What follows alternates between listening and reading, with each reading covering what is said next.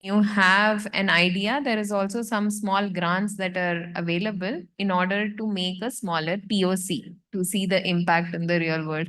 So I thought I'll just flag it for the Wow. people I here. think a lot of students feel free to connect with Shweta. I'm sure she'll be happy to assist you in whatever her team would be happy to assist. Cool. So very intriguing points. Now, uh, I think what is very important for any GCCs to be setting up, and it plays a very vital role, is the local ecosystem, or I say local business network. And I think that's a very important aspect, because when you are setting up, you need a set of partners who can help you around, who can help you out in figuring things, and make sure you accelerate the growth inside that location. Now, I would point out this question to Tarun. Tarun, you have had a very diverse experience as an industry leader. Specifically, you've been working with many overseas organizations and helping them set foot, and not just set foot, but actually accelerate in India. And you must have noticed how local network plays a very important part. Now, my question to you is, what role local business, including startup and academia, can play in enhancing and supporting GCC operations in emerging hubs like HDB? Sure. Thanks, Anuj, for this question. But for the audience, first, two full disclosures. I'm an old school mechanical engineer, so no questions on AI, Gen AI, or anything. I can't answer that. Second, my last visit to this region was 20 years ago, when I was driving down from Pune in an old battered car with my wife, and my car broke down. And I was given shelter by one of the corporates at his guest house. So big thank you for the hospitality of HBD region. Okay. Now, having said that, today I'm representing the state of New Jersey, which Governor Murphy opened in 2019. And we are very lucky to have two companies here who have their journey in New Jersey. And what I'm going to do now over the next 2-3 minutes is mention how there is similarity between the success of New Jersey and HBD. Okay. We all discussed, and I can summarize it in one acronym, the whole story, which is PPP. We've all heard of PPP as public-private partnership, but in the GCC context, I call it people, place, and prosperity. Okay, so we've spoken about people, we've spoken about place. Now let me talk about prosperity. So first and foremost is the focus on certain sectoral clusters. For New Jersey, it is life sciences, technology, and food processing. And when I say life sciences, out of all top 120 Indian life sciences companies, about 50 are in US, but 39 are in New Jersey. Out of top 200 Indian tech companies, 110 are in the US, 54 are in New Jersey. Now, why is that? The background is what you mentioned, Shweta, academic industry cluster. But what does that mean? First and foremost, any company would come to any region is for the client base. Okay, access to client base. And today, I think in HBD, the big differentiator is the availability of industry, the manufacturing industry, and that's the strength which can be leveraged upon. What I talk about is, from a GCC perspective, number one would be engineering and R&D type of GCC. That's a big opportunity. Second would be manufacturing support services, which relates to IoT, which relates to servicification of manufacturing. And third would be all the end user industry, be it automotive EV, be it aerospace slash drone slash lightweighting composite and electronics. And these roles, Anuj, what you mentioned, the role of accelerators, but there should be a link to funding. So for example, in New Jersey, we have NJ Fast, we have Hacks, which are run by the global companies like Plug and Play, but there is also a venture fund who's committed capital to invest in those startups. So it's not only choose New Jersey like KDM, but also how do we put money on the table for the companies, and how do we give an access to large companies who are in that cluster. Very aptly said. One of the interesting facts, and I was doing a little bit of research about the HDB cluster, and what is very interesting and intriguing is that research says there are more founders here than software engineers. And that's a very, very good part, good spirit about the entrepreneurial network. And how do we make mileage of that entrepreneur, and how do we enable that ecosystem by funding? How do we enhance those startup ecosystem or the ecosystem of entrepreneurs who are there in HDB? And that will make a clear impact, and we'll see a sizable difference in how GCCs are setting up and how GCCs want to make most out of it. I think Bangalore itself talks about being a startup hub, and that is one of the biggest attracting point for Bangalore when it comes to GCC. And I think that's something which we can quite well replicate in HDB, considering the number of entrepreneurs we have here. Kapil, you would like to add something? So just to add to what Jeet and Tarun said, one of the key things that we also identified when we were actually talking to many of the businesses was also the trust factor, right? Knowing the unknowns. So when Jeet talk about the businesses asking, will we get talent?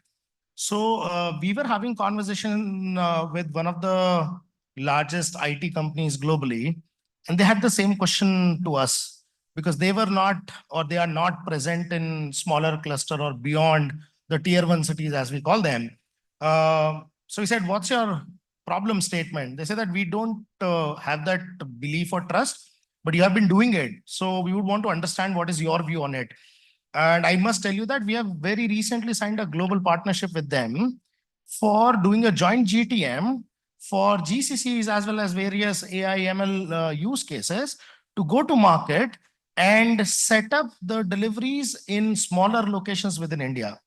And that's about, I think we have signed up the first agreement for 5 years with all fulfillment to be done from these emerging cities. Including technology, and this is again sector agnostic for that matter, right? We'll do a joint GTM and do it. So I think it's very important to market yourself really, really well because this question still exists. So there's a lot of work which is required to be done in this space that way. Yeah. Makes sense completely. Okay. Thank you so much, Tarun. One important aspect, and we forget when GCCs are setting up, infrastructure plays a very vital role. We talked about social infrastructure, but I think this question I think should be directed to Vijay. Vijay, you represent Quest Corp. You're the CEO of Quest Corp. You are the largest employer, and I'm sure when you are the largest, you are working in massive scale, and scale requires always infrastructure to play in. And that being said, you work very closely with many GCCs in setting up, hiring talent for them. So, in your opinion, what are the key components which are required in terms of infrastructure for adequate support for GCC operations? There are a ton, obviously, but I'll try to maybe cover a few points, which I think in my experience of the last 2 decades of helping close to 30, 35 GCCs come into India, I think there are top 2-3 things that come to my mind. The first one is policy infrastructure. It's very important for clusters such as this and states to define a red carpet policy for companies that I want to come in. It's important to recognize, give them space and allow them to set it up with ease. Now, in many ways today, states are not only fighting, it's not Bangalore versus Hubli, it's not Bangalore versus Dharwad, but it is also Bangalore versus Madhya Pradesh, Bhopal, or Bangalore versus Pune. It's also Bangalore versus China. So the competition is extremely, extremely deep rooted, and therefore having a strong policy infrastructure is very key. Number 2 is the people infrastructure. I think we spoke at length today in terms of knowing how the people infrastructure places are. It is not just about knowing there are graduates. It is not just about knowing that there are jobs, but it is about creating employability programs to develop the people infrastructure for the state and for the future. And the third one is, of course, public infrastructure, which is, of course, good roads, social infrastructure like schools, and a lot of support systems like malls. So then, and buses and transportation. I think connectivity in that is a very key thing. The ability for a foreign leader to visit and come is, remember, it's not an enjoyable thing to do 2 or 3 flights. One stopover, I think, is okay. But anything more than one stopover becomes tougher. So, and then it's a great airport we have here.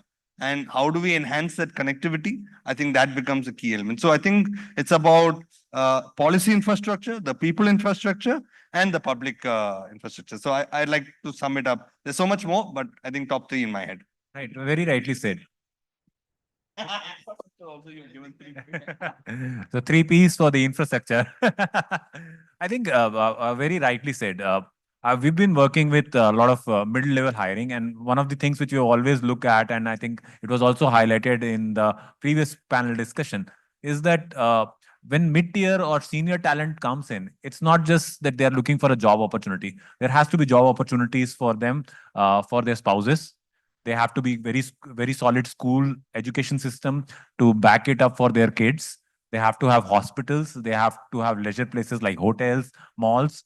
I think all those plays a very vital role in attracting talent while GCCs are here for talent, right? And the ecosystem. So it's very important to highlight that until unless we create great infrastructure, it's tough to have GCC operations. So this is where I would like to add one more point. What areas do you think in general need to improve so that these issues or these infrastructure points can be accelerated?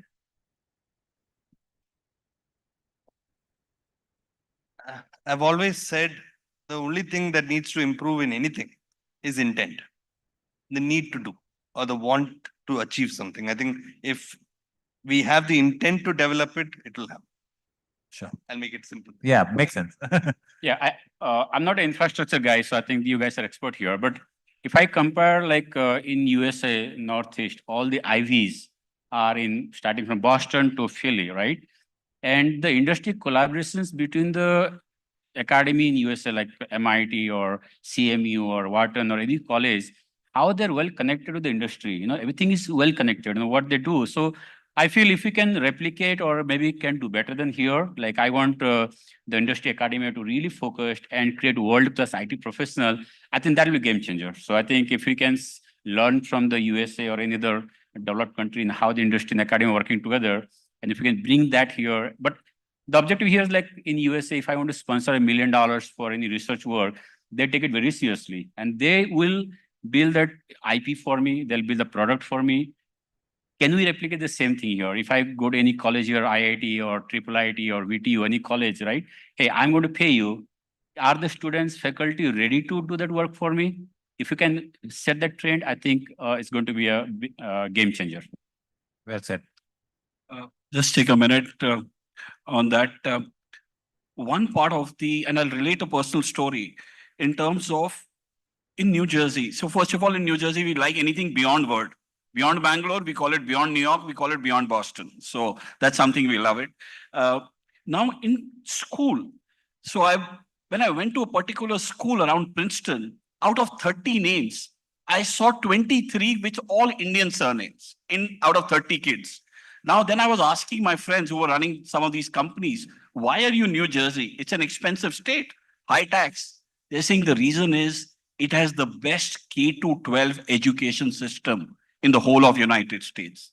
Now that means as a leader, as a CEO, I will go where my kids will get important education.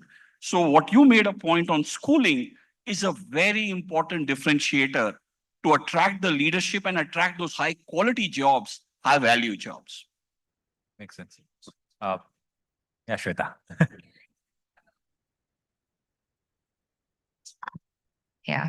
I just want to put this in perspective for what is the opportunity that is present, right? So for example, Switzerland, 11th biggest FDI investor in India. Over the period of 20 years, 10 billion have been invested to 50 companies, Swiss companies here, creating 135K jobs.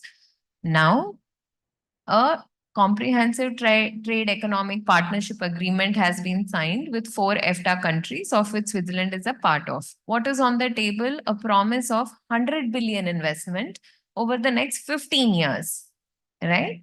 And out of it, majority of the investments are to be made in the first 10 years. If that doesn't happen, then there are provisions that these partnerships will be revoked, for example. So now put that in perspective of what that means for the creation of jobs.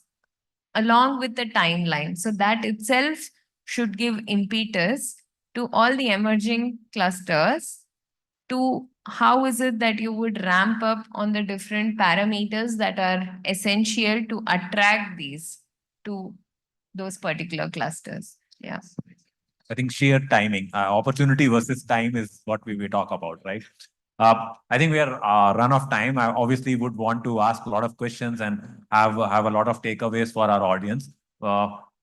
Quick one question, if any audience would want to share, or we'll probably wrap it up in the interest of time.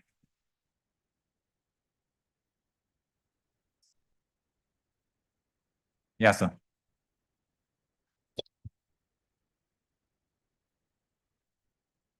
Very good afternoon. My question is to Shweta. Since you told about some scholarships happen in Switzerland where talent will go to the Switzerland, live there. Just I wanted to know, after leaving and studying and doing masters in Switzerland, how much is, of course, at the end it's individual growth. How much they will be coming back to homeland here and serving them? Just I want to know in that point. Thank you. Just relates also to the last part that I mentioned, right? Because more and more now the Swiss companies also have to invest, or India is a priority country for Switzerland.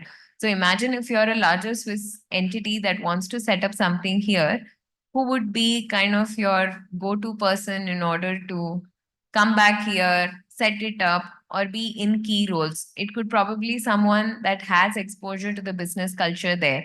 So while people from here are going there to study, etc., what it also gives you is that exposure, that experience of how is it that you can bridge the business culture between both the countries and establishment of trust. So I think that's what will actually propel people back. It's not a new playbook. For example, majority of the US returnees have shown that path as well, right? Yeah. Thank you so much. Thank you, audience. I think we'll call it a wrap. We have already run out of time. I'm sure you guys have some questions. Feel free to reach out to us offline. Happy to connect. And thank you, KTM. Thank you, HDB, for giving us an amazing opportunity, and really looking forward for seeing GCC hub as HDB becoming the biggest emerging hub in terms of GCCs. Thank you so much, guys. Have a great day. Thank you to all the panelists for the gallons of knowledge you've provided us to process. To express our appreciation, we have a small token of gratitude. I would now request Mr. Agrawal to present the mementos to our panelists.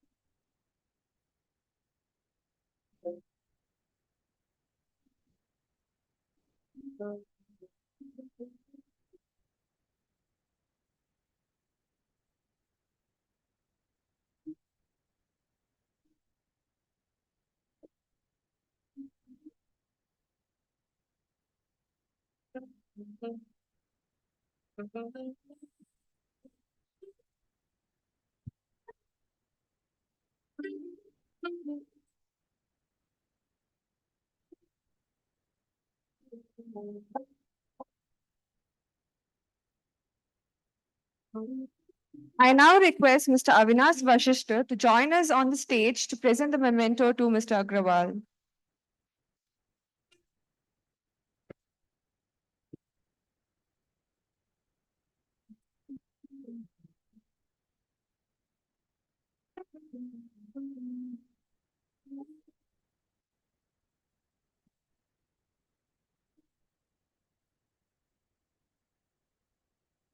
Thank you to our panelists, and we request you to stay back for the group photo, and Mr. Avinash to join for the group photo.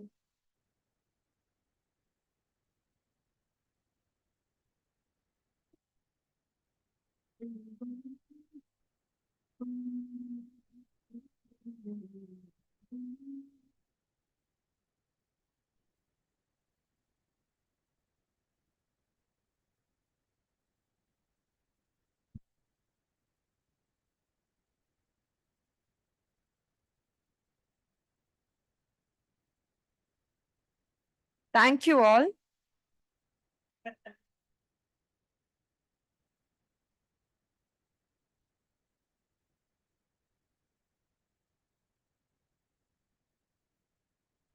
As we transition to our next segment, it is my pleasure to introduce a special recorded keynote address by Dr. Ikrup Kaur, IAS, Secretary to the Department of Electronics, ITBT, SNT, Government of Karnataka. Dr. Kaur brings a wealth of expertise, vision in driving technology and innovation within the state. Her leadership has been pivotal in advancing key initiatives aimed at fostering growth and development in emerging skills and technologies. In this pre-recorded message, she will share valuable insights on Government of Karnataka's initiatives towards emerging skills. Let us now turn our attention to the screen to hear from Dr. Ikrup Kaur.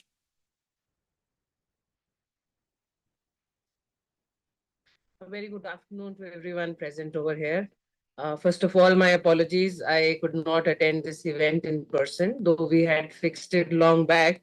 But as it would happen, today there is a very big delegation of the 16th Finance Commission, which is here. And I need to take up the cause of all our industry at that meeting. And therefore, I had to stay back. But I believe the event is going on very well. And my best wishes for the event. And I hope you find this day and engagement all through the day very fruitful and meaningful. So the session that I wanted to be a part of was about skilling, and I think that is something very, very important because it is talent that defines the ecosystem. And Karnataka's largest strength has been its talent, and this talent is, while it is a lot of talent is concentrated in Bangalore, but this talent comes from all over Karnataka, and we want to see that each and every part of Karnataka, and especially the three clusters that have been selected, they are groomed well, and we see more job opportunities coming because of the availability of talent in these centers. So as we all know, 11 to 15% of India's tech talent resides in tier 2 cities, where the talent pool costs are much lower. In fact, there is a cost arbitrage also for the companies who are coming in there. Hubli is one among the 26 tier 2 cities which are ready to lead in tech. It has been strategically chosen along with Dharwad and Belgavi, forming a designated cluster based on these considerations. It's about tapping into untapped potential, making sure tech growth extends beyond the big cities. The anchor industries for HDB cluster include foundry, automobile, SAS, EdTech, Agritech, AI, ML, data science, drones, and EV. The HDB region boasts of a very, very vibrant entrepreneurial ecosystem supported by various incubation and innovation centers, including the KLE Center for Technology, our own K-Tech Innovation Hub by Startup Karnataka, along with Deshpande Foundation, VTU Incubation Center in VTU Belgavi, and UAS Dharwad. These incubation centers play a crucial role in fostering the growth of startups by providing essential resources, mentorship, networking opportunities, and a supportive environment necessary for their development and success in competitive business landscape. The government has set up a cluster seed fund, which is about 25 crore initiative for developing HDB cluster. The money raised in the cluster along with government backing will be invested back into the cluster and enable the development of startups in the cluster. Another initiative of the government is the Karnataka Acceleration Network. This is in fact our newest initiative, which is with the aim to boost the accelerator ecosystem in the state. For the same, UAS, the Harvard has been identified as an implementing partner for HDB. Another very important development which is happening is the EMC cluster in Kotur Bellur industrial area in Dharwad. The cluster, the land has been acquired by KIDB, and with the support of Government of India, EMC cluster is being set up, which will have common facility center and infrastructure to enhance ease of doing business in this sector. In fact, this is one of the 4 clusters and the first one to have been selected by Government of India and developed.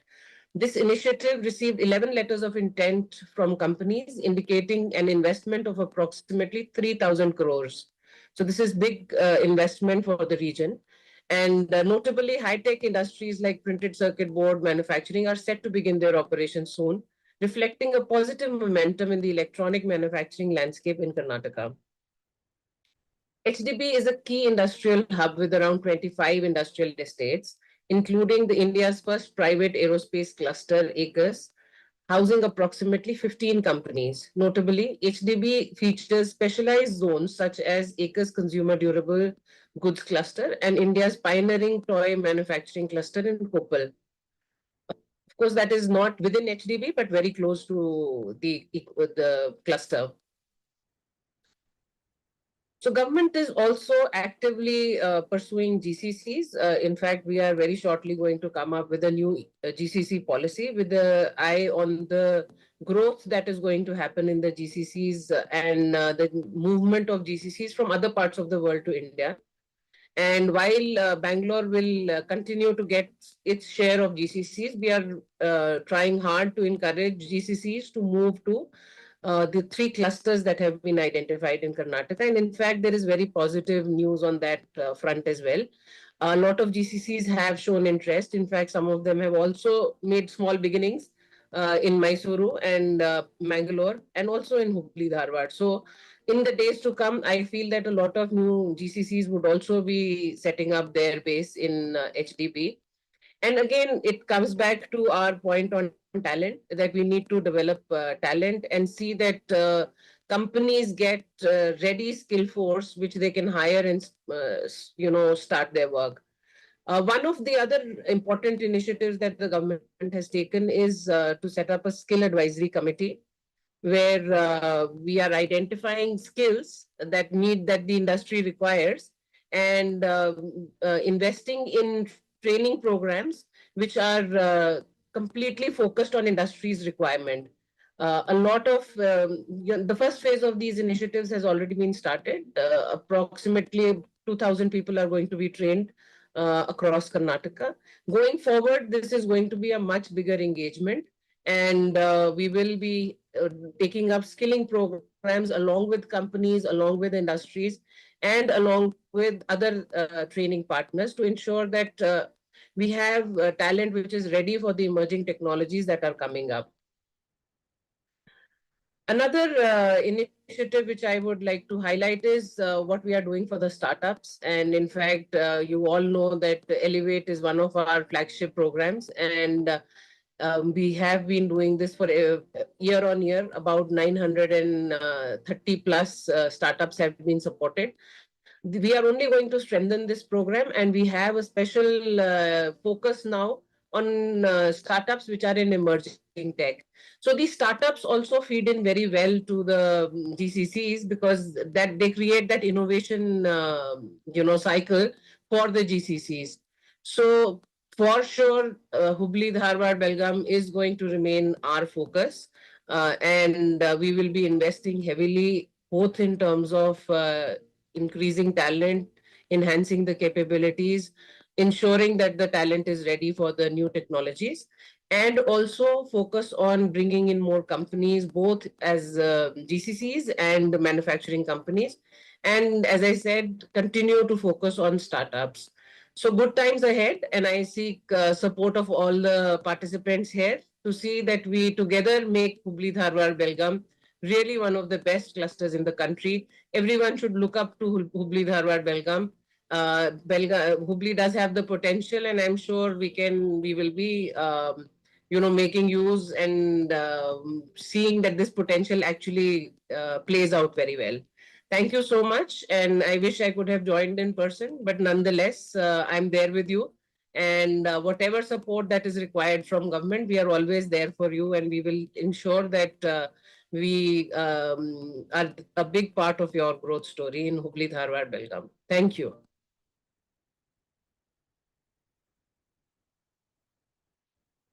Thank you, ma'am, for that insightful recorded keynote address. Your expertise and vision are truly invaluable as we navigate the future of technology and entrepreneurship.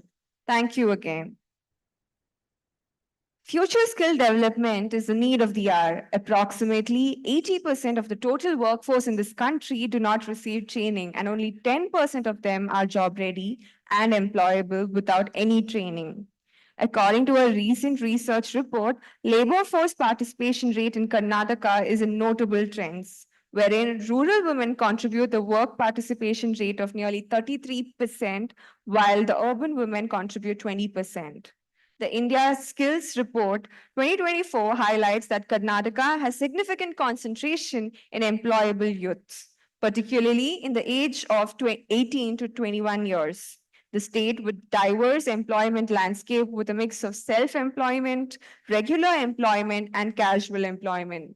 The transformative impact of artificial intelligence on the workforce is significant, and Karnataka is a key player in AI skill penetration and talent concentration. And now, to enrich the audience on the workforce of the future, skills and education, it is my absolute pleasure to introduce Mr. Ankit Agarwal, who will be leading our next session as moderator. Mr. Agarwal is the founder and CEO of Unstop, a leading platform renowned for nurturing talent and driving innovation. With his deep expertise in leadership and a thorough understanding of the evolving demands for skills and education, Mr. Agarwal will guide us through our discussion on the workforce of the future, skills and education. I would like to call upon Mr. Agarwal to the stage.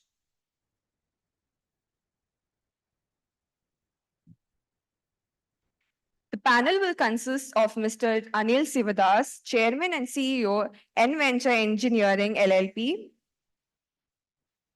Mr. Harsh Nagpal, Head Skills Enablers Business, TCS Ion, Professor Yesar Mahadeva Prasanna, Director, IIIT Dharwad, Dr.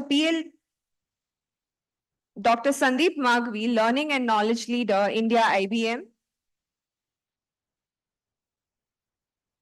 and Mr. Sivaram Prabhu, Head HR, Tata Motors, Dharwad.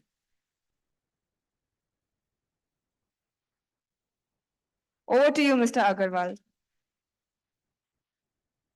Thank you so much. Hush, the name tag is there. Are we missing anyone? Okay. Awesome. Let's take our seats. Okay, good afternoon, everyone. I hope the discussions previous to us have been very, very enriching, and we'll add more to that. Just to briefly touch base on certain aspects of what we will be discussing today.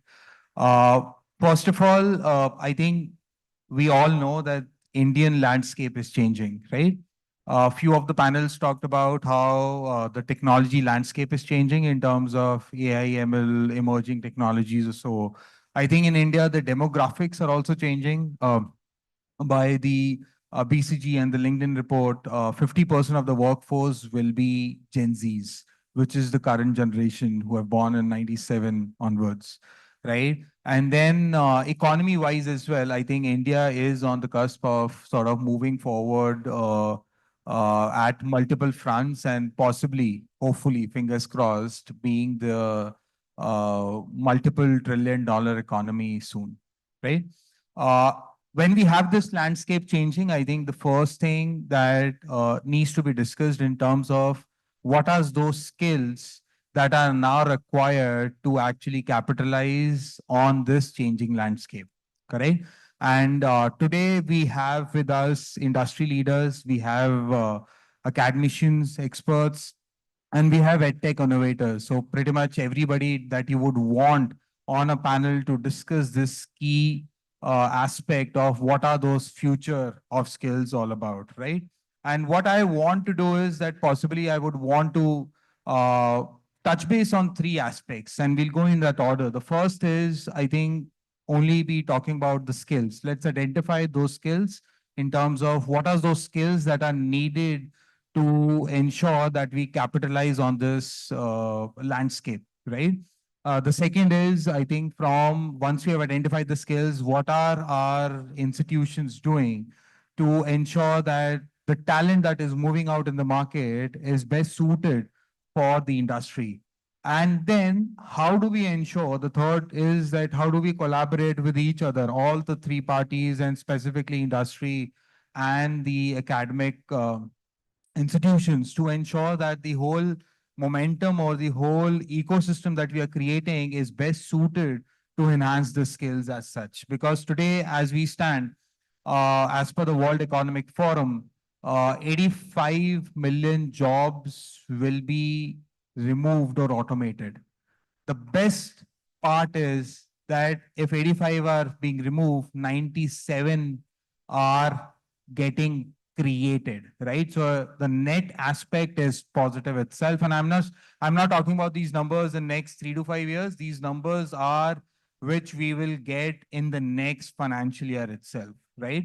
And when we need to do that, 50% of the employees need to reskill themselves, right?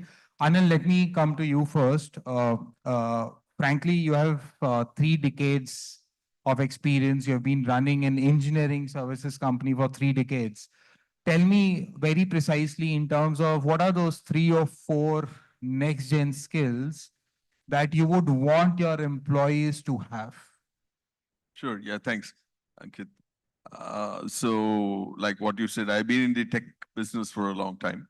And I think we are going to see something which we have never seen. So I always relate it to maybe in the 70s when the tractor was invented. A lot of farmers went out of, so some of them actually found how to learned how to drive a tractor. And some people said, this is new technology, does not work. And then we know what happened, right?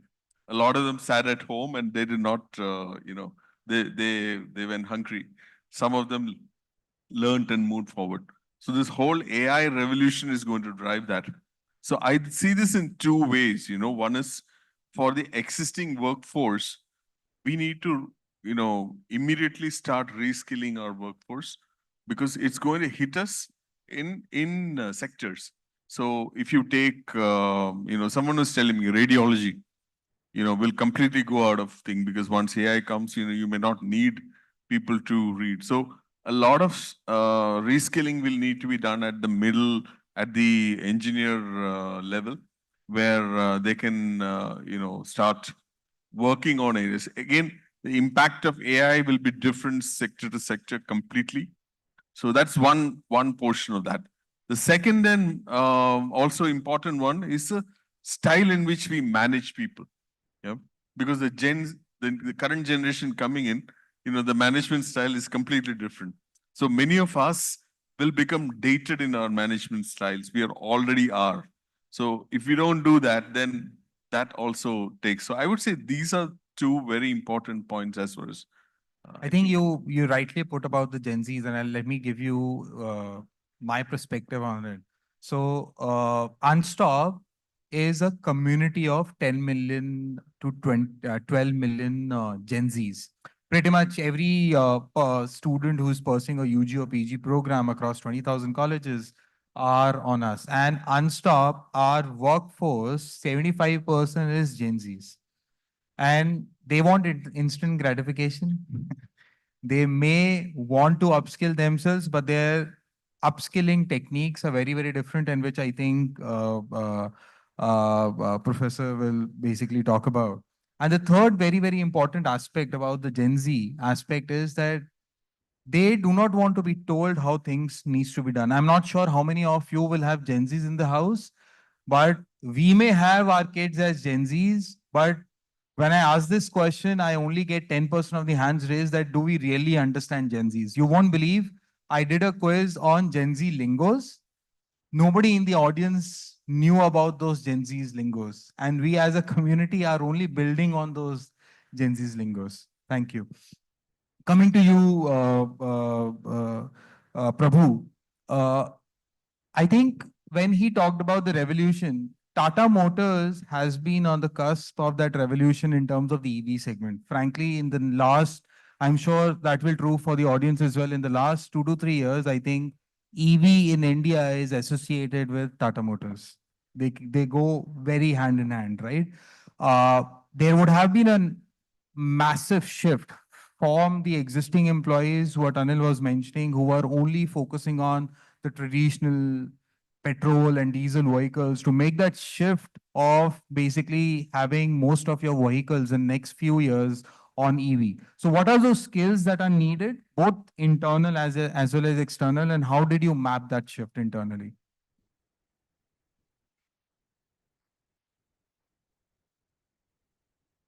Yeah. So actually, it has been an amazing journey. In fact, you are right that Tata Motors is a leader in EV technology, EV automotive solutions, mobility solutions in the country. I recall the first journey started off when the government of India, implemented the FAME scheme, the scheme which promoted faster adoption of EV technologies in the country. And Tata Motors was one of the big automotive player which first, took a bet on EV technologies and EV mobility solutions. And this journey started off about 6 to 7 years back. In these last 6 to 7 years, we have today amongst our product portfolio, we have EV not only in the passenger vehicles, but also we have products in the EV buses and also the small commercial vehicles. And we have a strong product development pipeline in the other product segments as well. While Tata Motors was the first big player and took a big bet on EV technologies, there were other OEMs who were a little skeptical about EV adoption, and they had different strategies approach. Some other big automotive players took a bet on hybrids and not on EVs. Yeah. But when this decision was taken by the leadership and a lot of investment started pouring in, one of the biggest challenge that you spoke about, how do we build the capabilities not only to design, develop the products, but also manufacture and also service them effectively on the field. Yeah. And this journey has been amazing. To a large extent, it started off with learning on the go. We didn't have wherewithal in the Indian subcontinent of manufacturing these products in the country. Well, there were many global players, the Teslas and BYDs of the world, who had these technologies much earlier, but we didn't have that much of a bandwidth. So while we did rope in some of the I would say the subject matter experts initially in the product development very early on when we took a bet. There were very senior people who came in from other organizations where it was mostly initially a tech, I would say, talent buy, but that would never sustain. Yeah. So in the last 6 to 9 years, it was more also a hybrid approach that we had taken of not only looking at talent which is available outside, which is very scarce though, but also looking at how we develop these capabilities inside the organization. And this is where we took a big bet on. We invested hugely in developing capabilities inside the organization on these EV capabilities. When I say this, this was a very comprehensive approach, and it had to go. It was not a section of a workforce which required this exposure in terms of reskilling, acquiring these new skills, but across the workforce pyramid, starting from bottom of the pyramid, the technicians on the shop floor to the CEO of the organization. So we looked at a very comprehensive approach of building these capabilities. And not only in product development in one or two other functions, it was across functions. It was in manufacturing, it was in the customer facing side, it was product development side. So across functions, across layers in the workforce pyramid, we took a very comprehensive approach of building the capabilities inside. We took a big bet on it.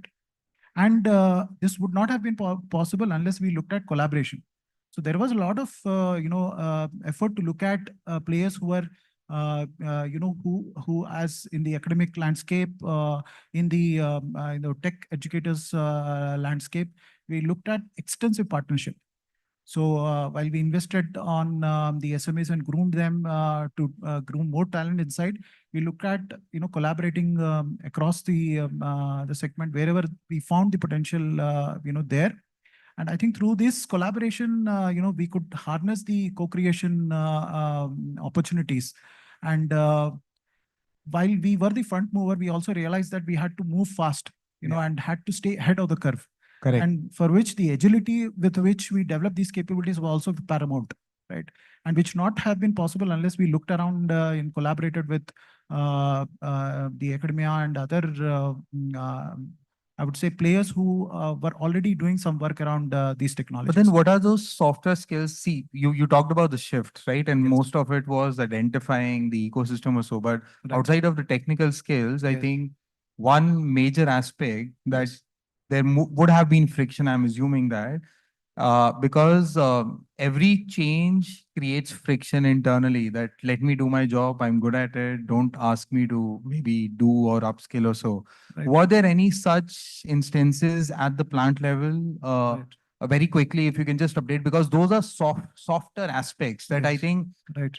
I'm not sure if in academic curriculums we'll be able to do it, but I think those are the things that the companies would want in those candidates. Right. If I get you, what you are trying to say is, so there was, not only this, I would say major shift in technology, which forced this need for reskilling the workforce. Even if we leave that aside, today, if for a long-term sustenance of any organization, there is a need for continuous learning. Now, gone are those days where, you had domain competence in a particular, subject, and, those SMEs would thrive in an organization forever. I think today, no subject matter expert, no matter how talented and capable he is in an organization, his capabilities and value to the organization are only time bound. So there is so much of explosion which is happening in terms of organization reinventing itself. So there is a conscious, I would say, a need. Almost every employee in an organization realizes, irrespective of the hierarchy, that he needs to continuously learn, and it's a journey that he has to sort of invest in. Correct. And that realization has also helped us to sort of, invest in them. There was, of course, because Tata Motors is a very old organization, we did have a challenge with, the earlier generation, employees who believed that, their knowledge was end in all. Correct. There had to be a mind shift which has happened, but thankfully, I Sure. think, with a lot of new generation talent coming in, and they also realizing that, the change is something that they need to adapt fast. Yeah. And that also has helped us in this transition Sure. journey. Thanks. Coming to you, Harsh, now we've spoken about engineering, EV. TCS has been one of the largest employers, hands down, right? Possibly the largest employer in India, correct?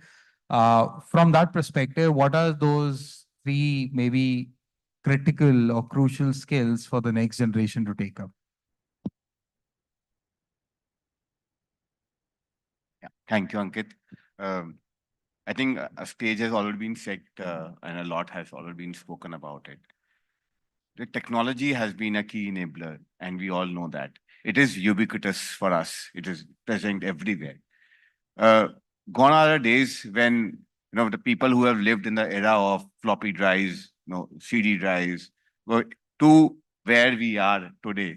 The music is available on a voice command today. People used to ask direction from every passerby. Today we have augmented and virtual reality applications and Android Auto, Apple CarPlay. The technology has evolved, and hence the future of workforce is also evolving at we speak. Uh, the key skills on the technology side, as a largest employer, definitely on the technology side, we will look at people with AI, data scientists, data analytics, fintech, cybersecurity, blockchain, machine learning. These will be on the technical side. But the future of workforce is not dependent upon these technical skills. They are also at a blend of technical and soft skills. Today, the youth doesn't want to learn with sage on the stage. Rather, they prefer to learn with guide by the side. Yeah. How has technology evolved into that paradigm shift of thinking? On the technical, from moving from a technical skills to the workplace readiness skills, which includes your collaboration, critical thinking, problem solving, are some of the needs which is going to drive the future workforce. Got it. Thanks. Coming to you, Professor Prasanna. Now that we have spoken about the skills, frankly, the toughest part, it's easy to say that we need 3 skills, 5 skills, these are the skills. I think the toughest part and the most difficult part comes on you. How do you train students at your college to ensure those skills? We have talented individuals whom these guys can recruit.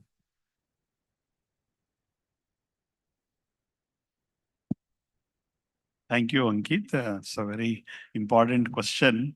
See, in this era where now we are discussing about upskilling and reskilling, and also previous panel also mentioned about the requirements. So what is very much essential for the academia is to realize the requirements are changing so fast. We have to make our students ready not only for the whatever the technology trends we have, also the attributes through which they can retrain themselves when they move out of the industry, because the time available will be very small. For instance, when it comes to the curriculum, see, gone were the days, no, like a brick wall, I make some curriculum, which is mostly decided by the faculty that I am expert in this field and I will teach this course and it is required for the students. Yeah. Now, the important aspect is what we call student-centered learning. You keep student in the mid and then see, suppose if a first year undergraduate student joins, he is going to the external world after say 4 years. What is he required to do when it goes to? So around that, you keep whatever the non-negotiable minimum core component for that discipline. Rest of the time, you allow them to explore. Especially bringing fractal academics and bringing experts from industry and other walks of life to train them as a part of their curriculum. So ultimately, one thing is they get skilled by the requirements, but at the same time, important thing for our student community is the art of learning, unlearning, and relearning. These three are very important. For example, any technology trend after 5 years, if it is changing, she should have the capability to relearn herself. Don't have I to get it. And I think one more thing that needs to be understood was that students should also have the mechanism to test their own skills, where they are versus what the industry wants. I think they many a times don't identify. I've seen that in the resumes as well, where they may say they are an expert, but they don't know the meaning of the expert in terms of what that means to achieve that proficiency level, right? Sandeep, let me come to you. Now that we have spoken about the skills, the academic, from the industry side, how can we backtrack and ensure that there is a good, meaningful, I think, collaboration between the industry, maybe the government, as well as the colleges, to ensure that we are creating that whole ecosystem that thrives on future of skills? Sure, Ankit. But just taking a step back before that, I'd like to make one point. I think the entire ecosystem of how we've evolved around education, it can't be completely prescriptive. You cannot have tutoring versus coaching or tutors versus coaches, right? So I think a lot of the onus is on students themselves. Having said that, I'd like to touch upon the what part as well. I know Harsh just mentioned that, and some of the speakers previously also did that. And I will come to to specifically to your question, I'm sorry, is about when you do look at the skilling part of it, it's not just technical skills, it's not just some certifications thrown in, right? It becomes very cosmetic. And yes, it's already part of the curriculum to a certain extent, may not be completely in tune with industry standards at certain times, which we can all work through. But I think the emphasis that needs to be placed before students is also on some of the critical elements, like whether it's critical thinking, whether it's consultative behavior, customer engagement and experience, because we've moved up the value chain in so many ways, right? From an India delivery standpoint, we have moved up the delivery chain. So it's not just about doing, we're not looking at creating doers, but we're also looking at creating thinkers and talkers as well, to add to that, if you're looking at a consultant at the highest possible level. Because we do have a lot of the countries that are actually catching up with us from a technical skills standpoint alone, be it Romania, be it the Philippines, be it Latin America. So the emphasis cannot always or be the highest on technical skills alone. We have to move up the value chain. Correct. And having said that, going back to your previous point, how can we all make this happen together? Absolutely, I'm sure the industry and each one of us here can actively contribute to that, whether it's from a curriculum standpoint, whether it's to be academic ambassadors, whether it's to be coaches in certain ways, or mentors. So I think that's the best way possible, where we can actually closely collaborate. And in fact, this was raised up in the, and I raised this point up, Bhaskar would remember that, and Mr. Sanjeev as well, is in the Skills Advisory Council as well, because I think this portion needs to be emphasized and highlighted. Got it, got it. Thanks. Harsh, can you also elaborate on what kind of a business models that now TCS does with the academic institutions, maybe as well as the government, just to ensure that we get to know how deeper companies are also moving in? Sure, Ankit. See, you briefly touched upon what kind of skills which are imperative for the youth. In fact, right after class 12th, do we really know what is it that we want to become? In our own days, I'm sure we are more influenced by our parents, by the community, by the peers. So that we want to become like one of them. Today, organizations like TCS have designed a scientific tool to help youth understand and take an informed decision.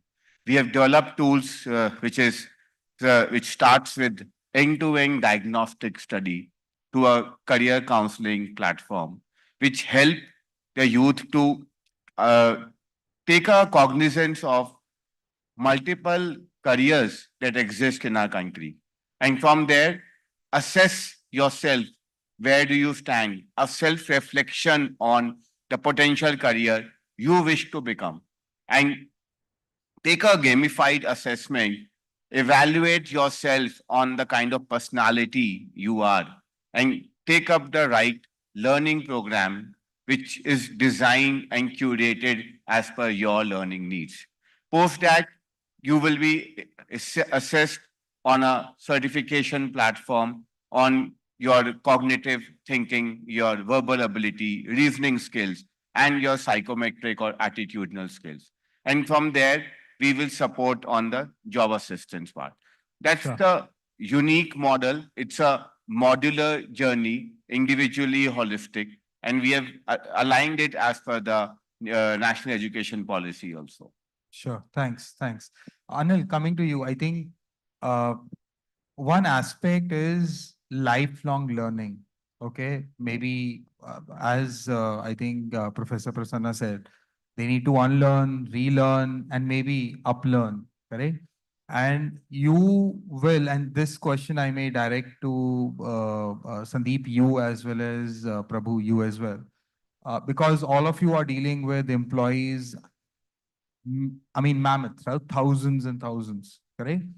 How do you ensure you are able to create that whole culture of lifelong living, right? Learning.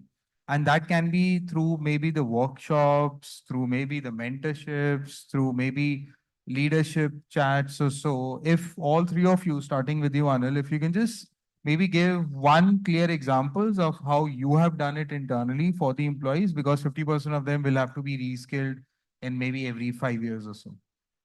Yeah, so I mean, if you see the IT industry, it's all about learning, change, etc. And what we have faced is that at the base, it's very easy for people to learn. As you go into your 20s and 30s and 40s, the learning becomes more and more difficult. So what I'm seeing now it's the management layer that needs to unlearn and learn. And that's where the big challenge is going to be. Because so what we are doing is actually we have engaged professional coaches, because giving a direct suggestion better than that is do a 360 and a professional coach. So a lot of our managers have professional coaches attached to them, and then to break the mindset and move into the next level, because like all of us, we are And mainly predicting. they'll be for the softer aspects rather than technical. Exactly, management. So technical is something which, okay, they would learn by the by, because that's work. But I'm seeing that management is going to be the bigger issue. Because you touch base about Gen Z, let me tell you. So there have been 4 to 5 boardrooms that I've been part of, and these are very, very big companies.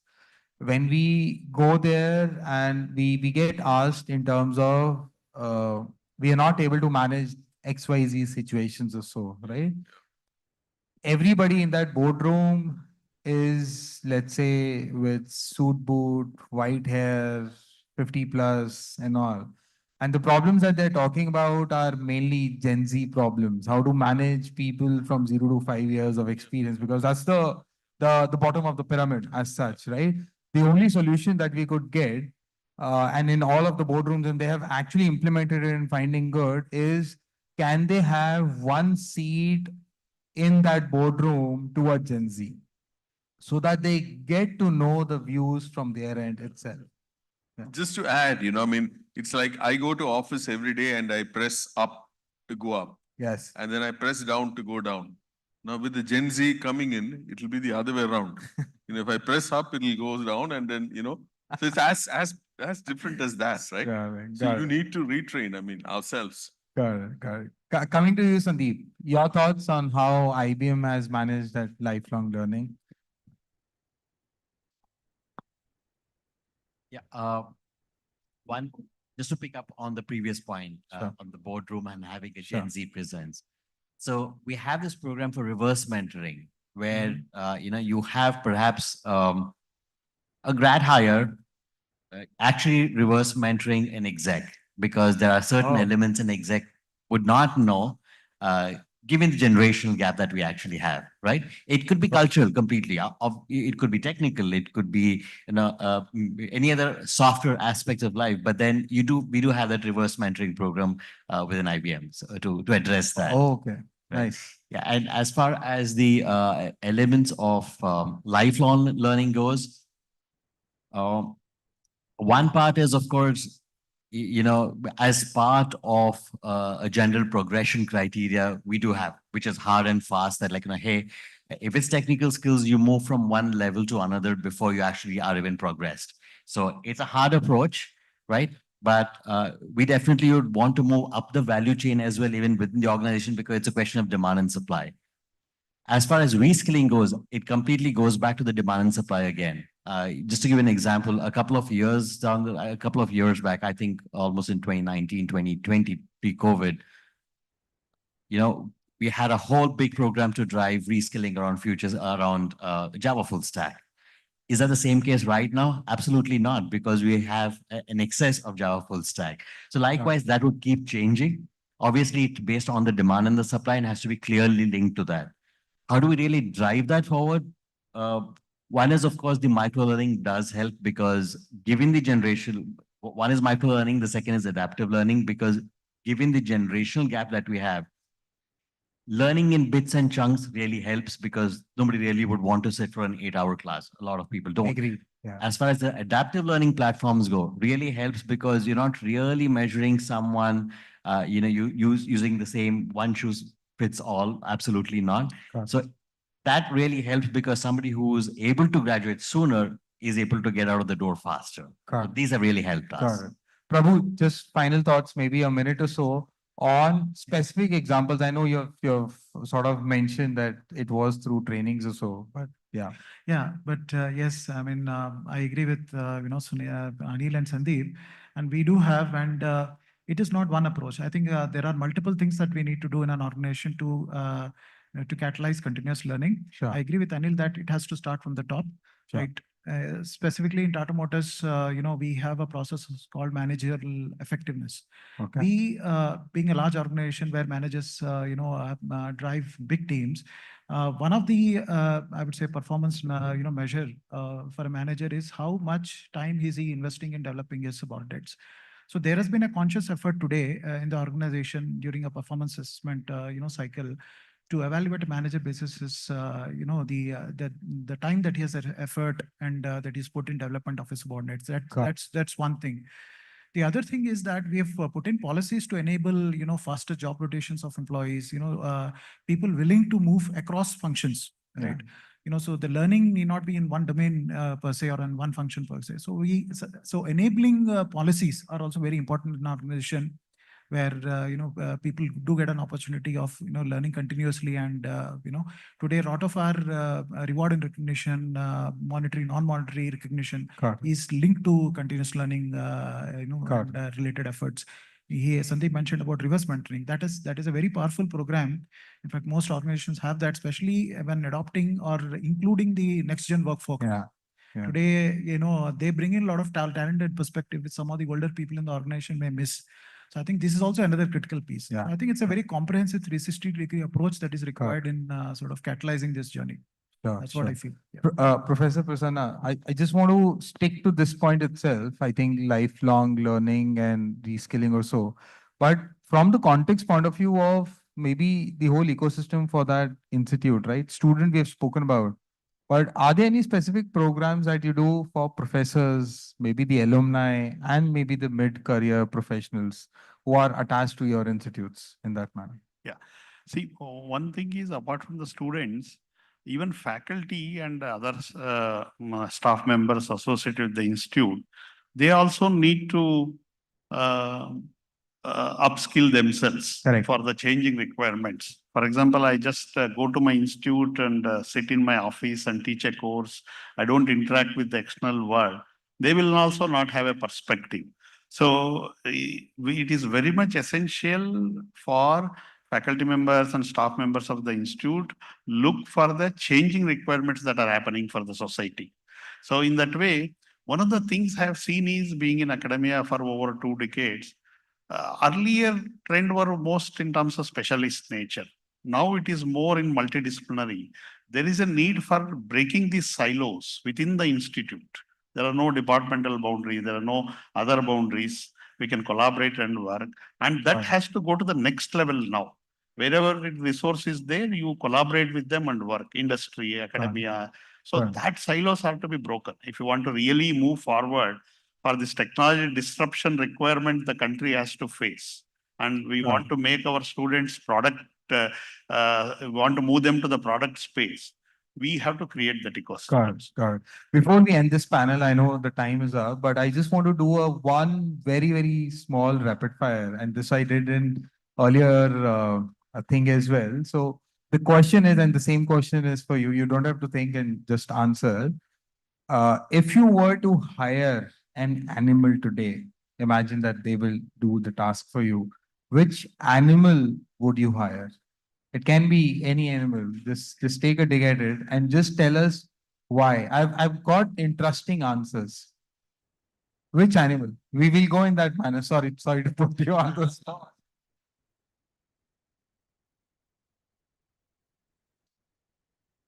Yeah, I think it has to be the hare from the hare and tortoise today. I think I'll go for dog. For a dog. Dog, okay. Yes. Because I think it will have a stickiness. It will be with you. And of course, loyalty will always be there. And then you can train that animal as per the way you want. Even with the technology disruptions happen, a dog will easily adapt to the new ways of learning. Got it. Professor Prasad. I will go with a horse because we need to move faster. You change the technology, you train them and move on. Sorry, Ankit, I can't think of an animal, but the versatility part of it is what I'd look for, given the multidimensional skills and needs are of the industry. But I really can't think of an animal. I'm sorry about that. Mine doesn't match with the suggested by panel. I think one of the important competence today is having a curious mind. I feel probably I'll go with a monkey where, constantly looks and explores and maybe I'll go with monkey. Awesome. Thank you so much. I think to just sum it up, you have a question? Yes, please.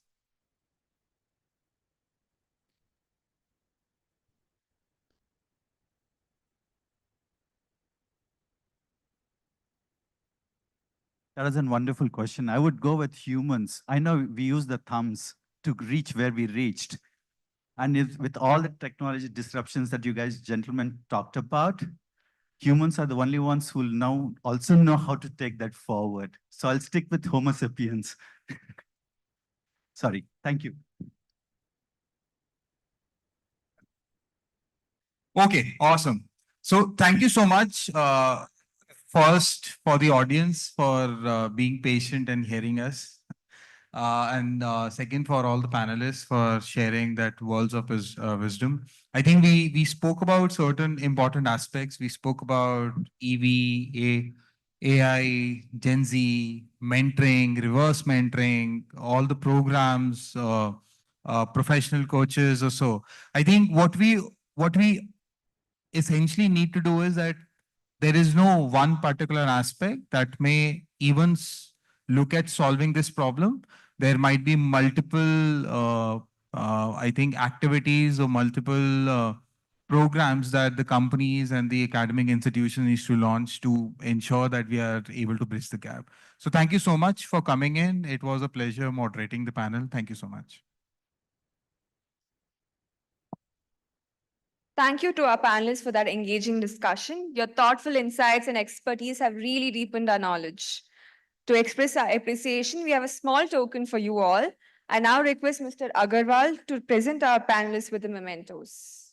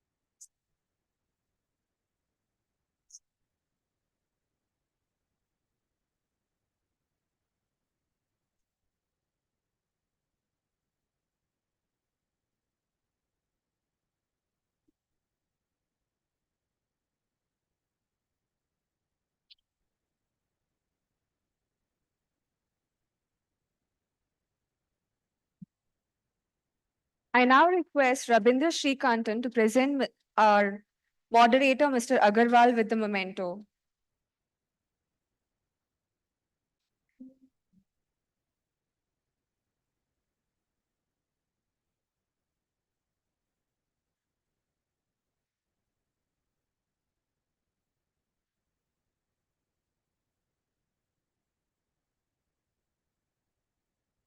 We could have a group photo with the panelists and Mr. Rabindra.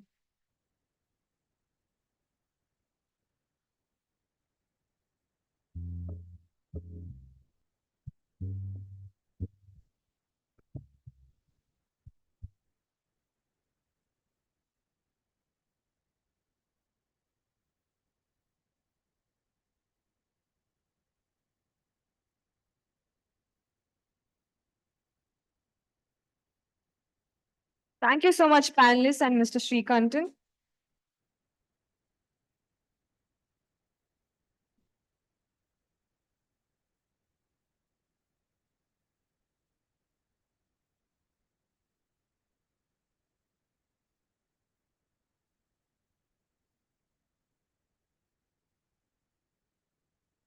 Now it's time to take a break and enjoy networking lunch. Lunch will be served in the dining hall in the basement floor. We also encourage you to mingle, share ideas, and make most of the networking opportunity. And we will see you back shortly around 2:30. Thank you so much.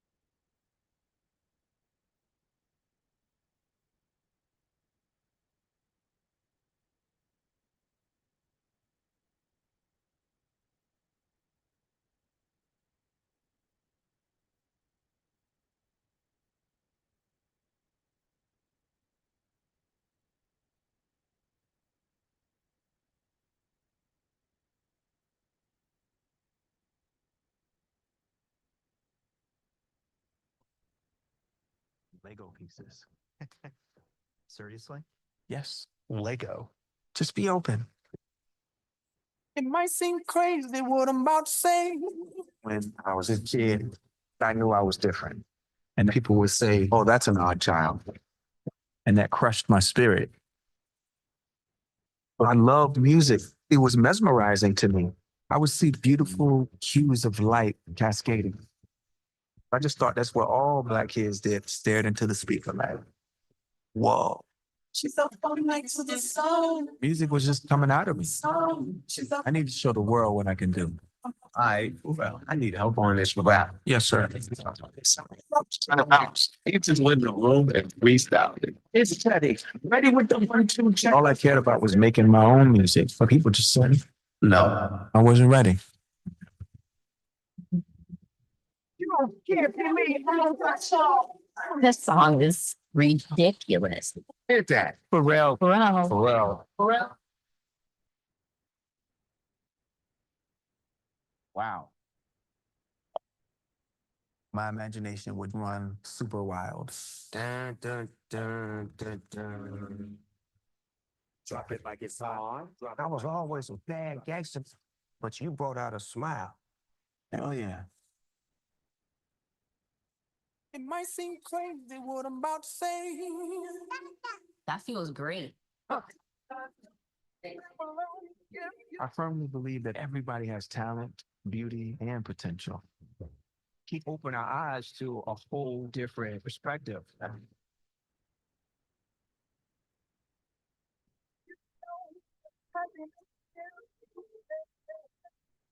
Woo. Holy moly, guacamole. Legendary story, yeah.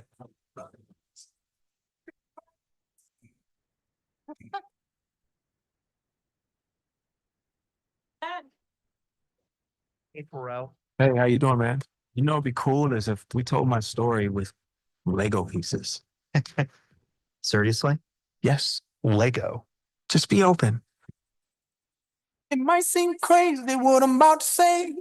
When I was a kid, I knew I was different. And people would say, oh, that's an odd child. And that crushed my spirit. But I loved music. It was mesmerizing to me. I would see beautiful hues of light cascading. I just thought that's what all Black kids did, stared into the speaker like, whoa. She's so fun next to this song. Music was just coming out of me. I need to show the world what I can do. I need help on this rap. Yes, sir. Simple. Just let it bounce. He just went in the room and freestyled it. It's Teddy. Ready with the 1, 2, check. All I cared about was making my own music. But people just said, no, I wasn't ready. You don't care for me. I love that song. This song is ridiculous. Hit that. Pharrell. Pharrell. Pharrell. Wow. My imagination would run super wild. Dun, dun, dun, dun, dun. Drop it like it's on. I was always a bad gangster, but you brought out a smile. Oh, yeah. It might seem crazy what I'm about to say. That feels great. I firmly believe that everybody has talent, beauty, and potential. Keep open our eyes to a whole different perspective.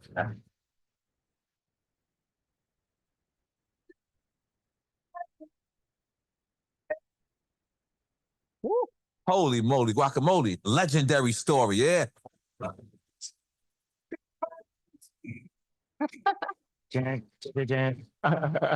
Wow, wow, wow. Man, this is gonna be a Lego movie, bruh.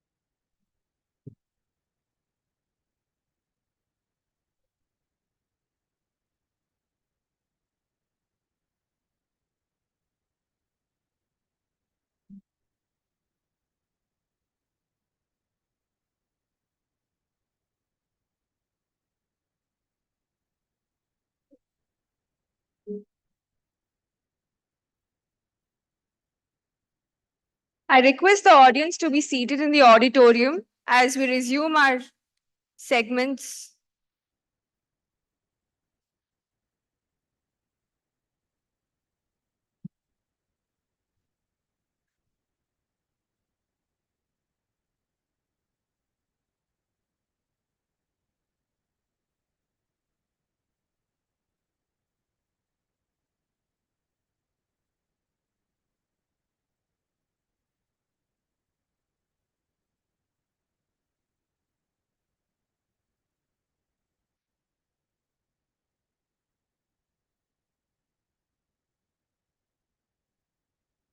We are delighted to welcome our next speaker, Mr. Virendra Patil, CEO of Zebu Animation Studios Private Limited.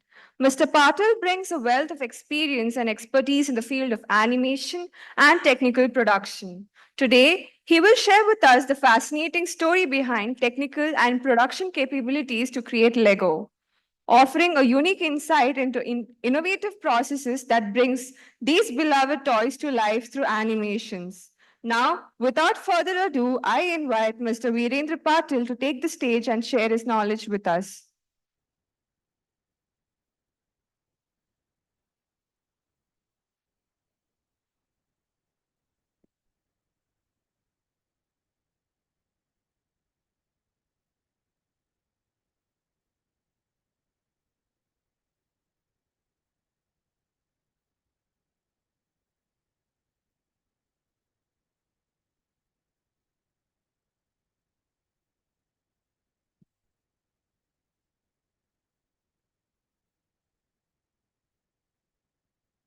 Over to you, sir.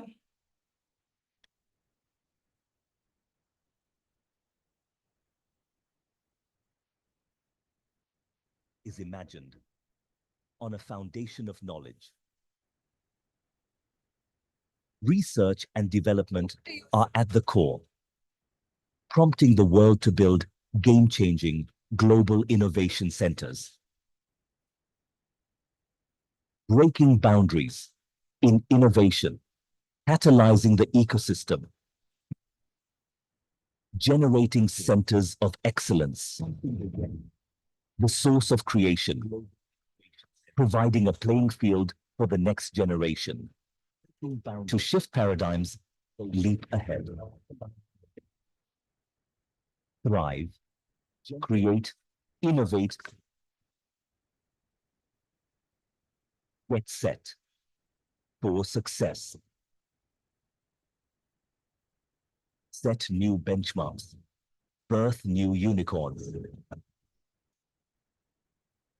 Generate life, regenerate the planet, where talent finds opportunity in a cosmopolitan environment with progressive policies, nurtured by nature, a rich culture that welcomes and encourages diversity so that boundaries don't exist.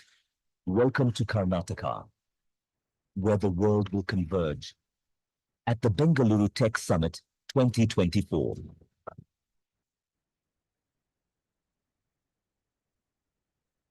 To be unbound.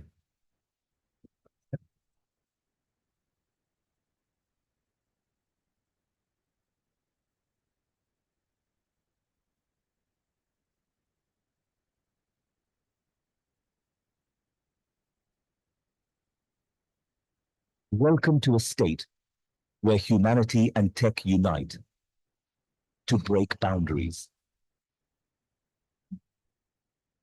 Where tomorrow is imagined on a foundation of knowledge.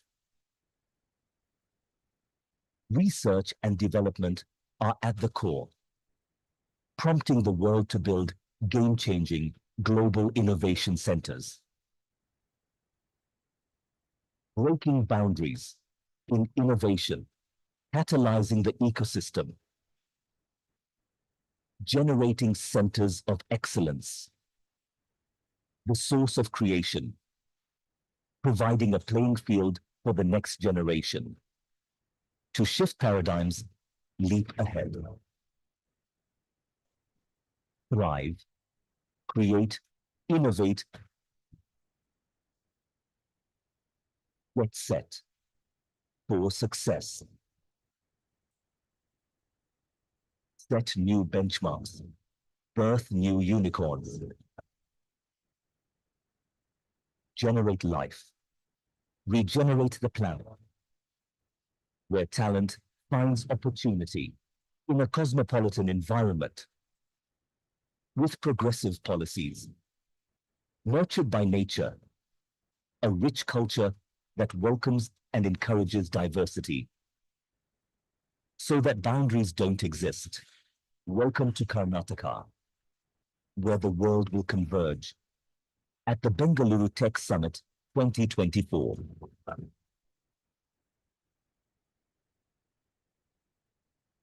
To be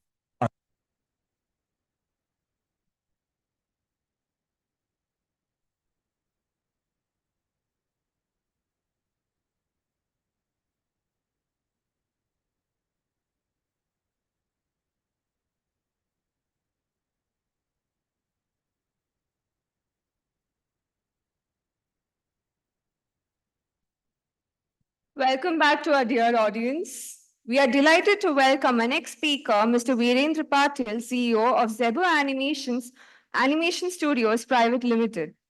Mr. Patil brings a wealth of experience and expertise in the field of animation and technical production. Today, he will share with us the fascinating story behind the technical and production capabilities to create Lego, offering a unique insight into innovative process that brings these beloved toys to life through animations. Now, without further ado, I invite Mr. Virendra Patil to take the stage and share his knowledge with us. Over to you, sir.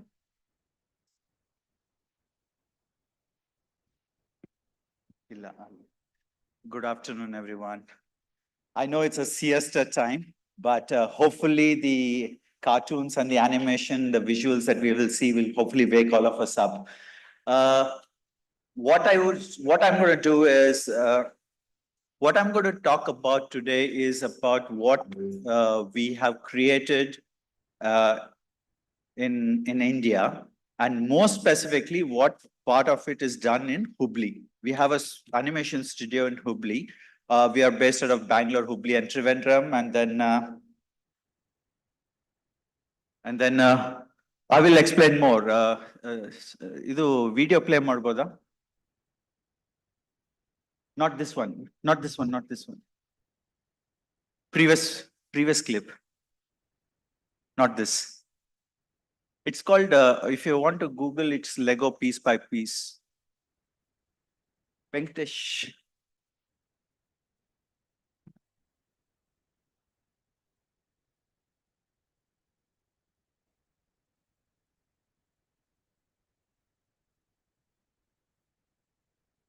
It's Lego piece by piece trailer.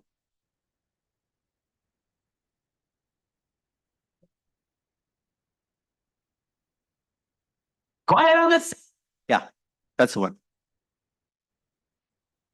And ಸ್ವಲ್ಪ light dim ಮಾಡಕ್ಕಾದ್ರೆ? Okay, thank you. Go ahead on the set.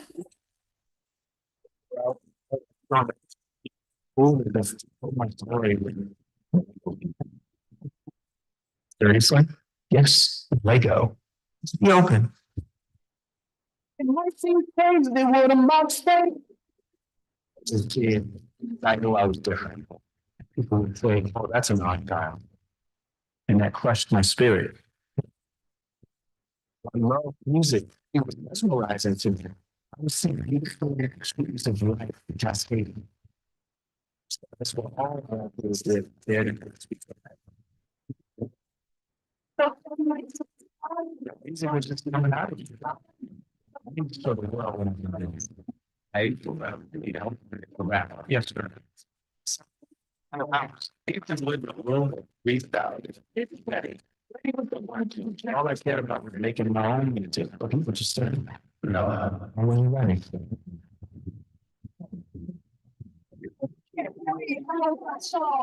This song is ridiculous.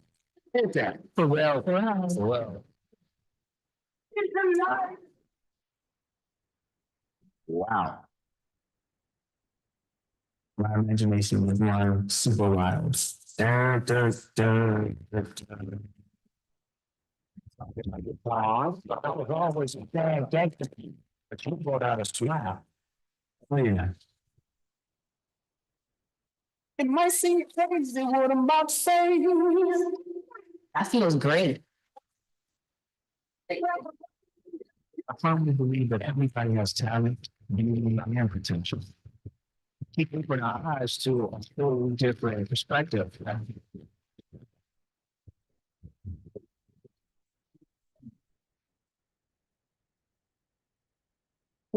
Holy moly, guacamole, legendary story, yeah.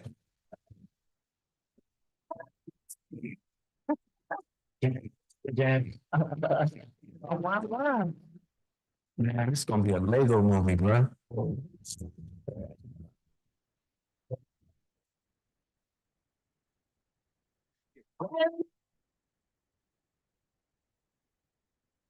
So October 11th is a special day for all of us. So there are 4 Lego feature films made in the world. And this is the first one, 3 of them are made in Australia. This is the first one that's made in India. And about 30% of it is made in Hubballi. And that is the beauty. Idu PPT on ಮಾಡಬಹುದಾ?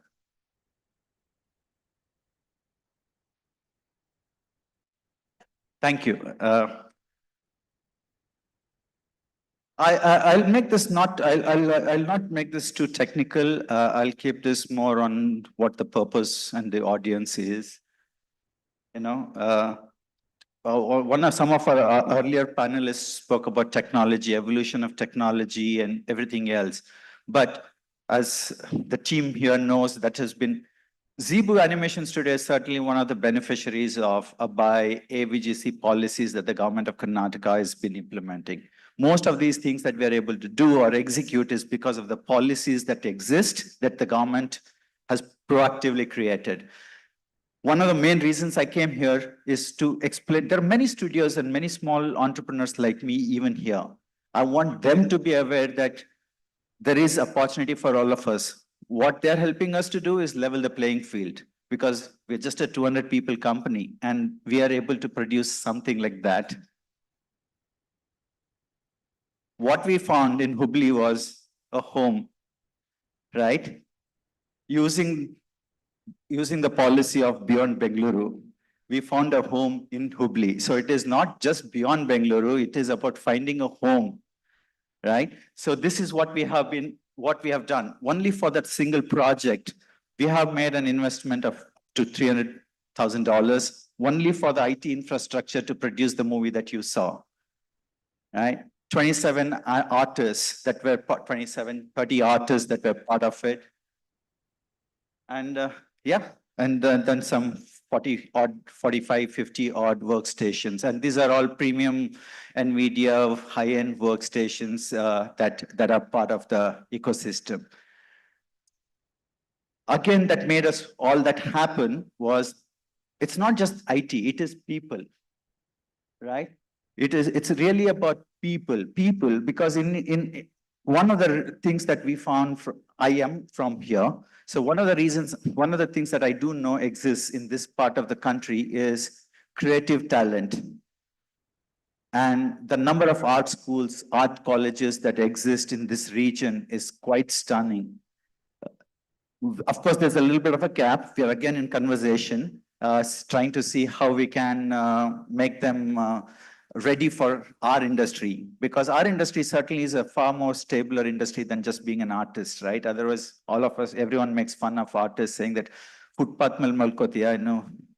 So, but our industry thankfully has certain amount of stability. It gives us a nice cushion where one can be creative, artistic, and still have a semblance of structure and discipline to life.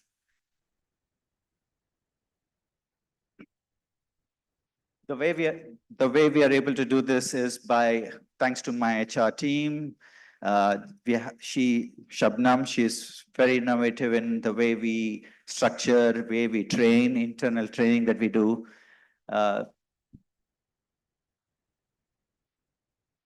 The reason why we put this slide was because the oceans are supposed to be water, but in Lego world, they're not, they're bricks, as you would see, as you would have noticed in the trailer.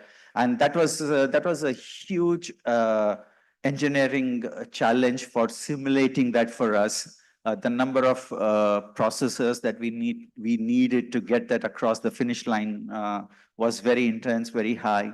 So like I said, about 300,000 in Hubli and similarly in Bangalore and Trivandrum, we made those investments to get this project off the ground. What I really believe, because as a animation studio, yes, there's an amazing investment that we need to make in terms of IT infrastructure, but the real capital is people. So our supervisors are not supervisors, but there are superheroes. These are the names of gentlemen that made sure that this film could be finished in a matter of 2 years, right? So for me, they are our superheroes, and they're the ones who are going to put probably Zebu on the world map, because when it comes out, the reactions, if you look at the YouTube link and when you look at the reactions, it is extraordinary. The world's waiting for this movie to come out. And then we had a lot of celebrities. So that was one of this slide was more technical. It was to talk about how technology has evolved. And in spite of celebrities being very picky on a minifig, we were able to adapt real time. We were able to make changes real time. So it was more like an internal animator's joke. This slide was. So that's I think I'm a minute ahead. So that's it. So I'm super excited to be here. One of the things that we are focusing on now is making sure that we can focus on development and not service. So what you need to realize about this project, even though we are doing it for Universal, this is a project where my partner, Venki, is the art director. I'm the lighting director. So we are not just doing service, but also it's made in India. So when we're talking about Make in India, Made in India, this is one of the first projects that I can proudly say that we are also adding to that, adding impetus to that fact that we are able to create it. So that's it from me. If there are any questions, happy to answer, and thank you.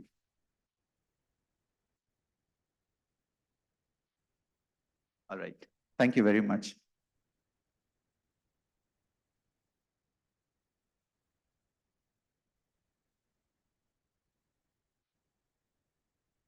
Thank you, Mr. Patil, for that illuminating presentation on the technical and production capabilities behind Lego animation. Your insight have provided us with invaluable glimpse into intricate world of animated storytelling. Now, to show our appreciation, we have a small token of gratitude for you.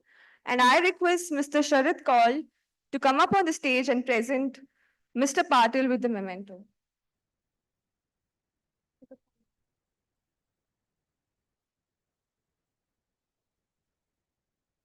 It's like all my life.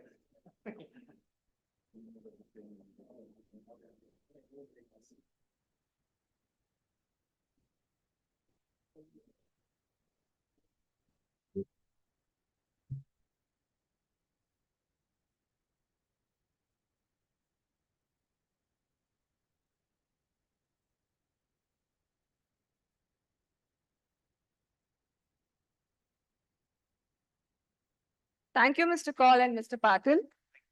Thank you. The HDB cluster is an emerging and a pivotal center for innovation and economic growth in Karnataka. This region is witnessing a surge in startup activities, technological advancements, and entrepreneurial initiatives, positioning itself a key driver to state's economic future.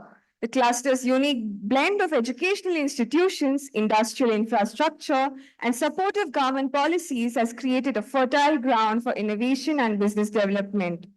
Recent report indicates a significant increase in investment inflow and job creation in this region, particularly in sectors like IT, biotechnology, and advanced manufacturing. To delve deeper into this exciting topic, we are pleased to introduce Dr. Vivek Patil, President of TAI Hubli, who will be moderating our next session. Dr. Patil brings extensive experience in fostering entrepreneurship and innovation ecosystems, making him the ideal guide for our discussion on the HDB cluster, Karnataka's new gold mine of innovation and opportunity.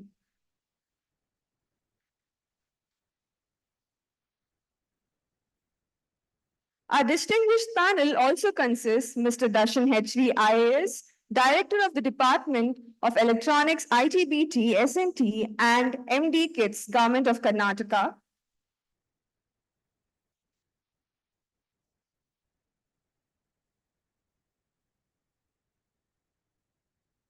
Mr. Utpal Doshi, Partner at 100X VC.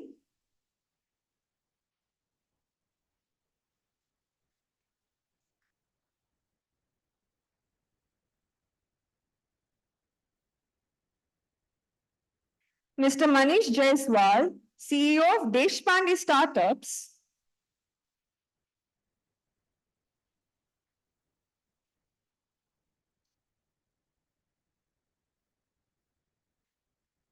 And Mr. Raj Belgaonkar, founder of Senka Consulting and chairman of KLS Group of Institutions. Over to you, Mr. Patil.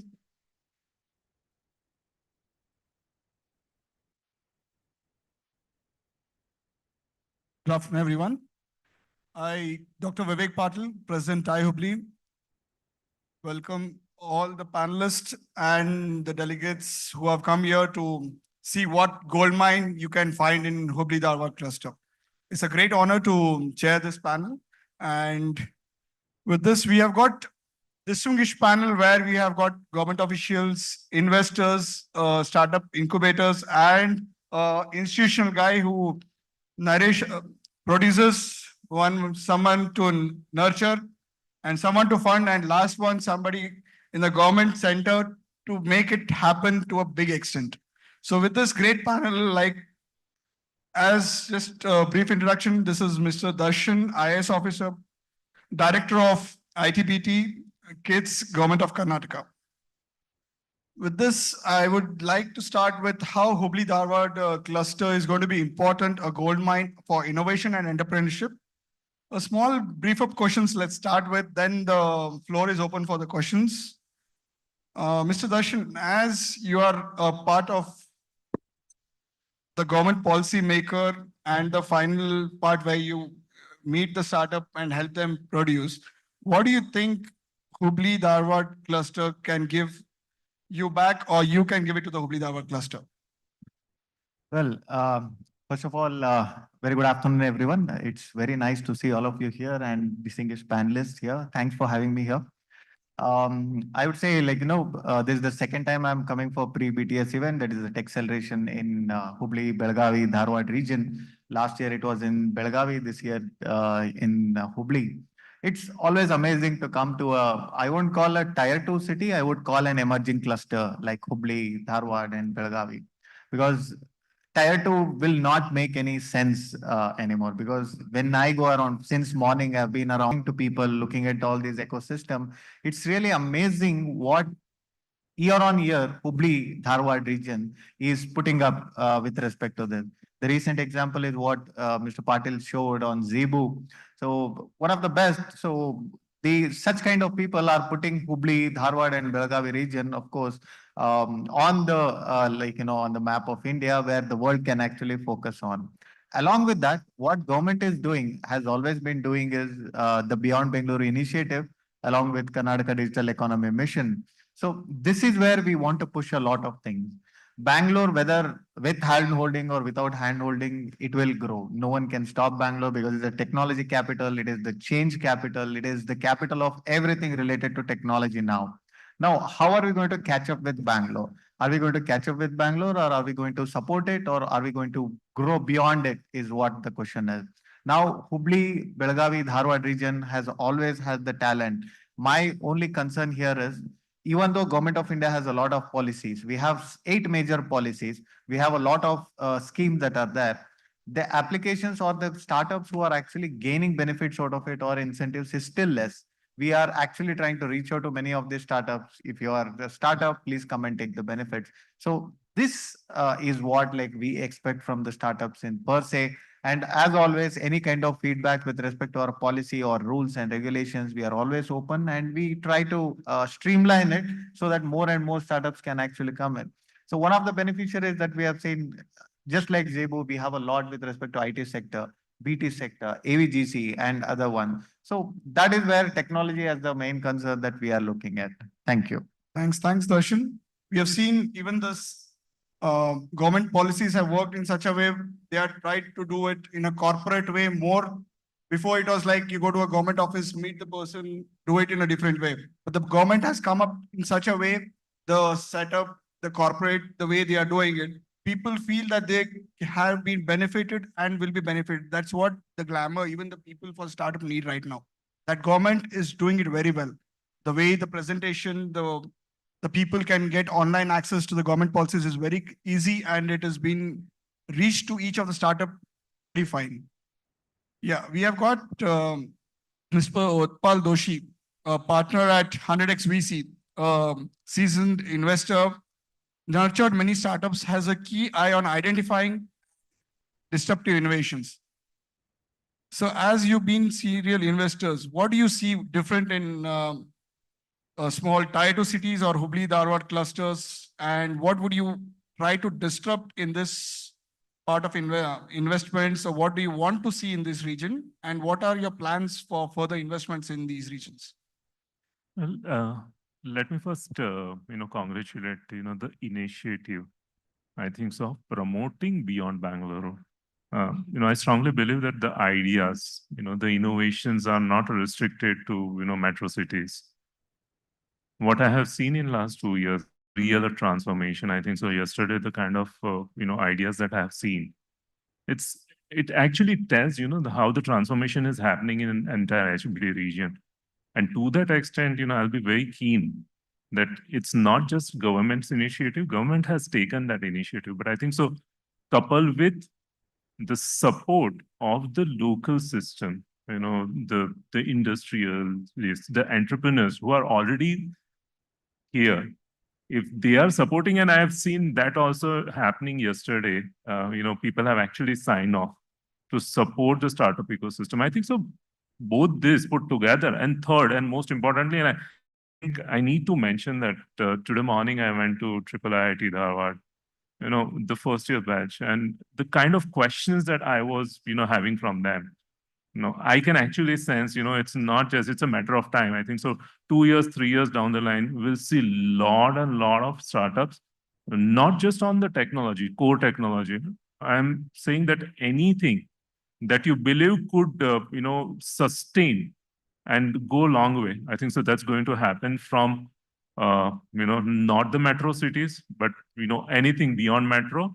I'll not call them tier 2, tier 3. I think so we should not call them tier 2, tier 3. I think so we should call them an HBD per se. I see it's going to be a breeding space for, entrepreneurs. So, I expect that from HBD. Thanks. We have Manish Jaiswal, CEO of Deshpande Startup. As Jaiswal's leadership, Deshpande Startup has seen a critical enabler in entrepreneurial venture in this region. We have seen Deshpande Startup groom so many companies in and around Hubli Dharwad region, and they have a lot of stories to tell. As a part of, as we were discussing that Bharat Vikas, what your entire plan for rural development and the infrastructure, what you want to nurture, what the type of startups you're getting at your center, how you want to grow them, some light brief of the stories and the Bharat Vikas, what you're planning. Thank you. Good afternoon, everyone. I think the potential in the rural and semi-urban India is immense. And Deshpande startup has been there for 8 years now in this region. Of course, we are open to startups and innovation all across India, but the first set of entrepreneurs that reach out to us are from this region. And the numbers might astound many of you. In 8 years, we have worked with 490 plus startups. And a lot of them have just come from this region. A lot of them have just come from this region. They have come from the educational institutions that are based out of this region. They have come from entrepreneurs who have made it big outside of Hubli, Dharwad, and Belgaum and come back to Hubli to their homes and want to do their second stint. Or some entrepreneurs who just wanted to prove wrong people that look, something big cannot be created in a town like Hubli, Dharwad, Belgaum. And I have this anecdotes after anecdotes, stories after stories to tell. Two of them I'll just mention. One of them is a company that is an agri-product company that uses patented technology of image and video processing to sort through cashews. And just this one company has filed for 40 plus patents. And that's just from this region, 40 plus patents. Can you imagine 40 plus patents? And they are so niche in the work that they do, that's very difficult for even established agri companies to compete with them because it's IP heavy. Until unless they start copying IP, they just can't compete with these people. And they are market leaders, category leaders across the world. They're export driven top line. Another company which got inspired probably by the first company went even step ahead. They said, look, I want to X-ray agri products and see what's inside them and see that there are no issues of infections that can then hamper the export quality of the agri products and so on and so forth. And this company is probably doing as well as the first one. Between just these two, they're doing annually more than 100 crores of revenue every year. Just these two companies based out of here. We can find their manufacturing unit in 10 to 12 kilometers. We have worked with them. We've been working with them probably for a decade now. And there's just so many more stories like them.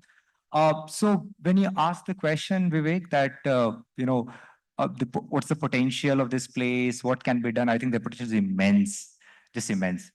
Thanks. Thank you. We have Mr. Raj Belgamkar, founder of Senka Consultation, chairman of KLS Group Institution. His work span in education and business sector, making him a key figure in spanning the ecosystem of HBD cluster. So as an educational partner, how you see that education and industry can gel together, what is needed in the present situation? And how would you try to plan to bridge the gap between the education and the industry requirement right now? Yeah, thank you, Dr. Vivek Patil, and good afternoon to everybody. And thanks for this wonderful next edition of Techceleration in Hubli. You've raised a very important question that is a key question because educational institutions historically, at least in this part, have been islands, very happy islands, insular. But economics has forced us to open up.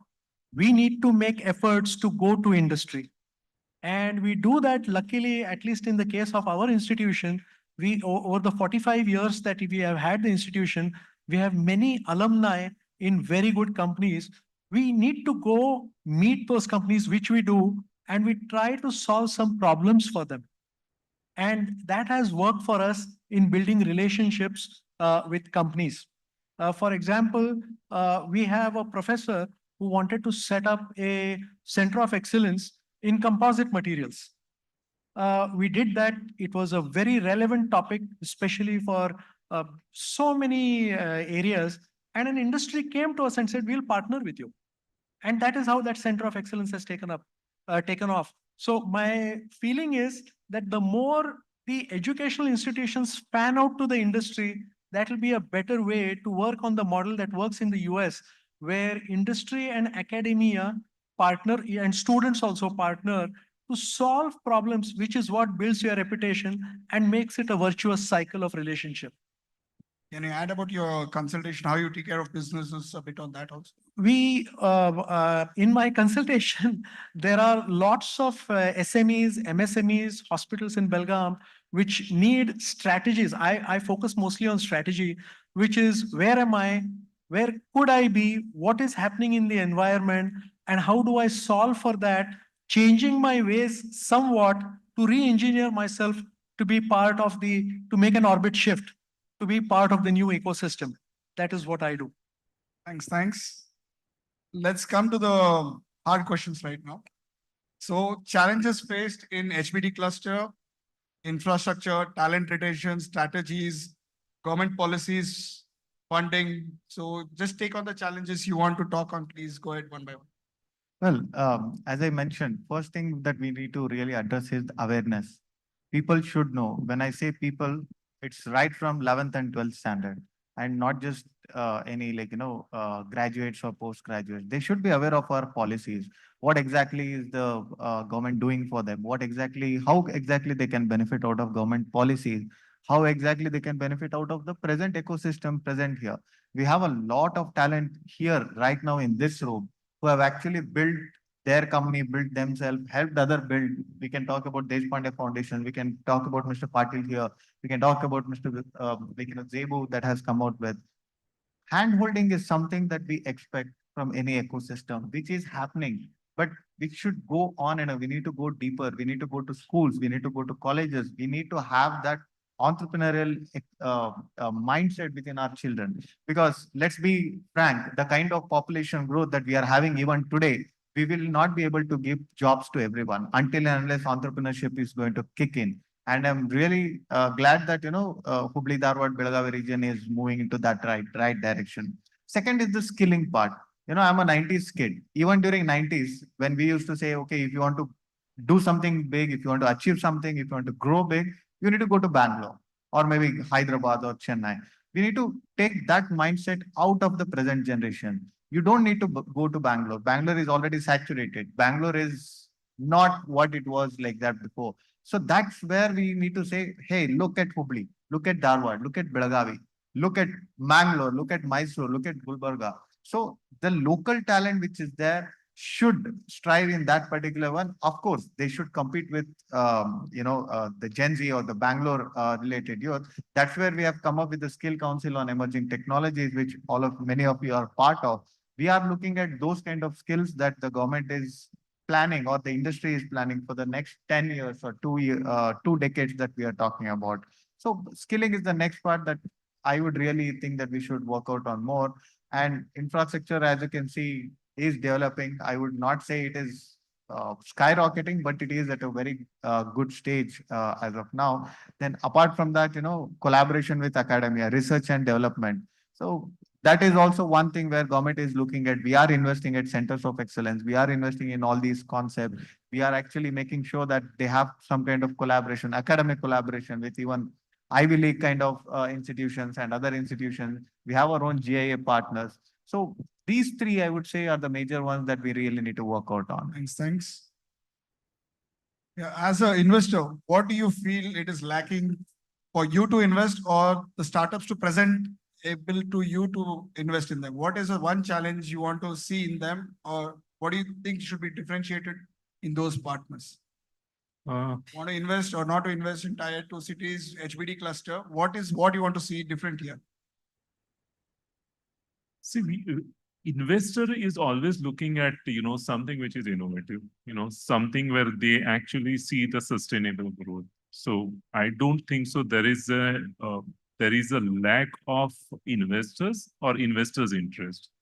I think so. What is lacking and what I'm seeing is, since I'm coming here, I'm able to see the ecosystem. I'm able to gauge it, but that is restricted, right? They need some kind of a platform which is actually helping them to demonstrate that ideas before the world.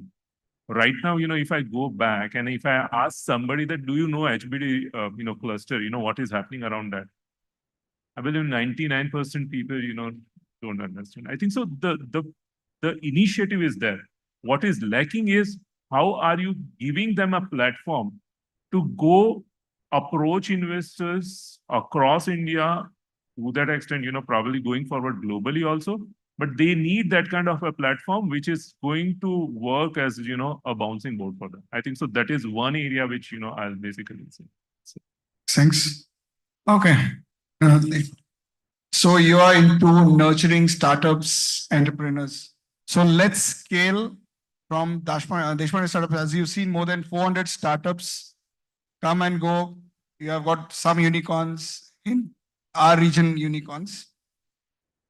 So let's scale them. What would you lack in infrastructure, investment wise, or their ideas, or they sustain to grow, or they go back to the job.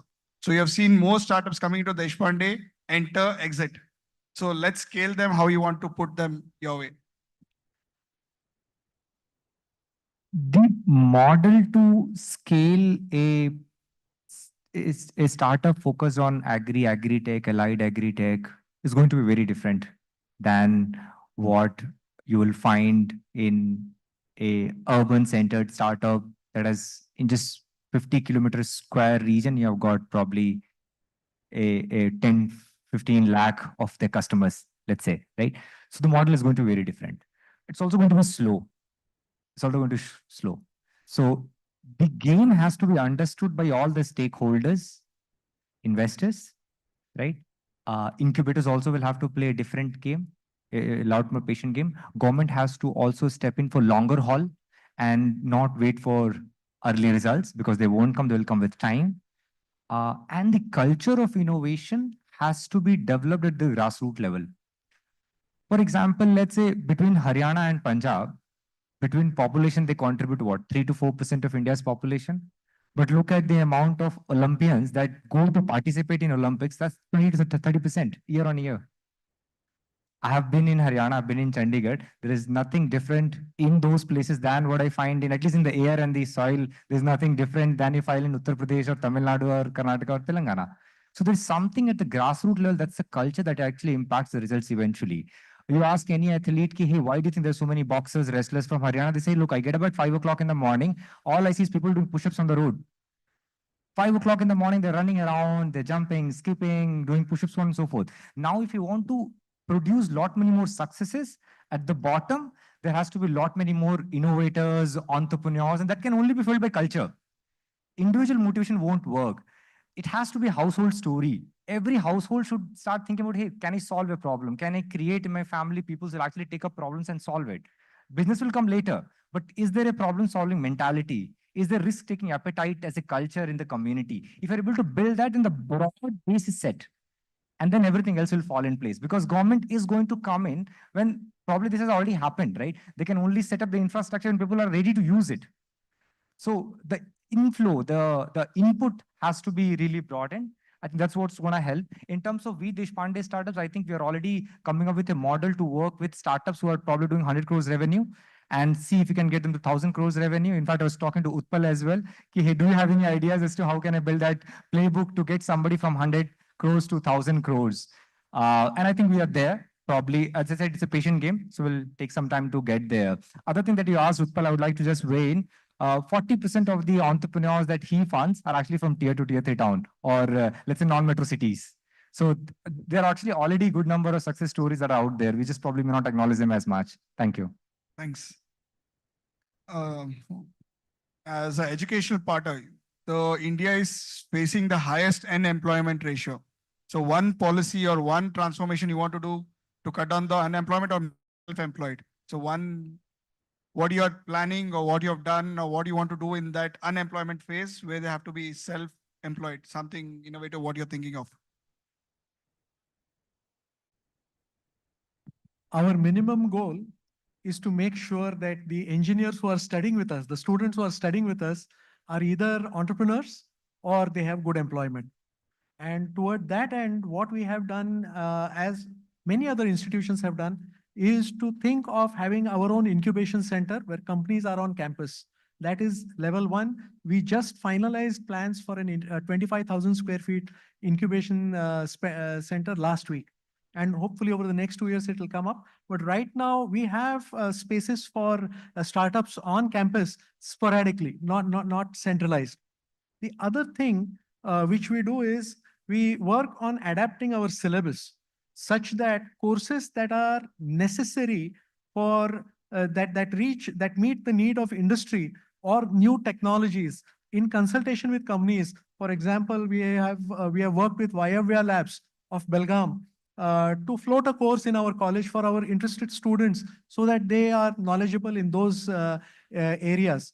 Beyond that, there are smaller things like if I need to improve the communication skills of my students, we will set up a center of excellence in our own college where their communication is improved. Because there are so many times there are students who have ideas, who have thoughts, but cannot express them, cannot convince people of the validity of their ideas. So we will go even down to that level. That is what we are up to. So to improve their employability and also their entrepreneurial skills, if they wish to go that way. So that is what we do. Yes, thanks for that. One last question from me, then we'll go to the floor. So where do you see Hubli Dharwad cluster in 5 years? One plus point, one minus point. Oh, yeah, man. Well, plus is definitely the talent and the access to the outside world. Hubli has all the infrastructure that is needed. You have an airport, you're very close to Western Ghats, you're close to the coastal, you are in between the national highway that connects from Bangalore to Mumbai. Well, that location is definitely an added advantage with the existence of a lot of educational institutions throughout, even pre-independent area. This has been one of the best educational, ecosystem area that you can find. That is definitely an advantage. Disadvantage, as I would say, we really need to catch up with bigger cities. We cannot be held up or held back with respect to that. Other metros, you name any metros in India, the 5 major metros that we are talking about, they are far beyond any other emerging cluster. Mysore, Hubli Dharwad, Belagavi, Mangalore are something that is, my apologies. These are the regions where actually people will look into. So this is one, I won't say negative, but definitely a drawback that we are looking at until unless we make up our mind that we know we are going to catch up. So we'll not be able to catch up with them. Thank you. Go ahead with one 5 years plan for Hubli Dharwad. What do you have? I will never say negative. I think so. There is enough ecosystem to take care of negatives. There are enough infrastructures, initiatives. What I really see is all positives. The only thing, the talent, as rightly pointed out. I think so. Nurturing that talent in a right set, because there needs to be a gradual mind shift. Those who are at this juncture, studying, they need to start developing. So if you create something which actually tells them the differentiation, being, what's the entrepreneurship, and gives them that that ground. And I think so Deshpande is, in any case, it's doing.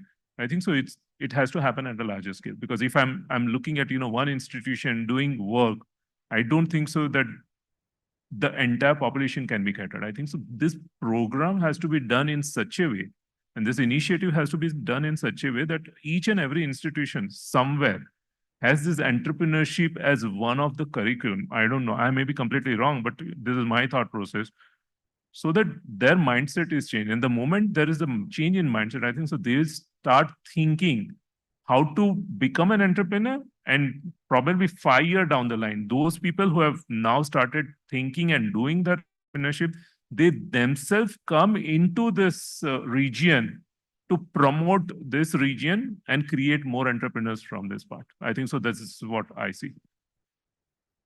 I think in 5 years, if HDB can become a top choice for any entrepreneur looking to address the opportunities that exist in rural and semi-urban India, I think then we're there. All the ecosystem players, if they come together and say, look, if you want to have a place where you go and the likelihood of you succeeding is very high, for addressing a rural and semi-urban India opportunity, and if that's this cluster, I shall be very happy. And I'm irrationally optimist. I know all the challenges will bear through. So. Yeah. How do you see educational institute transforming in 5 years? Because, yeah. We have no other choice but to scale up, both in terms of what we do for our students and the way we think for the institution. And just to finish up on the point you made, all institutions need to add entrepreneurial thinking into their syllabus, not as a subject, but as a constant input to the students' minds. Believe in that ecology, and if they wish to, they can partake in it. And many are doing it. I'm happy to report. Thanks. We can take 2 questions from the floor. Anyone from, yeah, this one.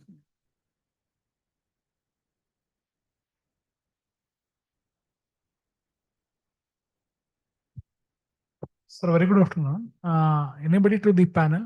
Just a few, 2 months back, Infosys campus here came up with the employee incentives for the relocation to Hubli. So how is this response going on? Anybody knows can throw this share? Thank you.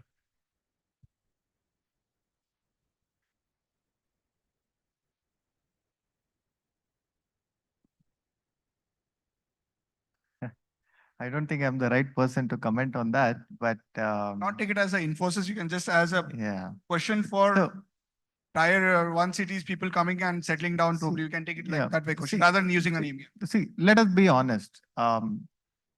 What actually makes us to move to cities?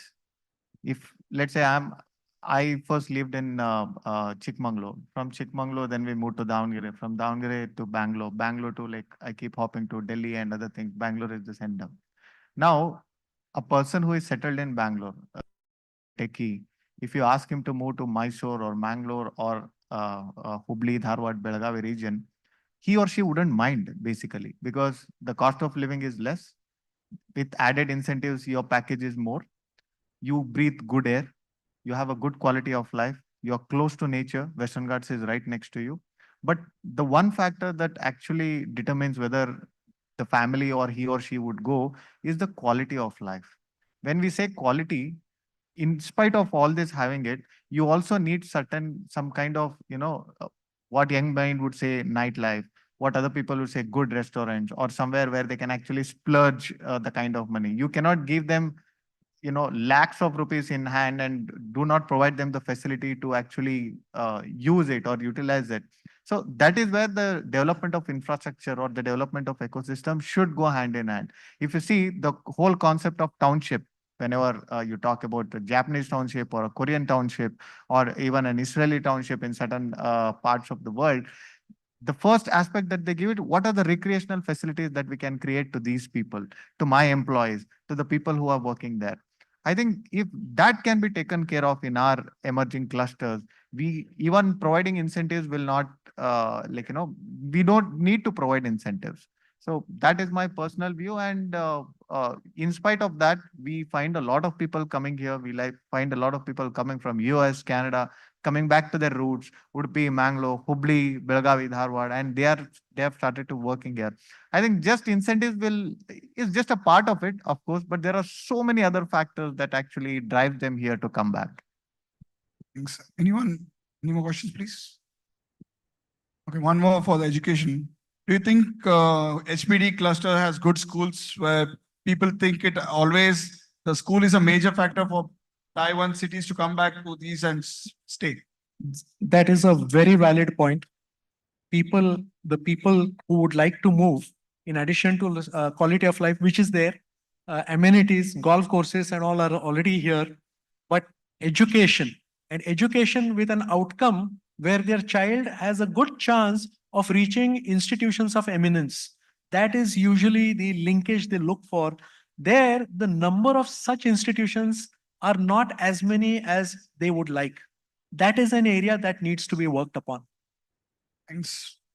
So he's got a flight to catch. And last to close the session, you reap grains in Hubli Dharwad or cluster, you get a gold mine for sure.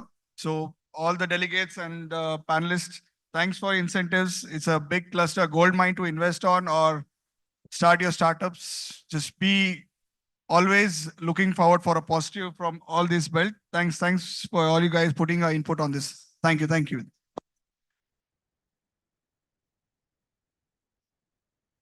Thank you to our panelists for that enlightening discussion. Your diverse perspectives and expertise have provided us valuable insights into the opportunities and challenges of HDB cluster. To show our appreciation, we have a small token of gratitude to present you. I now request Dr. Vivek Patil to present the mementos to our panelists.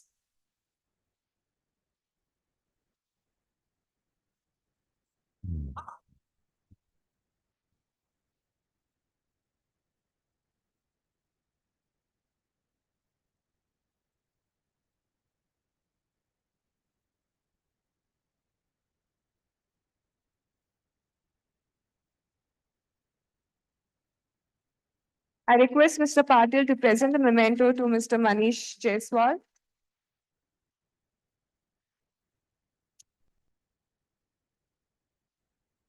and Mr. Raj Belgaonkar.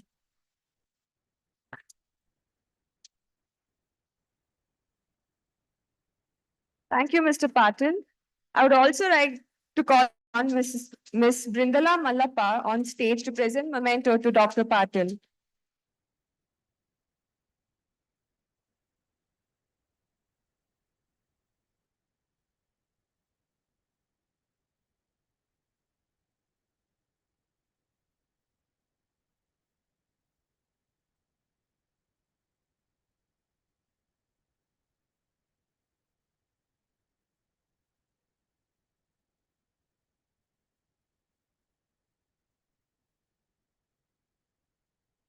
Thank you, ma'am. I now request the panelists to stand for the group, which are also Ms. Brindala Mallappa to join the panelists.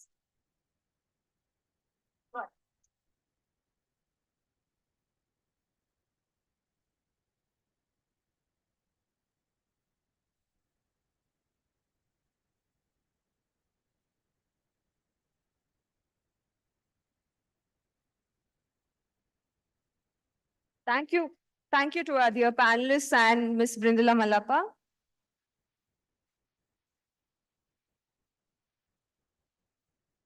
Ladies and gentlemen, it is my pleasure to introduce you to our next speaker, Ms. Ritu Sharma, the Executive Director of TiE Bangalore. Ms. Sharma is a dynamic leader with extensive experience in fostering entrepreneurship and innovation ecosystem. Her role at TiE Bangalore has been instrumental in driving initiatives that support and empower entrepreneurs across various sectors. Today, she will be sharing with us the exciting journey towards TiE Global Summit 2024. The TiE Global Summit is one of the largest entrepreneurship conferences in the world, bringing together thought leaders, investors, and entrepreneurs from across the globe. As we look forward to this prestigious event, Ms. Sharma's insights will provide us with roadmap to preparations, expectations, and opportunities that lie ahead. Over to you.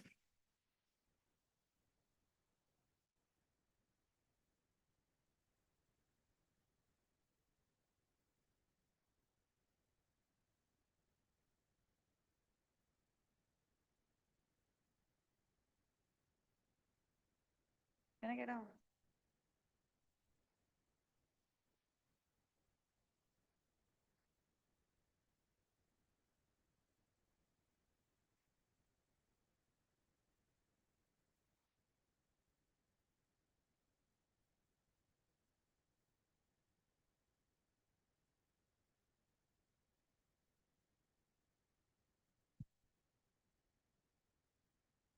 Good afternoon, everyone. Okay, I can hear my voice.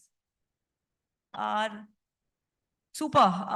After that gorgeous lunch that we've all had, I hope everyone's alert and still kicking in this room. My name is Ritu Sharma, and I'm the Executive Director for TiE Bangalore, and I'm here to talk about our TiE Global Summit that is happening this December from the 9th to the 12th, which was 9th, 10th, 11th in Bangalore, and 12th we finish at Mysore. Am I supposed to? Yeah, okay, cool. So yes, our theme for this year is putting entrepreneurship first. Can we go to the next slide, please?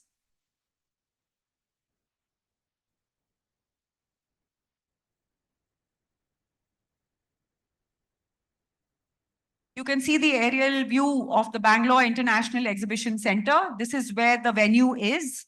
Like I said, our theme is putting entrepreneurship first, which is not just a theme for TGS, but our vision for the next 10 years, which culminates into empowering 10 million entrepreneurs and trying to create 1 million nanocorns.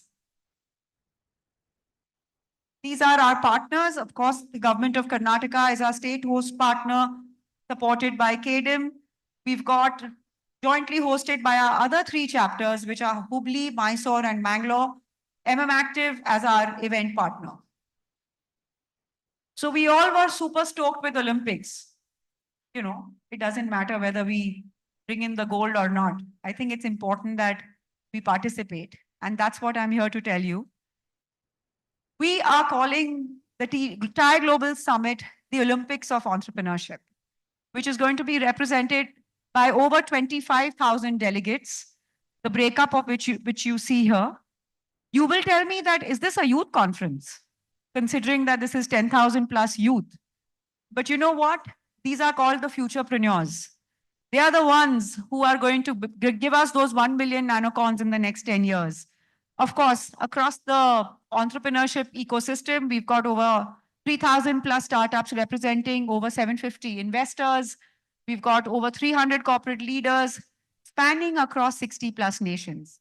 And I can confidently say that's why we are global, because today TAI is across 61 chapters, constituting to 18,000 members and contributing to $1 trillion of wealth that we've helped to create through all of our initiatives.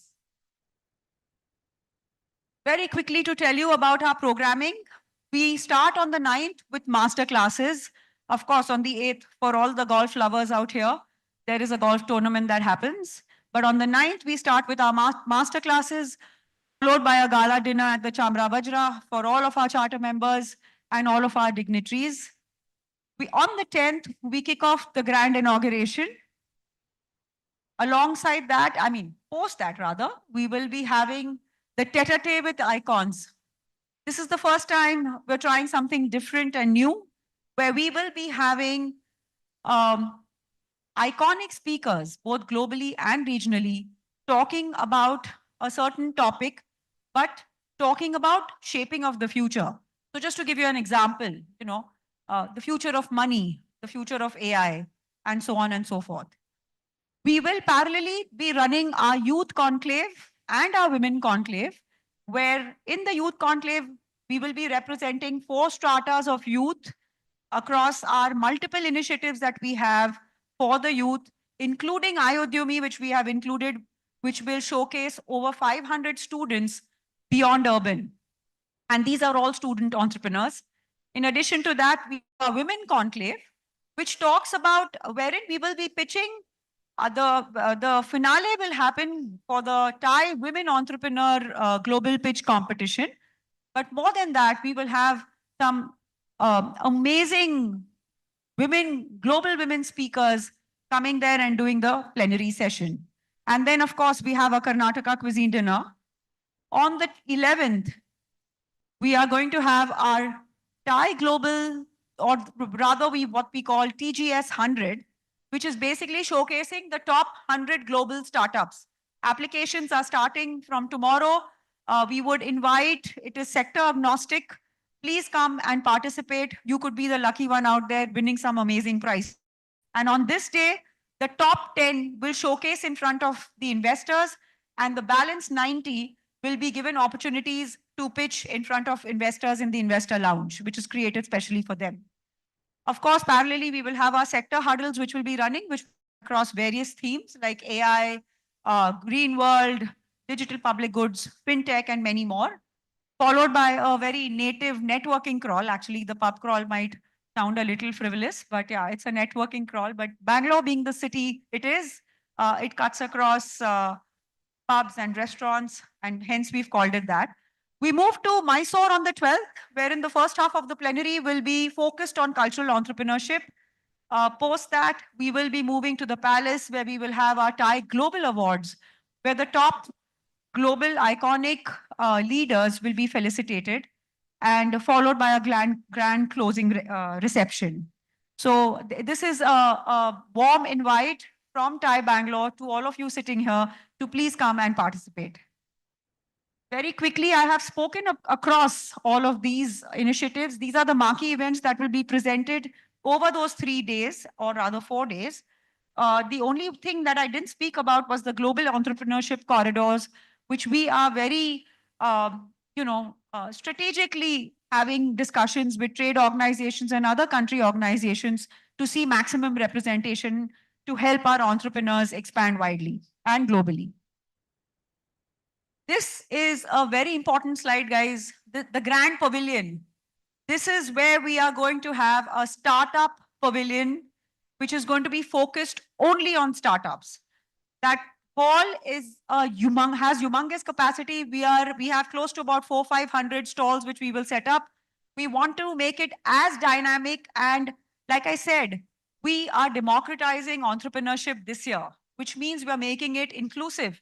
So we do not want to focus on any sector. We want each and every entrepreneur in this room to be a part of the startup pavilion. And trust me when I say this, we have crafted out some very, very, what should I say, sweet deals for all of the startups that I hear. Of course, we will be having a lot of mentoring sessions, startup pitches. That's something which is very native to TIE and comes naturally. And of course, you have the opportunity to do product launches because we will create a tech experience. Our minister who had, he is very passionate about the global summit and doesn't lose an opportunity to talk about it. But this is a quote that he gave last year at the BTS in support of the Thai Global Summit. And thank you, sir. Yes, I'm very excited to talk about this. We started something called as the Green Flame, which we officially launched last Wednesday.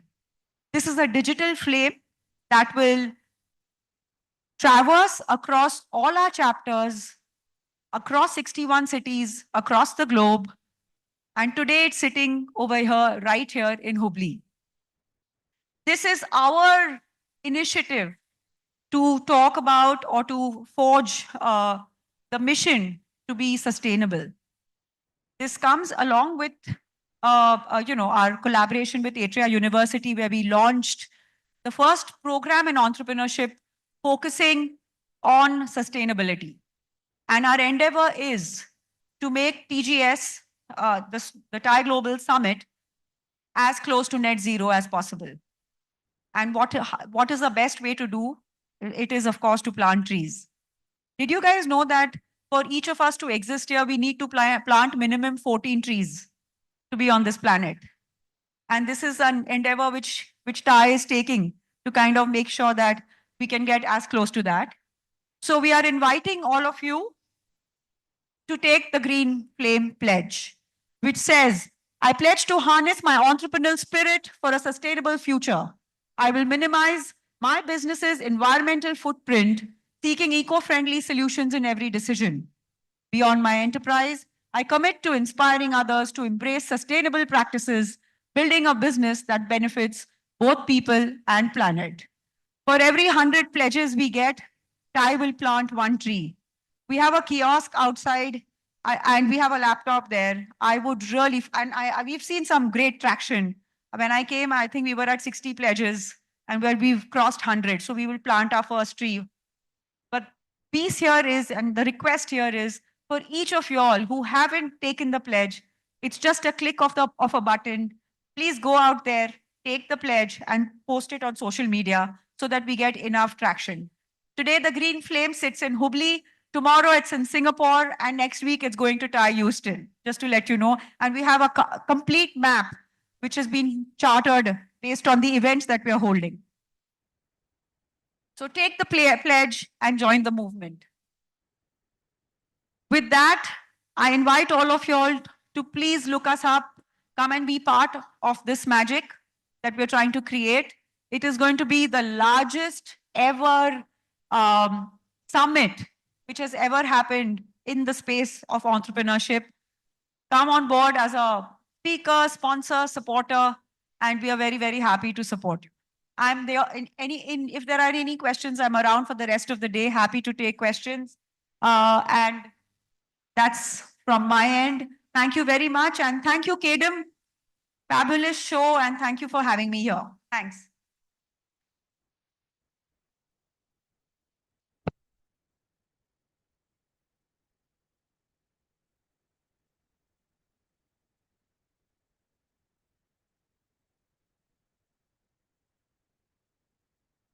Thank you for sharing your vision and updates on this journey towards Thai Global Summit 2024. Your insights have been truly enlightening, and we appreciate the time you took to share your expertise with us here today. And we have a small token of gratitude, and hence I would like to call Mr. Harsh Nagpal on the stage to present Ms. Ritu Sharma with a memento.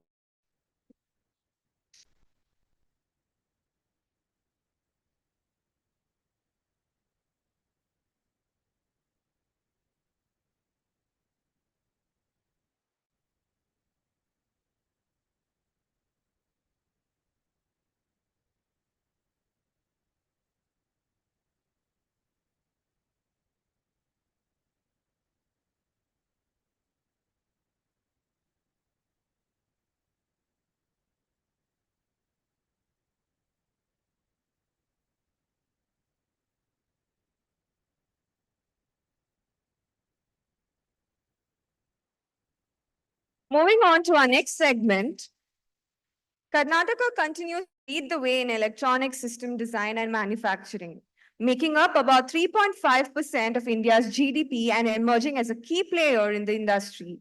A key development is the new Brownfield ESDM cluster located at the Deshpande Foundation in Hubballi, established in partnership with IESA.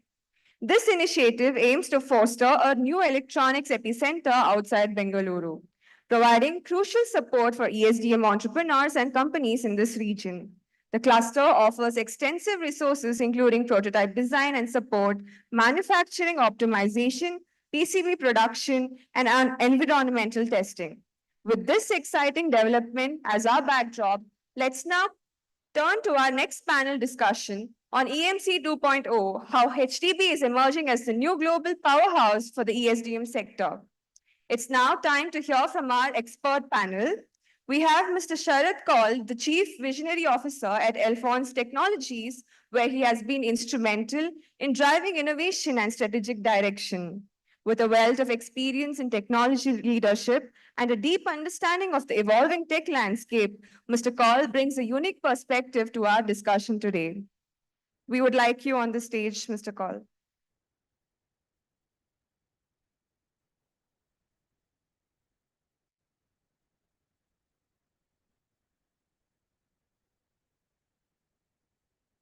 Joining us on the panel are Mrs. Parnika Pavan Ram, KAS General Manager, KITS Government of Karnataka. Can we have a round of applause as we invite the panelists? Mr. Ajit Patil, Founder and CEO, Rivert Motors.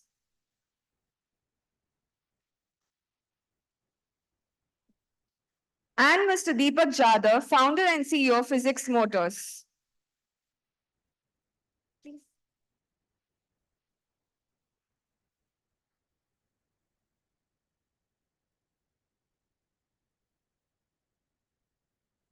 Over to you, Mr. Kaul.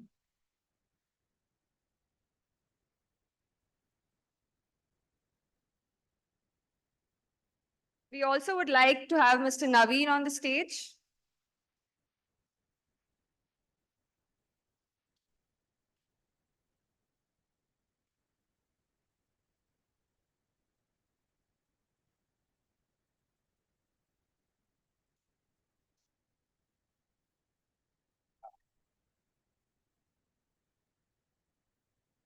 Over to you, Mr. Kaul.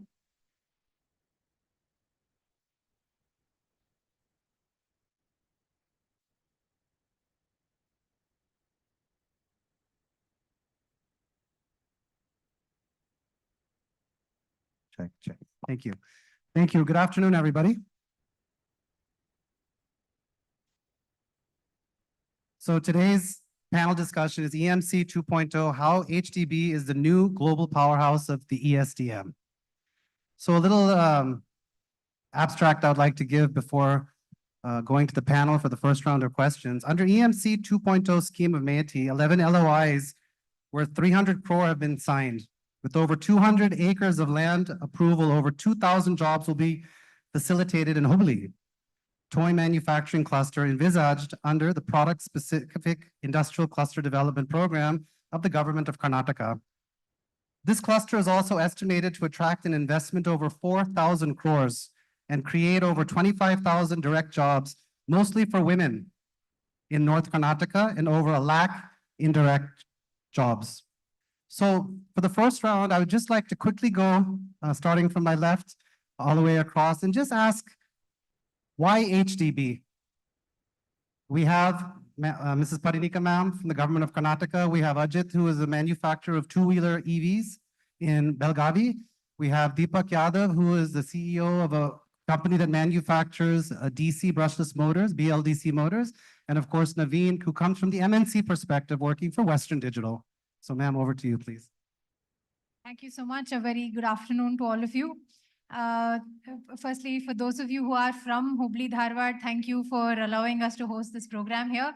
And for those of you who are coming from outside of Hubli, Dharwad, Belgavi, welcome to our HDB cluster.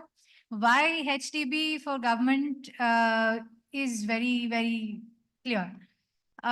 while government of Karnataka has taken a lot of pride in the tech cluster that has emerged out of Bangalore, and while that has actually got a reputation in the global stage, the government is heavily focused on ensuring that there are similar, if not better, clusters created beyond Bangalore in Mysore, Mangalore, and the third cluster being the Hubli, Dharwad, Belgavi clusters. Why is it so important? Apart from the very basic logic of having a more equitable development and for economic parity, a more fundamental reason what we saw is there are a significant number of startups whose founders are from across Karnataka, but who are having to move with family, with bag and baggage to Bangalore, just so that they get access to an ecosystem which can allow them to be funded better, that can allow them to have a better market access, in order to make sure that this is not forced upon startups. Rather, it should be a choice that they want to move to a certain place, but it should not be, lack of choice. So that is precisely the reason why Beyond Bengaluru as an initiative was heavily, focused upon by the Department of Electronics ITBT through the Karnataka Digital Economy Mission, which is the main organizer for the event today. So how we do this and why we do this is because Karnataka has consistently ranked as the #1 most innovative state in the country for 4 years now. And that is not just thanks to tech coming out of Bangalore. It is thanks to tech which has potential to come out of everywhere in Karnataka. And in order to explore that, we have what is called as a model of center of excellence, which is where we talk about how we can bring together academia, government, and industry all together under one roof. And there are close to, if we count in even the upcoming centers of excellence, there are close to about 17 to 18 such centers of excellence. If you can just go back to the previous slide, please. So these centers of excellence essentially focus on specific areas of tech, and we have this in almost all emerging areas. And a significant number of them are actually located beyond Bangalore, and they act as the hubs for innovation. So this is one of the ways in which we look at ensuring innovation is focused around where it is coming out of.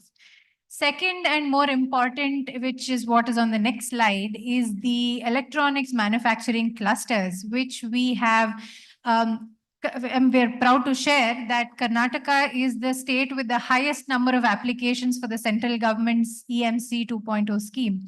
And 4 of these clusters are actually spread across Karnataka, 3 of them beyond Bangalore entirely.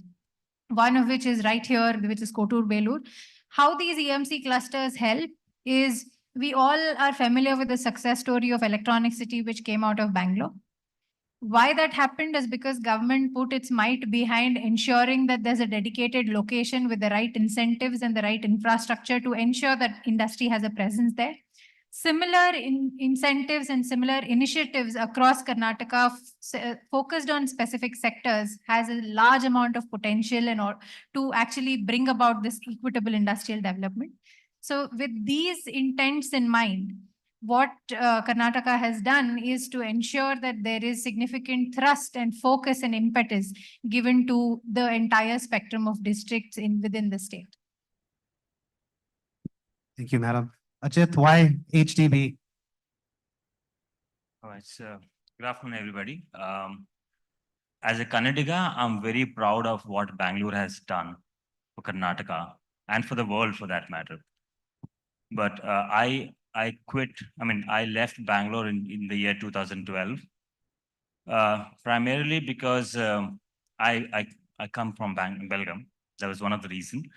And nowadays, when I have to travel to Bangalore for any meetings, I kind of feel that it's becoming less livable.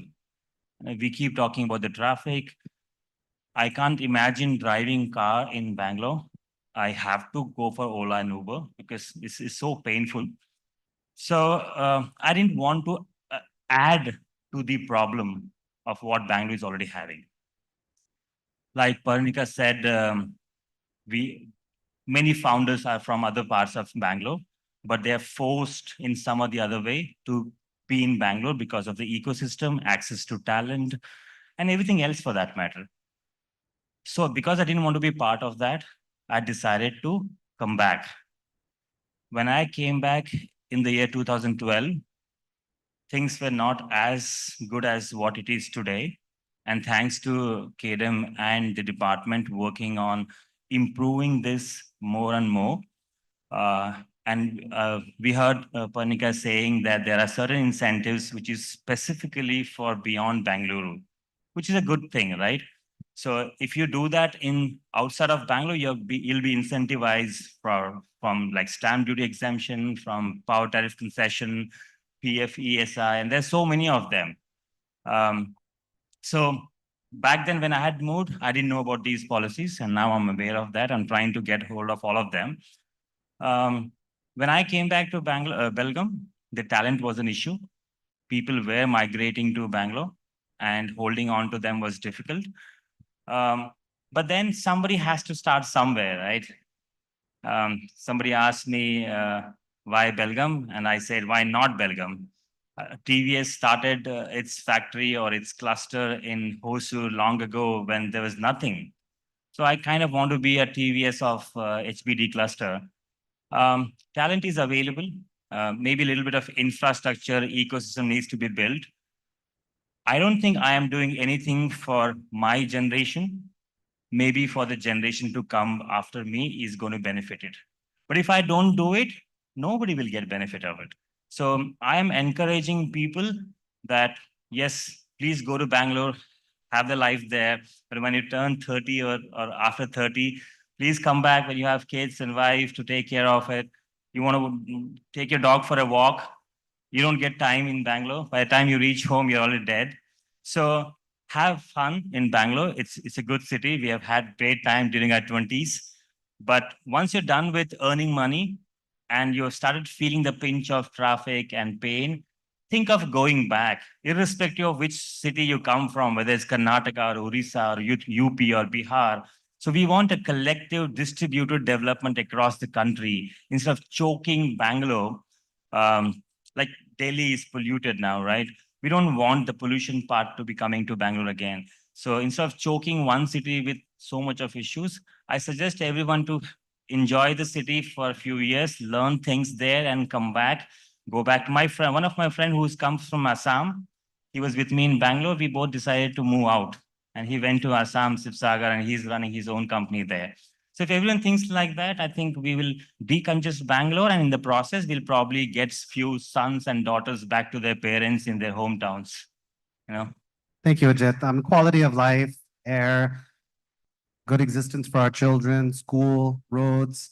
We take these things for granted. And Paranika ma'am was telling me that the quality of life in the HDB cluster to raise your families, especially with many of you who have your families here, it makes perfect sense. And with these incentives, it's just the icing on the cake. So Rivet Motors is going to be releasing their two-wheeler at the end of this year. It has the longest range. And so we're looking forward to seeing your product in the market. Deepak, a wonderful success story with Physics Motors. The work you're doing is amazing. We had some interesting conversations about raw materials. How has your experience been with Hubli and manufacturing in Hubli? Thanks. Thank you, Sharad. Hello, everyone. I'm Deepak Jadhav, CEO of Physics Motors. When we started Physics Motors, there was many city option. My background is I've worked for Applied Materials, Bangalore, for 15 years, and then got a lot of opportunity to go to Silicon Valley, California. I've met and worked with a lot of Indians and across all cities and country people. I'll just try to connect Silicon Valley and Bangalore. People from Silicon Valley, Indians, they always have an urge. Let's go back to India, do something. It's our country. Come back. But the initiation and only very few people will come back, right? Again, they set up. But whoever has come back to Bangalore, they have made it very big. They have been big technocrats. Same applies to people who move from Hubli to Bangalore. So after over a period of 5-10 years experience, they say yes, I have to do something. Can I move back from Bangalore to Hubli? So what I'm trying to say is I have seen 2-3 levels of people's mindset, how they want to come back to their hometown and do something big. So for people who want to make a transition from Bangalore to Hubli is very, very straightforward than for the people who are from Silicon Valley to Bangalore. Coming, why Bangalore? Why not, why Hubli? Why not Bangalore? Bangalore is a very good tech space if you want to hire very high-end talents. But if you have to scale very big, let's say you want to put up a 10, 20 acres of a manufacturing plant. So you have to move outside Bangalore, right? Either to the southern part or to the northern part of Dabaspet. But imagine traveling 2 hours every day, 3 hours, and having the tech team asking them to travel this and wasting time like that. That's very hard for a hardware company. So since I'm from this place, my father is was an entrepreneur from this place. We know the entire ecosystem. What is the advantage of this place? I've been vocal to many. Even where I work for applied materials, I was asking them like, why not you hire all IIT people? Why not you come and check out BU Engineering College? Now it's Kelly University. The MNC came and they did all basic studies. They found that the talent from this region is extremely good. Every year they come and they, for the mechanical department, that's the highest paid salary, one of the highest paid salary. So what I'm trying to say, this region has tremendous talent. Hubli, Dharwad, Belgaum. I would say it's like a gateway of Southern India. So if someone wants to come and explore Southern India, like it has to be Hubli, Dharwad, Belgaum. Apart from being this three major three city cluster, what other parameters I like more about here from this region here? Connectivity, excellent connectivity, flight, train, bus. You take a road connection to everywhere. Physics Motor does BLDC motor and controllers for EV industry, which are predominantly we do it for three-wheeler, or most of the customer base is in northern part of India. Traveling there, Hubli airport is like, it's like a small bus stand kind of a thing. Just go, 1 hour check-in, quickly be in Delhi, finish the work, come back next day. Imagine that work if I had done in Bangalore, it would have been very, very difficult. All our engineers travel, all. There are like 17 core engineers. Everyone travels to Bangalore, Hyderabad, Mumbai. So fundraising, I have to travel a lot of to Mumbai. For customers, Delhi, from Chennai and other vendor-based approach. So the connectivity is helping us a lot. And coming to, let's say we want to take a 10,000 square feet rental facility to immediately start. Gamangat industries like clusters like Gamangat industrial area, like plenty industries are available where immediately you can just take the industry and start. And talent availability, I need not speak. There are a lot of engineering colleges where I know like, it's very hard to find a mid-level or senior level people, but if you take the right kind of people, train them, mold them, and they can be your like very the root of the company. So here, coming back to the EMS, I just put a one slide where I wanted to tell if Hubli, Dharwad, Belgaum has to grow as a EMS cluster, which are the supporting industries required. Apart from the 200 acres industrial cluster, we need a lot of grassroots level. Let's say industrial estate, Tarial industrial estate, a lot of small entrepreneurs who want to take up harness manufacturer, copper, bare wire, copper manufacturer. There are few companies who are doing that. The bottom up, the supply chain of the EMS has to be broadened up. So this can be a right industry where the local entrepreneur from this region with 1 or 2 equipments can start any of these areas and feed into the bigger companies who come up in the EMC. For example, if NIDAC is there, now NIDAC needs a high quality harness. So there should be companies out here making that. So we need to prepare from the ground up as well. That's a message I would like to give to entrepreneurs of this region, and also invite all the other entrepreneurs to come to this region and try setting up the required grassroots level industry to make the CMC cluster a success. Thank you. Thank you, Deepak. Yeah, of course. Thank you. Connectivity is so important. You've eloquently covered that. And we're going to talk a little bit more about raw materials, what Northern Karnataka has to offer in the discussion. Over to you, Naveen. From your perspective, from a multinational Western Digital, which acquired SanDisk, they're a world leader in storage. And in the precursor to this meeting, we had an opportunity to talk about, why not Western Digital or these GCCs or MNCs to set up manufacturing. And he had some very interesting points. They have manufacturing in Vietnam, Philippines, and Southeast Asia. So what would be your perspective of what HDB could do to make it attractive for companies like Western Digital? Yeah, thank you, Sharath. So from my perspective, right, I'm going to tell you a small story. I'm a guy who design, right? I am involved in the concept, design, and also realize, right? So until it get manufactured globally and sold. I also work with the customers like Google and all of them. So I've seen the whole spectrum, right? In that perspective, I just had visit to Malaysia recently, right? And I saw the manufacturing. I had the same question: why can't we make in India, right? So similar facility. So we do have a lot of EMS facilities, but not to the scale which is required for the global, right, requirement and the technology, right? So, but if you look at why they have come up when compared to the countries like right, India and any other countries, right, Asian countries. The main thing is the supply chain requirements, right? So they can acquire, right? They can get the supply chain quickly. Suppose you want to change some component, they can procure it and they can ship it and they can manufacture and deploy it. So we don't have that. The SWIFT is not there at this point of time. I see that is where Hubli, Dharwad, Belgaum should pitch in because nowhere else in India has it. There's an opportunity for Hubli, Dharwad, Belgaum. And if you look at it, there is not much talent required there. So in this, it's not a semiconductor space which we are talking about the manufacturing. So Indian engineers have worked with all the places, right? Indian engineers are very smart. So when there is an issue, they know how to sort it out, right? Either by jugaad or whatever the methods, they find a fix. The same engineer, when I work with there, they said, "Sir, this is not in the process. I can't do it. I'll have to escalate it." Right? So that's the kind of skill set we have. And especially Hubli, Dharwad, Belgaum, there are a lot of colleges, engineering, and I was lucky to visit Deshpande, right, startup initiatives and founders like this, right? It is easier for us to scale up. Only small actions like supply chain management, as we spoke, if we are taken care, and the SWIFT, and a little bit of technology, right? And the skill set. Skill set, I believe a lot of them are working. I was lucky to have associated today and in the panel. So they are working on it. Sooner or later, I think skill set development will happen. Thank you so much, Naveen. So a few statistics and strategies enhancing the skill development, which we're hearing in most of the discussions.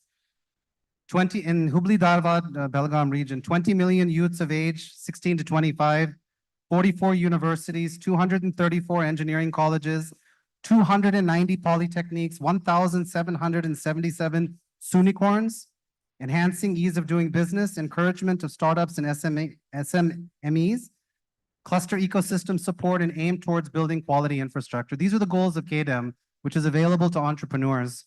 So as we go into the first question, one humble request is maybe 2 minutes, maximum 3 for each of the answers so we can get to 2 rounds of question.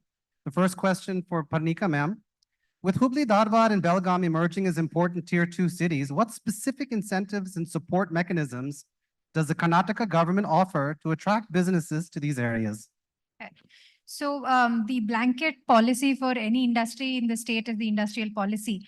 And the best part about the industrial policy is that we heavily incentivize beyond Bangalore businesses. In fact, the incentives are quite low for Bangalore urban and Bangalore rural. But if you're looking at putting up a business beyond that, then you're up for a lot of incentives. Apart from that, there are sector-specific incentives, sector-specific policies which offer incentives. And the most relevant to the conversation here today would be the Karnataka ESDM policy, which caters to the requirements of startups and MSMEs. This policy offers incentives such as R&D grant, prototyping cost reimbursement, quality certification cost reimbursement. If startups are traveling abroad to participate in events, then there is a travel cost reimbursement that is called marketing cost reimbursement. So there are 11 to 12 such incentives which actively ensure that your cost of operations are brought down by a large extent, especially in the startup and MSME segment. If you're a larger industry and you're looking at investing, then it is what is called as a ESDM special incentive scheme, which is for largely focusing on capital expenditure cost reimbursement as well as your production linked incentive. And all of these, while we incentivize those businesses within Bangalore urban and rural, we incentivize much more if you are beyond these 2 regions. So this is the fundamental incentive that is given out, apart from, of course, having a very focused effort towards promoting businesses from here. In fact, I have seen on many occasions, both secretary, director, minister himself, in fact, they ensure that if a startup that is working or coming out of any of these regions make it and, have been successful, they personally ensure that they get connected to the concerned departments within the government to ensure that there is a readily available customer base in the government itself. Fantastic. Thank you. So just a few bullet points, specifics with regards to incentives for entrepreneurs.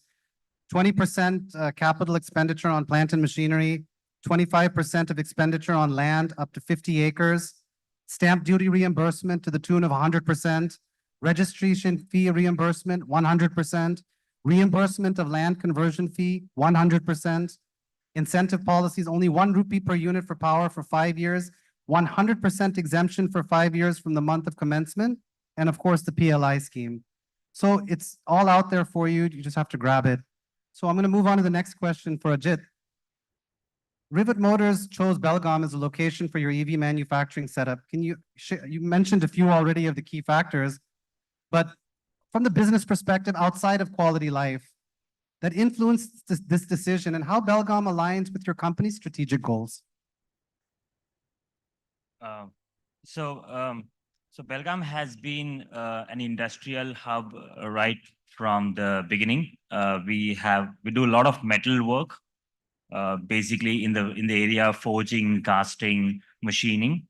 So metal was a playground anyways for Belgaum. And in an EV, we have good amount of metal. So I knew that as far as metal is concerned, aluminum, sheet metal, cast, forging, I'm well taken care of there. What we did not have when we started, and even today for that matter, is plastic injection molding capabilities. And thankfully, I can very proudly say that now we have that too. So what you see outside this hall are vehicles, which is 100% made out of Belgavi, Dharwad, and Hubli. Fantastic. Yeah, and except the MRF tires, by the way.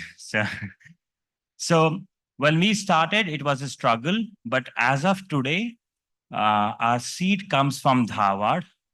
Our tubular structure comes from Dharwad. Everything aluminum is made in Belgaum. Electronics, electrical is done by ourselves in-house. The cells are imported, and the auto lamps are all again done in Belgaum. So we have everything we needed. Back then when I had started, Deepak was building BLDC motors, and he had not ventured into mid-drives yet. So was the reason why we had to develop our own motors.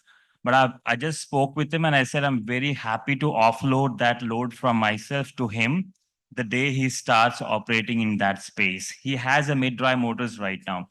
So yes, the ecosystem did not exist. It did in bits and pieces, but for not specific to electric vehicle. I'm only trying to put the jigsaw puzzles in a way that it now appears like an EV ecosystem ready, just like how Hosur is ready for automobiles, like Chakan is ready for Bajaj. We just wanted to be ourselves to be having this ecosystem for electric vehicles. Just a little bit of help from Pernica and the government, and we should have not exactly Hosur 2.0, but HVT 2.0 from the automobile industry. Fantastic. Thank you. What a great story. And, you know, these gentlemen on the stage are trailblazers, and they're creating the ecosystem for the next generation to pick up from the supply chain onwards. So the opportunities that result when you start manufacturing is quite immense, actually. And the opportunities he mentioned about tires, about lithium-ion cells, in the case of Deepak, magnets, 100% imported from Chinese, semiconductor components, 100% imported. So the opportunities are there. So next question over to you, Deepak. Physics Motors operates in Hubli, a city that's growing as an industrial hub. Can you describe the key elements of the local ecosystem that have supported your business operations and growth? Yeah, to very specifically talk about the key help areas that we get here are like, let's say we want to scale higher. We want to have the technicians manpower. Hiring here is quite easy. So we employ about 70 employees. Out of that, 40 are women employees. They all come from nearby villages near Gamangati industrial area. They are all 8th, 10th, 12th pass women. We have trained them extensively on the motor assembly, winding, quality check, everything. Now they are like well-versed. So let's say we want to scale up to 500, it won't be that difficult for us. We can easily scale. In terms of getting infrastructure, industrial space are easily available on rent. The traffic is very less. connectivity, as I said earlier, it's like excellent. So I can send goods in a day to Delhi, or the same applies to Bangalore. So our customer base is in Delhi. So like we don't want to shift our factory to there. We want to be in this region, and from here we would like to cater to all across India. From connectivity point of view, we would say like this is the best place to be. And in order to scale very big, this is the right place. And talent, definitely it's available and we need to nurture it more. Fantastic, thank you. Over to you, Naveen, from a multinational perspective who isn't in HBD. We read an article recently about India's perception to the rest of the world, or specifically the West. And we're known as cheap and slow, believe it or not. So maybe China is cheap and fast. So that question on the same lines, Western Digital's experience in Southeast Asia, highlights the transition from cheap and slow to cheap and fast. What lessons from the region can we be applied to accelerate the growth of Hubli, Dharwad, and Belgaum? Yeah, it's a good question. So if you look at MNC perspective, if you look at the PCBs or mobile phones or any of the complex routers, we don't manufacture in India, right? So the reason being, I was also analysis and also in the panel of Western Digital, we evaluated some of the vendors. But what we found is we don't have the technology to manufacture the PCB, which is having a low tangent loss. We still have to import the materials all the way from China and US and a lot of countries. It's still dependent on them. So that is on the PCB side, right? So, and then PCB comes from China usually, and then the semiconductor, right? The fab, which is the die, which happens in once again China or Taiwan, all right? And then the packaging happens in somewhere else.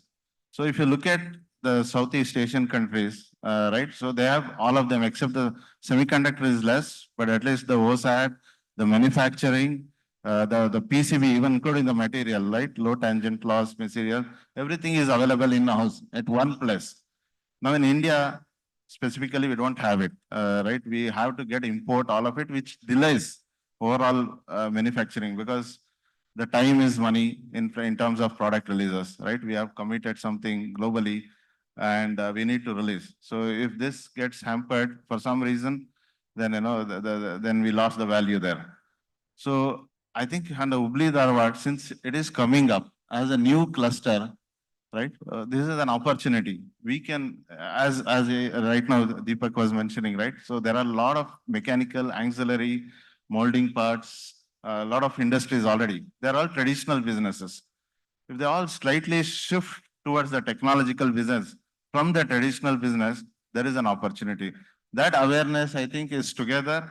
The startups, MNCs, and government should initiate, because I see in Hubli Dharwad, the blood of Hubli Dharwad is a business, right? So everybody aspire to be entrepreneur, unlike in Bangalore and Mysore. Because whomever I spoke, they say they are into stock market or they are into small businesses, trading, whatever, right? So that mindset will create a lot of auxiliary units for this, right? So the only thing we have a challenge is to get some materials, right? The PCB materials that also can be manufactured in India.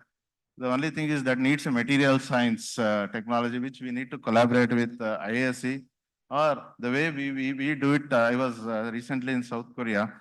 So they have done is they have associated with the Japan trade organizations and they call it a JOTRA and KOTRA, right? So which they have set up in their countries, right? So the whole trade organization is set up in their countries. So they can quickly get the materials that scientists, the skill set, whichever is required, they can import and then get it for their country. So we should probably have similar to that. So expertise placed in our region, in our cluster, they help us in getting all of it, associate with ISC, and then we are good to go. So I think that's what is what we need to do. At one place, all the ecosystem, I think why not? I think everybody will come over here. And we should target large scale production, right, rather than small scale like Foxconn, and India should have a Foxconn. That's what my belief is. Thank you, Naveen. Very excellent perspectives. I mean, it's the perennial challenge. India is very strong on the design aspect. We constitute 20 to 25% of the chip designers in the world, but the gap between design and manufacturing is so large. And the country is making strides towards having an indigenous fab, maybe a compound semiconductor fab. So that'll come. I don't think Hubli, Dharwad, Belgaum is looking for a fab or maybe even an OSAT, but shifting left from manufacturing, from PCB assembly, and shifting left. I think if we can progressively shift left and look at opportunities on the hardware side, system level side, the lab side, and then progressively the middle, the gap that I was talking about will get filled naturally. So next question, ma'am, over to you. Karnataka has been recognized for its resources and incentives. Can you outline the key raw materials and minerals available in the state that could benefit new businesses, particularly in emerging cities like HDB? Right. So in terms of natural resources endowed in this particular cluster, water is, I think, ranks best in the list of what is most abundantly available. And that is one of the reasons why agriculture and agriculture products is still one of the largest industries in this cluster. But if you have to talk about mineral resources, I think bauxite and aluminum, steel, iron ore, all of these are also sufficiently close geographically for this region to benefit. And that's possibly one of the reasons why some of the industries that are present today are here. And I think more than what is already here, what Hubli, Dharwad, Belgaum, and interestingly, there's a very small anecdote that I would want to share. Dharwad gets its name, or rather the origin of the name of Dharwad means that it's a place to rest. So historically, Dharwad was so strategically located that anyone moving from various parts of Karnataka would actually find Dharwad centrally located and in a climate which is so optimal that they would peacefully rest at that place before they continue the journey. That's the meaning of the word Dharwad. I recently learned that somewhere. So the how that helps in terms of its being one of its biggest resource is that Dharwad and Hubli and this whole cluster is very strategically located to have a very good access to port on the Karwar side, or the international airport proximity connected well by road in Bangalore. Even if you have to take the Chennai port route, there is sufficient road connectivity, or Mumbai and Maharashtra and the belt towards the north, we are still close enough. So it is very strategically located to be in a reasonably business-wise feasible distance from a lot of key resource clusters. So apart from what we already have here, we also have very good access to areas which have other resources. So which is what gives it a very optimal and strategic advantage as compared to, let's say, a Mangalore, which is on one far end, or even a lot of other parts of Karnataka, which may not have the advantage that HDB has. Thank you, ma'am. Of course, the raw materials and minerals are important, but you have to figure out how to transport it to where you want it to go. So very important is the connectivity. So Ajit, next question for you. Developing a robust supply chain is critical for manufacturing. What are the main challenges you faced in setting up the supply chain in Belgaum? And how are you addressing them? Okay, like how Parnika said that Dharwad, and I didn't know about that, the name comes from the place to rest. What I was told when I landed in Belgaum is that it's a very lazy town. Okay, yeah, no, I mean, so I didn't do my schooling in Belgaum, so I didn't know about that. So in fact, 12 years back when I landed in Belgaum for the first time, that's when I started my life in Belgaum. Otherwise, my dad was in military, I used to go around. So yeah, coming back to, so I was told that the Belgaum is generally a lazy town. Okay, people don't want to try new things. So initially, when I started, convincing the people to help me build this vehicle was a little difficult. And I keep saying that I used to carry 2 lunch boxes to the industrial area, one for the lunch and one for the dinner, to sit with the industrialists and seek help and request them to help me make my alloy wheel or make my motor cover. So it took a while for us to convince them to try new things out. I have started seeing the second generation of the industrialist taking up the workspace now, and it's easy for us to convince them than the previous generation. So the frame I now have a supplier in Belgium who makes the two-wheeler frame, and it has never been done before in Belgium, and including Dharwad. So I think it's slowly building up the supply chain. The challenges were many, but because I was stubborn, I was able to convince them one after another. So the plastic panels, the frame and the alloy wheel and the aluminum part were the bigger chunk that was taken care of.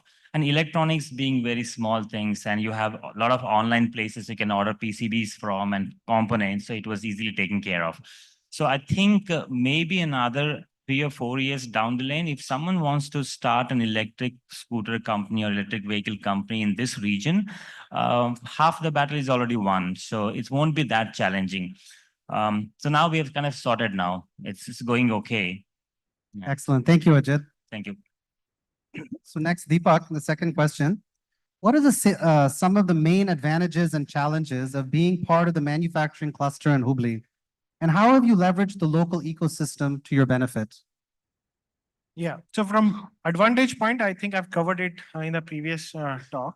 So from challenges point of view, supply chain, yes, there are challenges. We being a motor and a controller company, we cannot find raw material like magnets, rare earths. We import it from China. So for the motor casting and all, we get it locally done. Copper, we source it from within Karnataka. But for when it comes to controller, a lot of components definitely are coming from outside. So these are the main intention of this HBD cluster is to grow as EMC cluster. I mean EMS cluster that will definitely help and leverage and build a lot of big supply chain. So there are challenges. We are trying to work on them, convincing of vendor and to develop local vendors as well. So what we feel is it might take some more time. And also our plan is to do a lot of backward integration so that if vendors are not available, at least start up with the backward integration within ourselves. Thank you, Deepak. I mean, they import magnets for their motors, obviously, and they have to buy 20,000 of them a month, and so about 2.5 lakh of them a year, and they pay 15% import duty on it. I mean, there's an opportunity right now, and as physics motor grows, that number is going to keep doubling, doubling, doubling. You can create a business out of the magnets, to be frank with you, because those magnets are used in microphones and in speakers, and I think you know how many microphones and speakers there are in India. So to the final question, Naveen, as we wrap up the panel, what specific actions or improvements would you recommend to local governments and businesses in these tier 2 cities to enhance their manufacturing capabilities and supply chain efficiencies? It's a good question.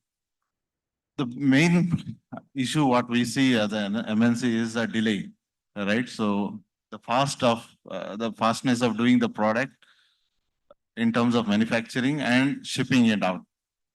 So I would say the challenges would be the customs. So the moment it lands into the land of India port, it takes a lot of time, customs, right? Especially that happens with the Bangalore, being the customs hub there. Now, Hubli Dharwad region, I think government should set up a localized customs, which the moment it lands should get in here rather than going to Bangalore, right? So that could be the one of the important aspect, I would say.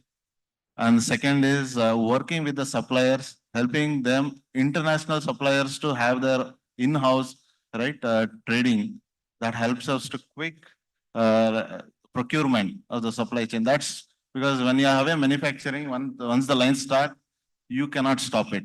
It has to be running continuous. It's a huge, humongous effort, time, money and all, right? So it should be continuous. So we need to get, and especially in China and other countries, there are local system. If you want a small change, suppose I want to change a mold, they quickly do it. They come, every house probably has some kind of manufacturing. Probably small auxiliaries that needs to be developed in coordination with the government. That way, like right, Deepak and our company can quickly come out with the new models. We don't have to wait, release it in the market, right? So that's fast. That's the fast they have. Otherwise, policies wise, we have tremendous policies. I learned a lot today. I think we are not utilized, right? So, and secondly, we were talking about the ecosystem, right? The people moving to Hubli, Dharwad, Belgaum. I have seen, especially in the Samsung and all, right? So what they do is when they build a R&D, they build an ecosystem also. Samsung is also into the real estate, SKNX, top of the companies are in, so they build a nice amusement park, they give a pass to them.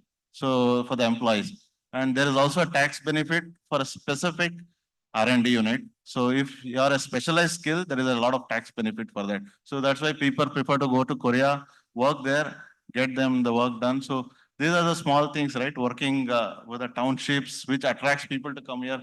Why do you have to stay in Bangalore when you have all the amenities? When, right, he was mentioning, Ajit was mentioning, right? Those are the small initiatives I think we should take. Otherwise, we have a good policies to utilize. Thank you, Deepak. So a dry port, so we can minimize the customs delays, and talking about going from cheap and slow to cheap and fast. So just to summarize, HBD cluster has great water resources, mineral resources, raw materials resources, great connectivity, great airport, excellent quality of life, clean air, schools, educational facilities. The incentives are there for all of us, for the startup entrepreneurs. We have examples of successful industrialists where the downstream raw material components are opportunities for the next generation to set up ancillary manufacturing. So with that, this panel comes to a close. I would like to request a warm round of applause for the panelists and their excellent points. Thank you.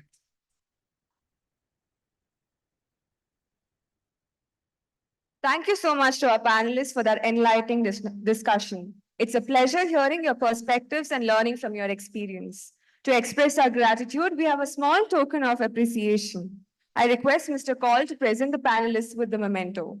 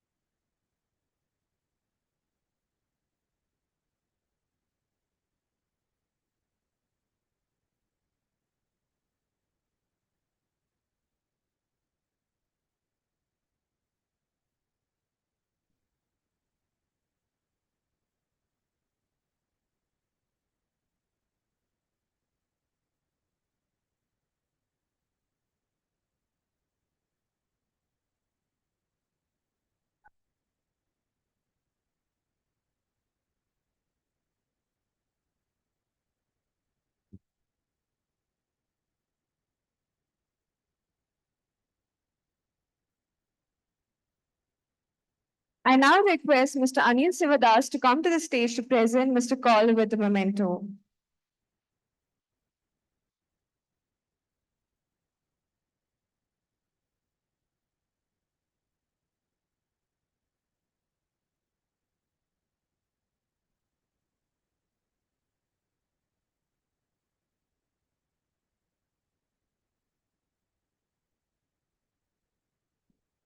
I request Mr.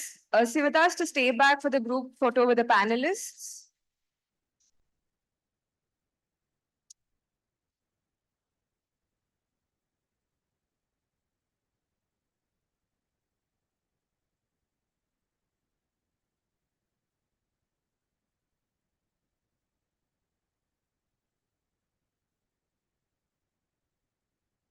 Thank you, dear panelists and Mr. Sivadas.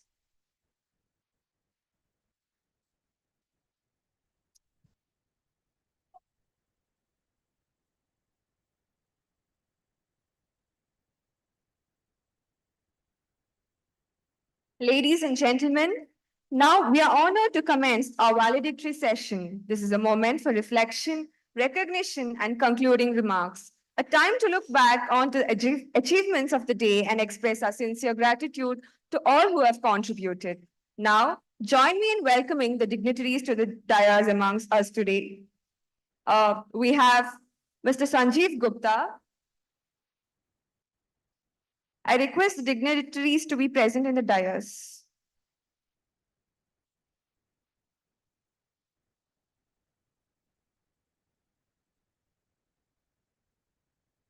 Mr. Sanjeev Gupta.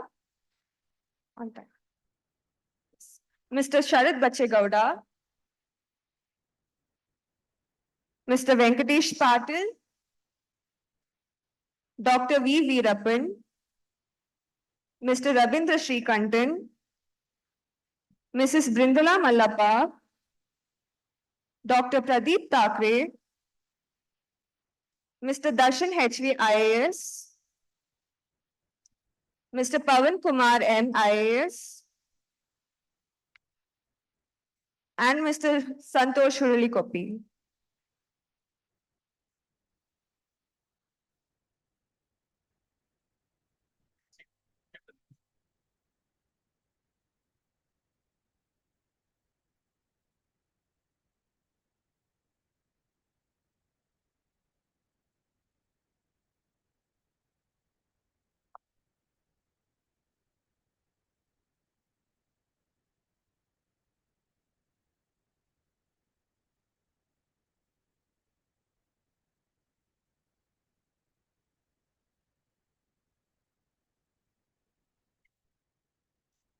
I would now like to invite Mr. Sanjeev Gupta, CEO KDIM, for the welcome address.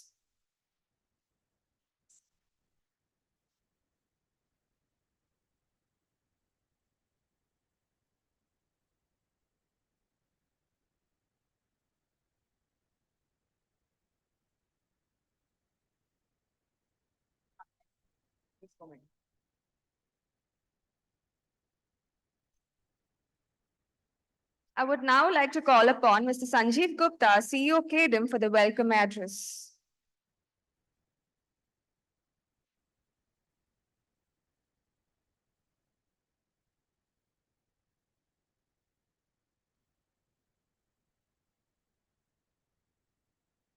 Very good evening to all of you.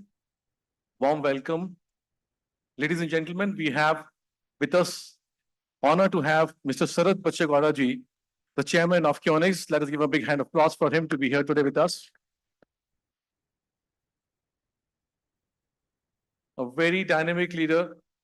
Sir, if you allow me, can I share the schedule of today's day of yours? If you allow me, can I share the today's schedule of yours today? Okay.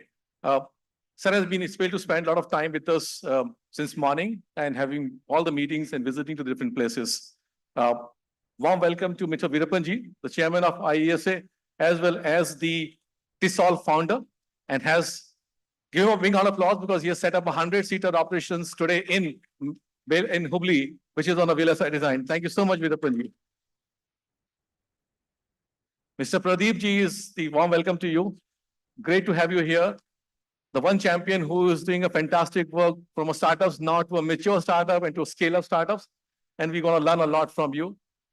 Warm welcome, Bidulji, the founder of Ion Idea and the important company in the Hubli, Belgaum, Dharwad cluster. Thank you so much, madam, for being here with us today. Warm welcome to you as well. Mr. Ravi ji, the CII Vice President here with us. Thank you so much.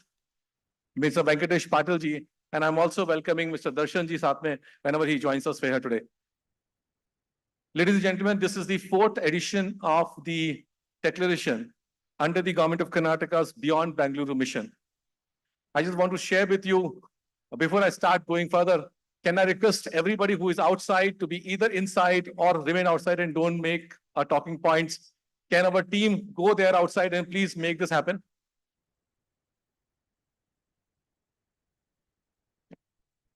Thank you. This is the 4th edition under the Government of Karnataka's initiative Beyond Bangalore.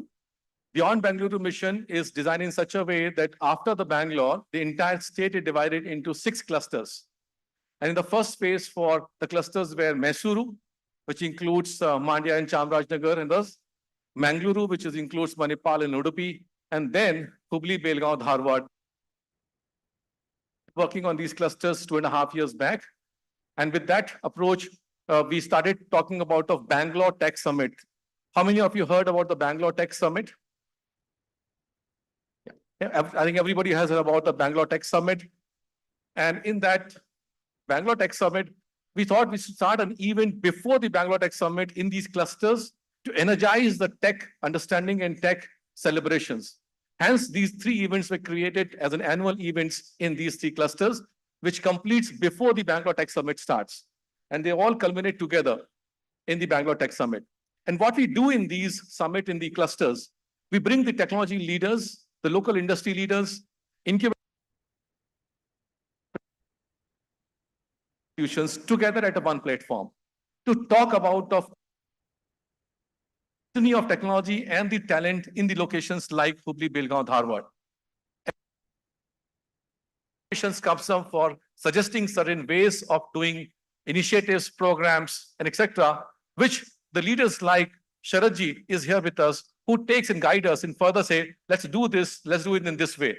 And that's the way this tech platforms or tech celebration happens as an event.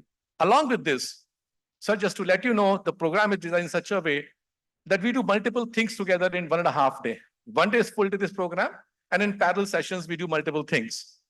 First, we actually took about a policy awareness programs to the larger community, where our AVGC policy was discussed last year. Mr. Nagaraj is here somewhere. He was the one who was driving it. Thank you, Mr. Nagaraj, for doing that. And he talked about the audience to the larger part about the startups and about the AVGC policy. So we have a Beyond Bangalore Blue program.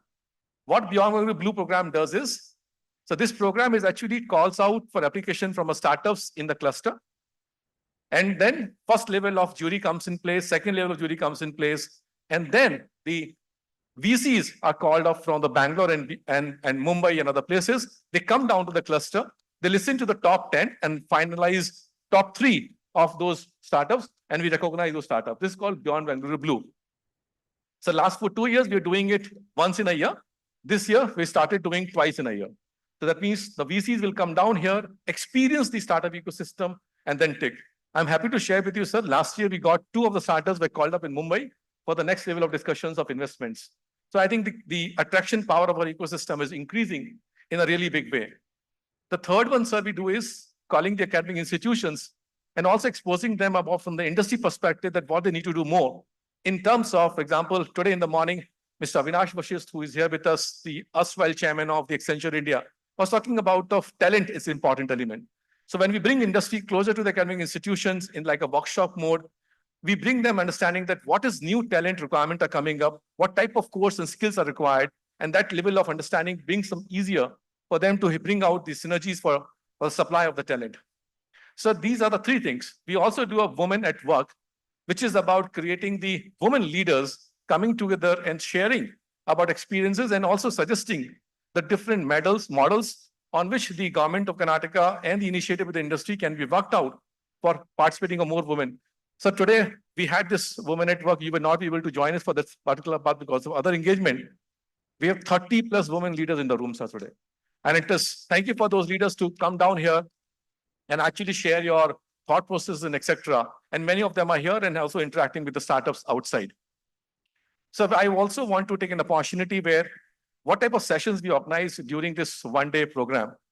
Sessions on technology like AI, how AI is changing the world and how the clusters can approach towards leveraging this opportunity. That was sessions like this. Sessions on how the GCCs can look at the new dimensions of the clusters and the new way the talent has been made provided from our ecosystem. The third one is towards more of creating the ESDM, and the discussion happened on the ESDM side. We also looked into the initiative from the startups and from the VCs. So all these discussions were planned together in today's session. We all had completed those sessions and a lot of learnings has come across while we are doing this discussion together.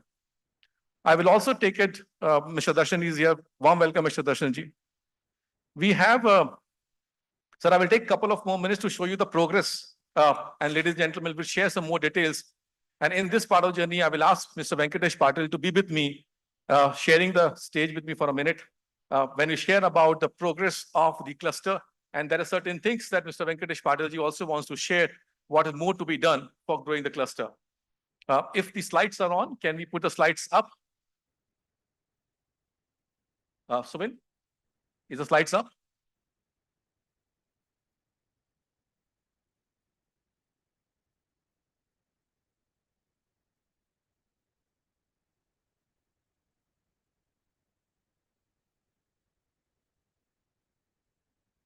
Slides are up. Okay, thank you.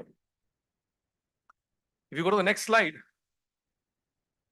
So this is a small progress report that we want to share to all of you today in terms of what we have done so far in the cluster.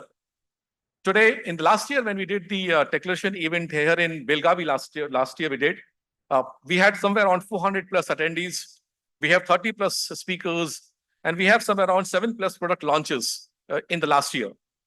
Sir, in last 2.5 years, Hubli Belgaum Dharwad cluster has attracted 22 new companies and have set up their operations.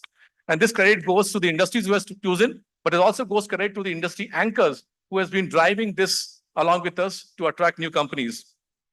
So, in the last 2.5 years, I would say especially 1 year, under the guidance of the department, we finally got the EMC cluster approved for the Hubli Belgaum Dharwad cluster, which is approximately 200 acres. And NIDEC is the one organization which has already started their operations. Beyond Bangalore Blue, sir, as I said, last year we got 44 entries for that. And finally, 3 were called and 2 were already called in Bombay for a level discussions as well. This year also, we have completed the exercise.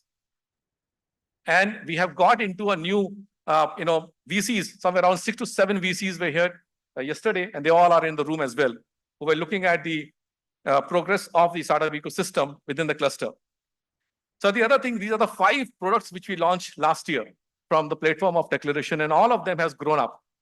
And this is the power of the platform where industry connects with these product launches and leverage the market and the other services model for them. A big clap for all of these 5 products, which has now grown up in a big way from Hubli Belgaum Dharwad cluster. So some success stories, sir, as I said, in last 12 months alone, we have got 12 companies, run rate 1 company per month. So that means at least we can say, and some of the 4 big companies, including Physics Motors, which has expanded a lot, they've got some expansion has been done within these clusters. And that's the motive for us is to increase these numbers. Today's session is also requesting the other industry people to help us how we can connect more with the other industries to bring them up. Having said this, like any corporate, like anyone, today government is also looking at creating a pipeline. We have 6 companies right now, among which 2 are AI companies, which are looking at setting up their operations in Hubli Belgaum Dharwad region. So I'm happy to share that we are working on a way that the typical transactions needs to be looked into. And this can only happen when you have a partner ecosystem with you. And these are the stakeholders for everybody who has been working closely with us in driving this attraction power of Hubli Belgaum Dharwad cluster. I also would like to share with you, sir, in last around, when I say 400 plus startups, so this region has got 101 Elevate winners. How many of you know Elevate program of Government of Karnataka? Yeah. If somebody doesn't know, it's a grant given by Government of Karnataka, especially by Department of ITBD, up to rupees 50 lakhs to a startup as a grant. And under this cluster has got 101 startups who has won the Elevate program. So last year itself, we got 32 startups under the Elevate winners, and roughly total cumulative amounts of 25 crores as a grant has been made available to the startups. Big round of applause for the department and the government for driving this one. Of 25 crores fund has been made available grant to the startups under the program of Elevate till date. Sir, we also got promoted that 6 startups were also promoted while in the BTS in last year. And I'm expecting, sir, this number will go more than 10 or 15 this year in the BTS when it happens in the month of November. We also planning to do something very differently of transforming the businesses across. We work with ONDC, and where we started, let's say 200 MSMEs, how can we bring them a new revenue channel onto a digital journey? And that revenue channel has increased in such a way that ONDC and the KCCI work together to bring the platform. And now some of them have started using the larger market access. We should also give a hand applause for the chairman, Shri Sharadji, for driving the IT park renovation work. You all know that EOI has been out, there are work has been happening around, and he just visited the IT park as well before coming here. He's eager to start thinking more of development work. I'm happy to share with you that the IT park will have some more advancements coming up under his leadership. Once again, thank you so much, sir, for putting the IT park onto the level. We also want to share with you that the Government of Karnataka's policies of IT, ITS policy, ESDM policy, startup policy, EVGC policy, all of them. So in last 1 year, we got some 10 entrepreneurs or industries got policy benefits in the cluster. So this is another good advantage where department has been modifying and approaching to the industries in such a big way that giving them an access of the policy benefits. This number were almost 0, sir, 1 year back. But the effort of the department is such a great one that we are able to reach to 10 policy benefits in this year. And if I pick up the another initiatives which has been done under the cluster here. So the Hubli Belgaum Dharwad cluster, in fact, the Beyond Bangalore, we started a program called Cluster Seed Fund. So under the Cluster Seed Fund, 25 CR is the total amount available per cluster, in which 1/3 has to come from the government, 1/3 from the local HNIs, and 1/3 from the institutions like banks and others. The one cluster which has committed 100% from HNIs is Hubli, Belgaum, Dharwad cluster. Total 7 crores has been given the LOIs by the Hubli, Belgaum, Dharwad cluster. And this is the one powerful cluster which we have. We're showing the potential of the cluster as well. So the other initiative the department took is to set up a Karnataka acceleration network, which is to promote some of the mature incubators from the startup, from the incubators from the cluster to become the accelerator. And what we did in the Karnataka accelerator network is that 3 mature accelerators from Bangalore and 1 each from the cluster were combined together as a joint program, as a mentor and a mentee program. I'm happy to share with you, sir, that one from here, which is US Dharwad, has been selected as the, and we're going to sign the agreement also today. This is the one which has been selected here. They will be running the accelerator program in mentorship with the Bangalore-based program. And this is the not-for-profit accelerator. So this is not-for-profit program. And the entire cohort money is being granted by the department to the Run the Karnataka Acceleration Network. Sir, very happy to share that if Mr. Ajit Patil is here somewhere, you can stand up. So he has now finally launched his product, the electrical vehicle 2-wheeler here. The vehicle is outside. Request to all of you is after this event is over, please go there and have a test ride. It's a great product. The product, why it is great, sir? Apart from the battery cells, everything else is local, 100%. And that credit goes to Mr. Ajit Patil, the entrepreneur from here. Thank you so much, Ajit, for driving this cluster. We have the GIT, sir, Gote Institute of Technology, trying partners with EV Center of Excellence, because the Belgavi is becoming an EV and drone hub. Entire EV chain of supply chain is available in there. And drone and the EV has almost 70% of the components similar. So the EV and drone becomes a very large product profile of a Belgavi as a location. And hence, the GIT said, let me put up a center of excellence on EV there. And that is where the GIT has set up a center of excellence on EV. Thank you, Mr. Raj Bilkamji, wherever you are. And your words is going to that. Thank you so much for doing that center of excellence. This is purely partnership with industry, sir. VTU and KLE, sir, in the district industry in charge, also talk about of intellectual property program. And because our IPs are becoming very, very important and the processes needs to be met, plus the department gives the policy benefits on the IP restriction process. So all these things needs to be shared with the industry at large. And that was done as a part of the program. Sir, there are certain support which is required by the cluster. And I will request Mr. Venkatesh Patilji to share what exactly he thinks now looking at in the Belgavi or Hubli and Belgavi Dharwad cluster. Venkateshji. Thank you, Sanjivji. Sanjivji has already covered, what all KDM has achieved over the last 2.5 years. We have traveled a long way. Thanks to support from Government Karnataka, a lot of initiatives are bearing fruit. But as it happens in every this thing, acceleration, we make a ask and next time we see that some of them already fulfilled, then again we come up with the next set of ask. That's how it goes. So we have some ask for the HDB cluster with the Honorable Unix Chairman. Sir, Belgaum has around 5.5 acres of land which belongs to Kionix, as we discussed in the afternoon. If that can be converted into a manufacturing launch pad and also a part of it for plug and play facilities, that will help a long way for the industries to come and set up manufacturing, because people want plug and play facilities. And to attract new companies to come to Belgaum also, we need to, at least to test the water, we need to give them plug and play facility. We request you to kindly consider that request, sir. We had a very successful EV and drone event in Belgaum almost 2.5 years back. We were ourselves surprised, when we launched that program. There are 6 companies in Belgaum who are already into drone manufacturing in Belgaum region. So that gave us a lot of energy to say that, we should declare Belgaum as EV and drone cluster, and we request the government to give a special incentives for this EV drone cluster and allocate around 250 acres land for this cluster. We also request you to kindly set up a center of excellence on artificial intelligence in Belgaum and Hubli. Hubli Dharwad is an IT park, which I think, thanks to you, it is getting a new facelift. And with this new facelift, it can be called as a Global Technology Center of Hubli. Thank you very much, sir.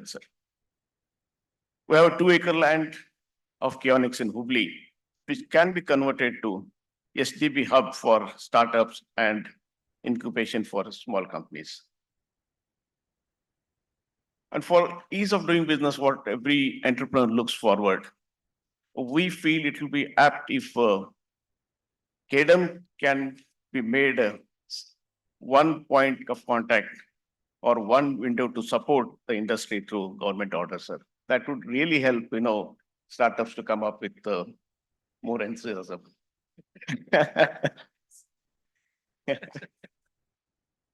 Thank you very much for taking our suggestion positively. We hope to see, next Techceleration what we have. Again, we would like to praise you and ask for a few more bonds. Thank you very much. Thank you, Venkatesh. Well, the last slide was the rest of the progress is yours. Give us more chance to auction on this. We'll give you the next progress report next year. Thank you so much. Warm welcome once again.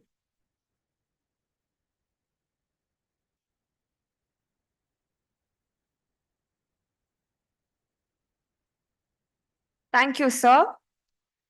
Next, we have the honor of hearing from Dr. V. Veerappan, co-founder and president of TESOLVE Semiconductors Private Limited. With decades of experience in the field, Dr. Veerappan's visionary leadership has been instrumental in shaping the semiconductor landscape in India and beyond. His deep technical expertise and strategic insights have made TESOLVE a key player in the industry. We are honored to have him with us today. Please welcome Dr. V. Veerappan.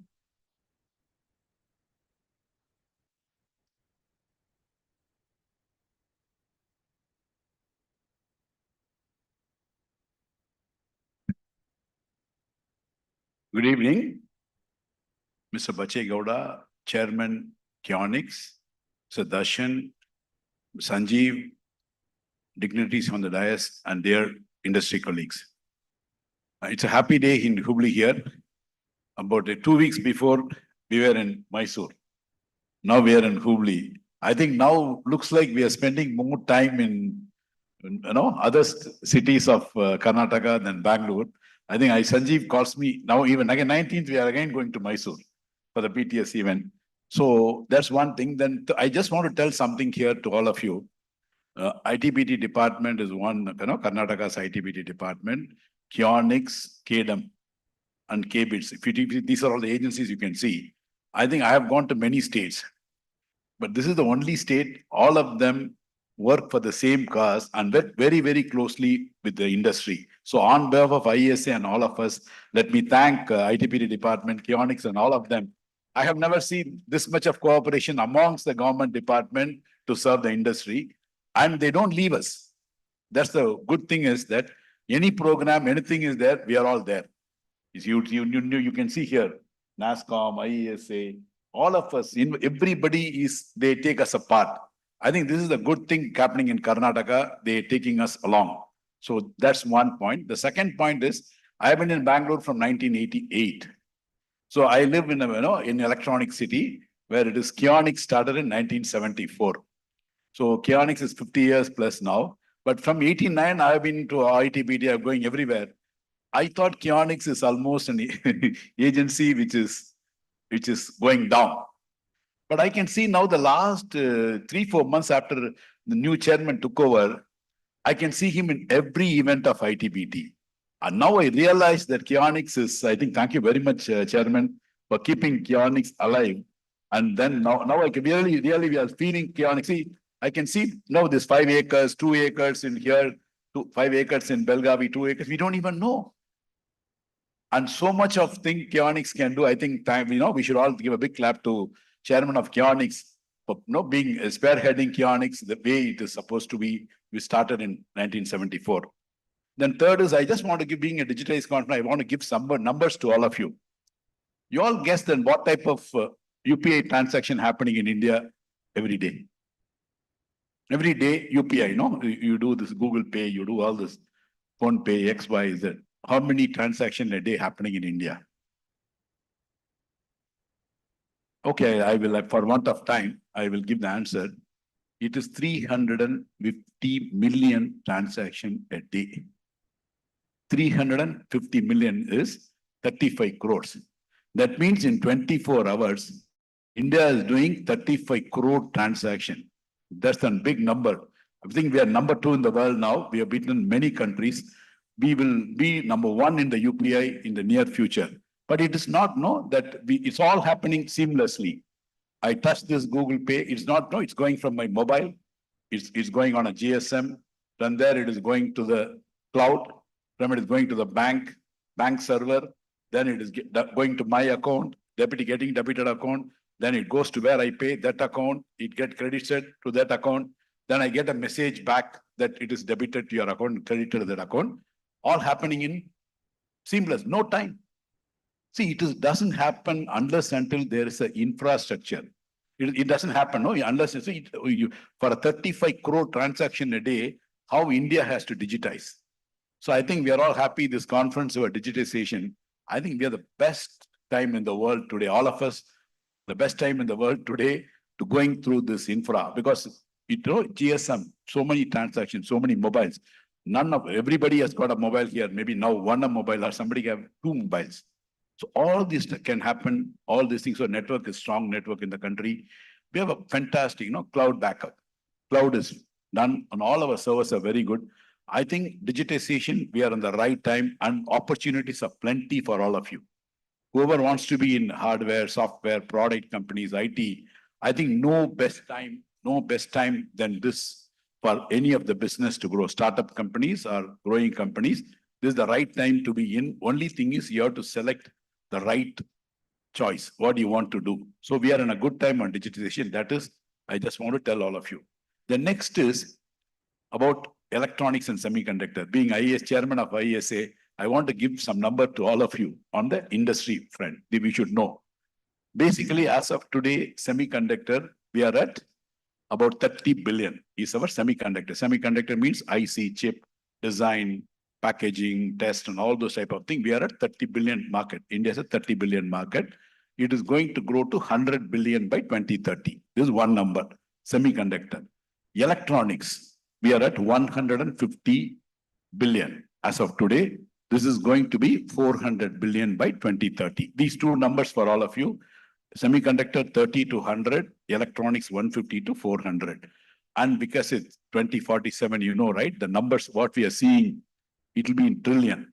3 trillion plus is going to be the next 23 years.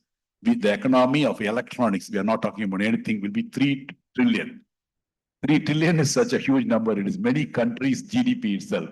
I think India will reach. So I think all of you, if you want something to be in, this is the place. This is the place, electronics, product or software, IT. I'm not leaving all the other real estate, everything will grow. But this is the best thing. We are talking about the 3+ trillion economy by 2047. These are some numbers for you. Then again, about the electronic side opportunities of semiconductor side, I'm very, very happy to tell you today, we have inaugurated our TESOL office in Hubli. I think thanks to sir for coming over inaugurating. We saw the TESOL's 9th India center in the country. 9th is happening in Hubli. And to be very, very frank, I'm very happy. I met all the people, my managers today. Everybody is very happy with Hubli. There are 2-3 reasons to be in Hubli. One is all the people, the attrition is low.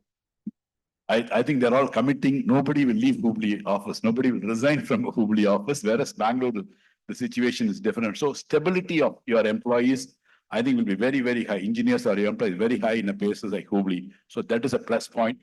Then second, cost. So I went to the building. The office is similar like Bangalore. We pay around 80 to 100 rupees per square foot when we rent. Think of it here, we are paying something like 30 to 40. So cost-wise, places like Hubli is much, much cheaper. That is number two. Third is the attitude of the engineers. What we see in Bangalore, what we see in Hubli. Here, no, I have seen one notice when we went and inaugurated, chairman came and inaugurated the office. The moment we went in, till came out, nobody sat. Everybody was standing in the office. No, they didn't even sit. Whereas if you come to Bangalore and see another office, we only will stand. Nobody will stand for us. They will all sit and see you like this. That's the attitude. I think attitude also in a tier 2 city is fantastic. These are all the strength I think Hubli is having: attitude, cost, and then again attrition. These are all the plus point. This is why TESOL has come to Hubli. See, the problem is here again, there are only 6 to 7 semiconductor companies as of today. I think it is definitely it's going to grow. Every company is going to come here. Whoever is Bangalore, I think Sanjeev and team has to do a good job to bring these companies here. As an example, TESOL came, a lot of companies. There are 130 semiconductor companies in Bangalore alone. 130 semiconductor companies in Bangalore alone. It will be a good opportunity for KDM to work on bringing people to Mysore or Hubli or Belgavi or Mangalore. These are all the places everybody is looking at it. So with this note, I congratulate KDM, Government of Karnataka, KBITS and Kionics for arranging this wonderful event. We are very, very happy to be part of this. I wish the HDB to grow more and more. I can see a lot of numbers. These numbers next year when Sanjeev puts a slide, I think it will be doubled or tripled. All the very best and thank you for the opportunity.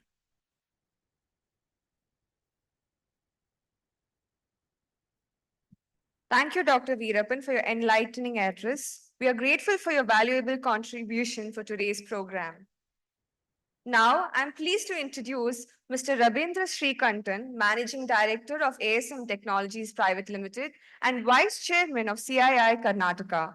Mr. Srikantan's contributions to growth of the tech ecosystem in Karnataka are highly respected, and we are fortunate to have him with us today. So please join me in welcoming Mr. Rabindra Srikantan. Good evening, everybody, and warm welcome to the dignitaries on the stage and all our friends here. First of all, a big congratulations to KDM, Sanjeev, to Mr. Patil of the HDB cluster, Kionics. This definitely has been an eye-opener for many of us. I'm coming after many years, and I know some of the people here have never been to this area. To see so much of development for the past 1.5 days, we've seen some wonders, a lot of wonderful things happening. So I'm here representing CII. I'm going to very quickly talk about what CII has been doing, both in Karnataka and in this region. So CII, as you know, is the largest industry body in India. We are about 10,000 member companies. In Karnataka, we are about 700, out of which 250 is beyond Bangalore, whether it's Hubli, Dharwad, Belgaum, Mangalore, and Mysore. This is how we are set up. We work very closely with the government. We work very closely with the government of Karnataka. The rest of CII works with the other state governments, with the central government, and we work across various levels and departments of the government in terms of advocacy. We also represent most industries in CII, whether it's manufacturing, startup, MSMEs, service companies, tourism, healthcare, and so on. So we welcome all of you to work with us. We have been very closely associated with this region. Mr. Venkatesh Patil heads our Belgaum CI, is the chairperson. We look forward to more and more collaboration. We are planning a significant event in the month of November, where we would like all of you to participate. We are planning a buyer-seller meet along with the government of Karnataka as a run-up to the Global Investor Meet, which is going to happen early next year. So this is about what we do in CII. And next week, we have our annual innovation event, which is called InnoVerge. We have the 20th edition, which has been very, very successful. It's about a 2.5-day event from September 4th, 5th, and 6th at Shangri-La Hotel. We have representatives from the government on all the days, both from from Karnataka state and some from the center. We have speakers, we have CXOs from NVIDIA, Bosch, Tata Motors, Volvo, several other companies, at least 20, 25 large global and Indian MSMEs and startups as well, and academia like IISc and IIT. Please do join us for that. Please exhibit, please interact. I think this is one opportunity where you're going to get the best of the world, best of India, best of Karnataka, all under one roof. You can interact with any person, whether it's government or a very, I would call him a big hitting CXO, very easily and interact with them. So please to join us. And once again, thank you all very much. A big congratulations to KDM, Kionics, and to Mr. Patil. Wishing everybody the very best. Thank you.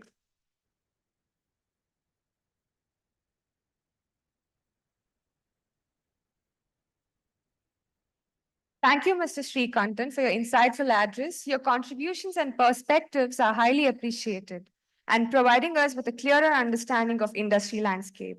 It's a privilege to introduce Brindala Mallappa, President and COO of ION India, who has led the company for over 31 years. Under her leadership, ION India has transformed into a top IT service provider and earned numerous industry accolades.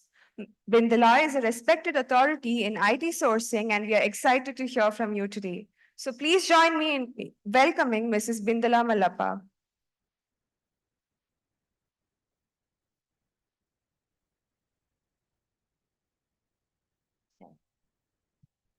Good evening, everyone. My regards to everyone on the dais and to everybody else in the audience. Everyone has been praising Hubli and has been saying that the work ethics here is great, the people are great, infrastructure is good. And I should tell you, we were one of the ones that recognized this long back in 2011. So when we grew to a size of about 750 in Bangalore and realized that Bangalore is now getting too crowded and everybody is having to steal from Peter to feed Paul, we were all fishing from that same pond. We decided that we would move to a second, I should say, emerging cluster. And Manohar Joshi, our Senior Vice President, was the anchor. It was very important that we have the right leadership. So he volunteered to come to Hubli with 10 people and grew it to a size of 140. We're the largest software company in Hubli. And we had to build ground up. He started recruiting freshers from the colleges. We tied up with KLE and we had an ION Idea labs within the KLE complex. We worked with Dr. Shetter, who was very helpful from KLE, and we participated in the Susandhi program. So we took kids who were students who were working for us, doing their college work. So we were paying them a stipend, we were paying their tuition, and they were studying in the evenings. So we would work, and KLE had this wonderful arrangement. So we would give them time off to go do the exams. And we took 15 students, out of which 13 were girls. And they stayed with us for 6 years. And all of them became very good software engineers. Some of them are still with us. I think we have about 6 girls still with us. Some got married and moved on to other places, but we have actually made this model work. Okay, so whatever they're telling you, what everybody is telling, I have experienced it personally, and I have seen them, and it works beautifully. Okay, so I would like to encourage others to also, try it out. We kind of realized that it was getting too crowded in Bangalore, and we had to look elsewhere. So this was a great choice for us, and I wish that others would also, enjoy the same benefit. Thank you so much, Kaden and Sanjeev, and thank you, Kionics. Thank you, Karnataka State, for making this happen. And I hope that you will also support us in making sure that the infrastructure that we need now to go into the new era of artificial intelligence is going to be made available to everyone. We are all using AI, whether you know it or not. Okay, everyone is using AI. If you are using Google, if you're using WhatsApp, Everyone is using it. So don't be afraid of this technology, you know, please accept it, adopt it, get used to it, and it's nothing to be scared of. People are talking about creativity not being there in Indians, and we should somehow, you know, imbibe that in Indians. We are born with it. Everybody that I meet comes up with a jugaad to solve a problem. What more can you want? Jugaad is a word, I think, which will go into the Webster dictionary soon. Okay. So I wish success to everyone, and I'm looking forward to seeing. I'm very impressed with what I've seen in Hubli today, and I'm looking forward to my next visit and seeing more improvements. Thank you all.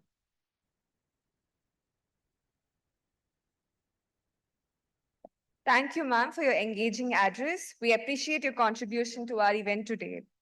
I'm pleased to introduce Dr. Darshan HVIS, Director of Department of Electronics, ITBT, SNT, and MD of KITS, Government of Karnataka. Mr. Darshan's address will provide us with valuable insights from governmental perspective on the development of HDB cluster.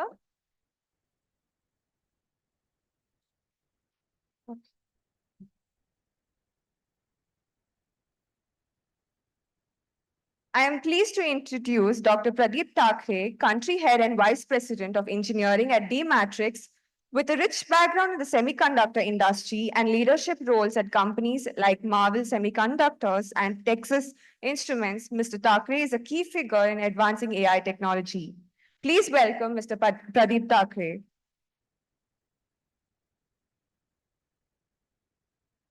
Excuse me, can you bring up the slide, please?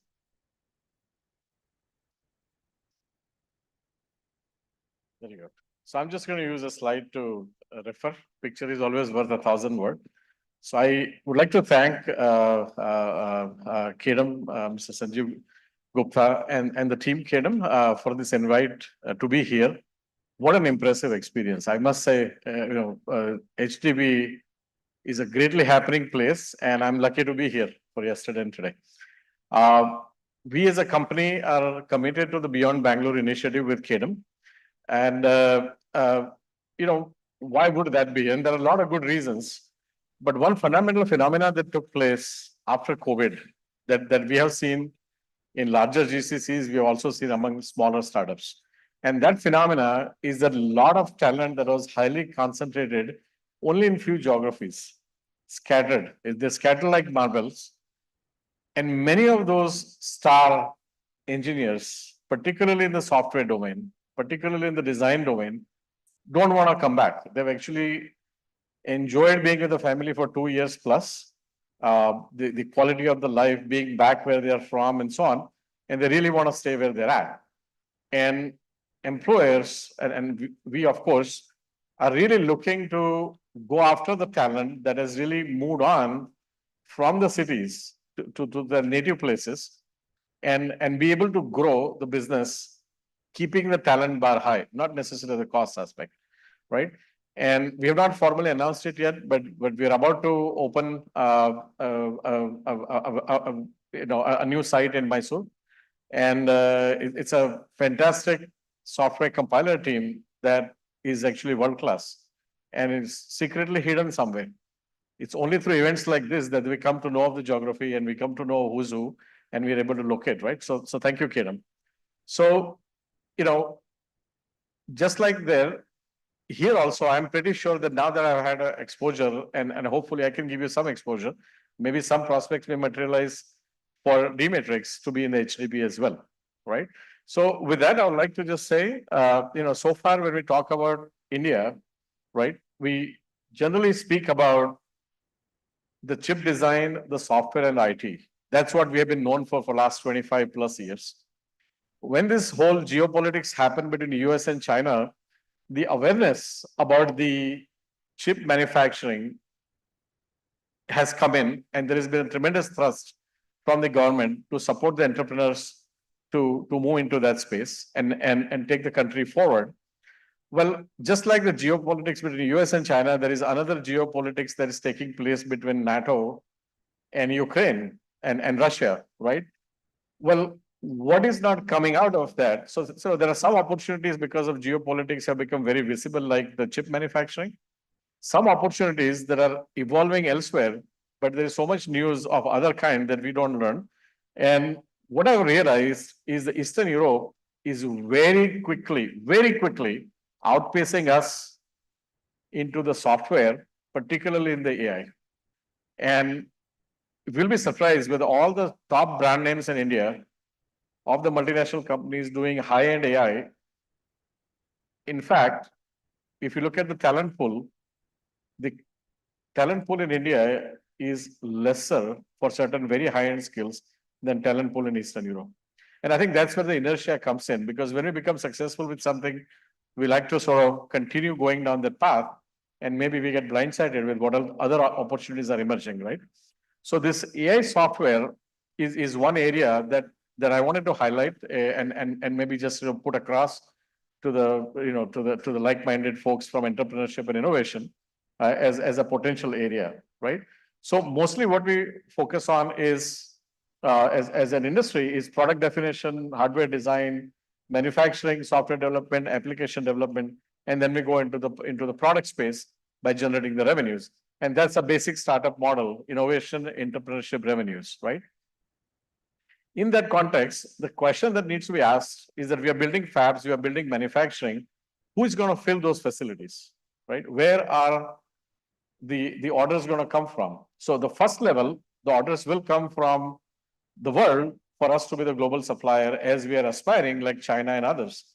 But eventually, we need to grow into a self-sufficient ecosystem with 1.4 billion consumers in the country so that we can fill our own manufacturing facilities with our own local demands and need to supply locally, right? Now, in that scenario, if you were to consider where is the space to innovate so that we can keep, today we are building these facilities to get going, tomorrow we will need to sustain. And as we taper off building up this facility and the expertise, the next question that we need to start thinking about is filling them, right? And that filling the capacity and filling the capacity locally, it's a wide-known phenomenon in India that most of our engineering talent is busy solving world's problems. And either whether it's a service sector or in the GCC sector. What are our Indian pain points? And whoever is going to step in and look at solving Indian pain points at India price point would be the one pulling ahead in this race to kind of close the full circle of India being consumer-driven economy, driving innovation in the product space, filling the manufacturing capacity, generating the product revenues, and pumping the money back in the ecosystem, right? And then that's when it becomes a full circle. Now, what does AI have to do with it? Because generally when we think of a product, we think of hardware, right? So what AI is going to do, and before I jump into the slide, so with respect to ESDM, there is a tremendous knowledge of all the benefits that government is giving as incentives, right? But when it comes to AI, there are two key initiatives that government has been giving. One is the Project Bashini. And this is a beautiful idea. If you think of the old times when the ATMs were deployed, the keyboards were only in English, right? And those who knew English can use it. Well, with AI, the entire ChatGPT engine is not in any of our 27 plus native languages. And we have 1.4 billion potential users, at least 70% of them, if not more. And it is anticipated. So what government of India has done through the Project Bashini, and NVIDIA, by the way, is a big champion for it, is to enable an Indian user from across the country, irrespective of the linguistic barriers or linguistic limitations, to fully enable AI and build the innovation on top of what is available as an AI engine, right? And that's Project Bashini. There is a lot of information online. I just wanted to flash it here for your awareness.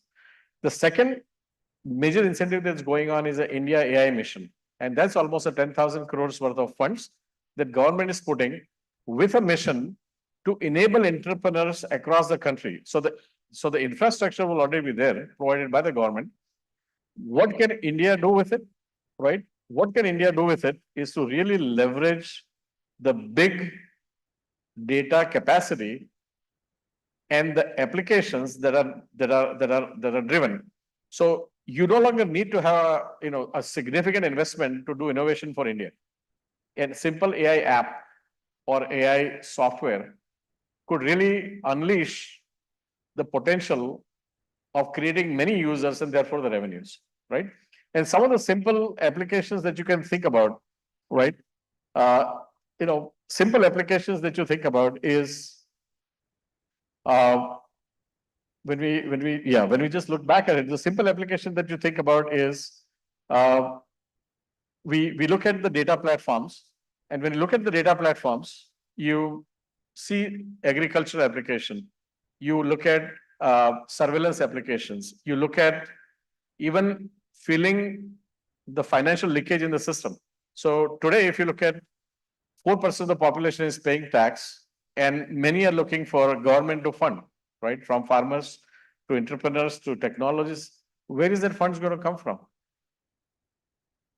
And the database of the income and the source of income is so huge in the country that there is not enough income tax officials to go identify and dig out who all needs to really pay the income tax and increase the revenues, right? AI software, somebody develops an AI software that links everybody's information that gets filed.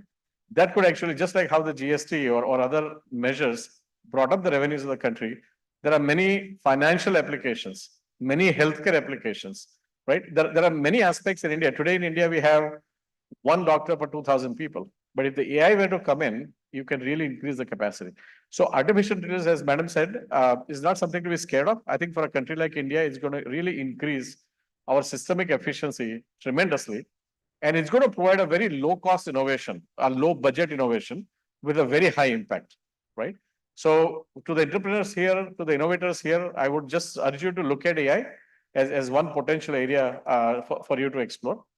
And, when we talk about country emerging and being a leading edge and so on, I mean, I look at our own history and our own track record. And in 2001, that's 24 years ago, right? We were a leading country when it came to electric vehicle.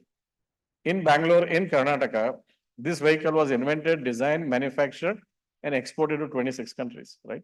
So when there is a will, there is a way. And yesterday afternoon and today, I've seen a tremendous will here. So I'm pretty sure that HDB is on its path to success, and I wish you all the very best. Thank you very much.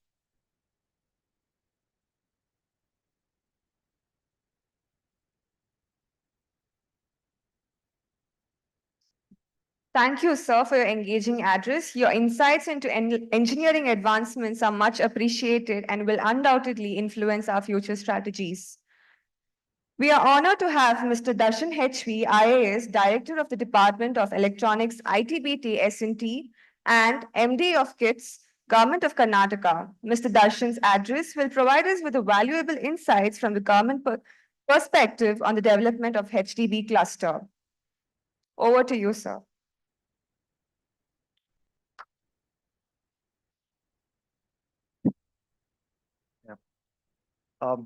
Very good evening, ladies and gentlemen. First of all, it's lovely to see all of you here. And this is my second time in this region. Last year we had in Belagavi, then this time in Hubli. I mean, there is a lot of improvement, Sanjeevji, and kudos to all of you for organizing such lovely event. So first of all, I would like to welcome again for this and thank personally Shri Sharat Kumar Bachegowda ji, Chairperson Kionex. Sir has been here. Yesterday he was somewhere else for some other thing. So we had requested him that he has to be here. And thank you very much, sir, for giving your valuable time. It's really wonderful to have you here. And along with the people, I myself am very much eager to listen to you next. And I'd also like to congratulate Sanjeev ji here, CEO KDM. He has been at the forefront of this whole wonderful initiation. And again, kudos to you and your team, Sanjeev ji. Again, Veerapan ji, thank you very much for coming here. And Ravindra ji, Vintesh Patil ji, as always, a well-wisher of our department and also the ecosystem here. Thakre ji, thank you very much for your wonderful, presentation also. And Srimati Brindal ji also, thank you very much.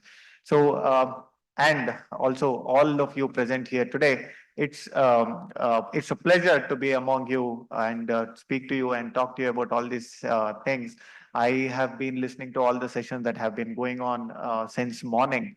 It's really delightful that the quality of these panel discussions, the quality of these initiatives or the kind of mindset that we have actually is comparable to what we have in other metropolitan cities. So that is something that really amazed me today, and that will be something that I'm taking a leaf out of this wonderful event. So starting with, I would like to talk about Beyond Bengaluru. I know Sanjeev ji has given a lot of explanation about this, but any tech summit, especially pre-BTS tech summit, cannot start with the naming of Beyond Bengaluru initiative.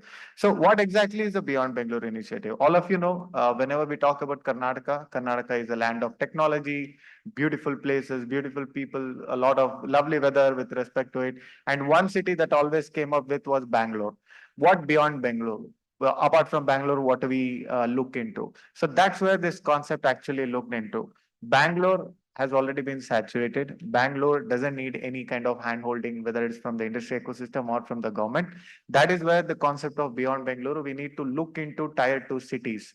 So when we say tier 2 cities, Mysore, Mangalore, Hubli, Dharwad, Belagavi, Shimoga, Tumkur, Gulbarga and all. So again, now starting with the tier 2 cities, the definition of tier 2 cities do not match here now. We are beyond tier 2 cities. That's where the term emerging clusters come. Emerging clusters, that is a part of the present day technology that is actually competing with the metropolitan cities.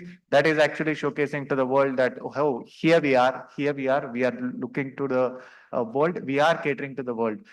The best example is the Zevo, which we had a presentation on this. All of you, I know, even myself, I was a big fan of Lego. Lego movie has come, and majority of those animation and other technologies have been used by someone who was brought up here, who had the companies here from the local ecosystem here. Apart from that, if you specifically ask me about Hubli, Dharwad region, the presence of educational system, good educational system, educational institutions, a lot of entrepreneurial mindset here is always a boon. And that boon should be continued to encourage more and more such entrepreneurial mindset in our present day youth. Because that is the very important question. Why do we actually need to do it? Every year, lakhs of engineers, lakhs of other students, graduates, postgraduates come out of colleges. Where do we place them?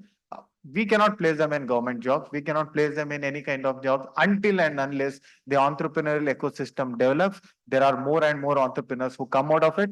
There is more and more technology which comes out of it, so that these kind of graduates and postgraduates can be absorbed in such kind of ecosystem there.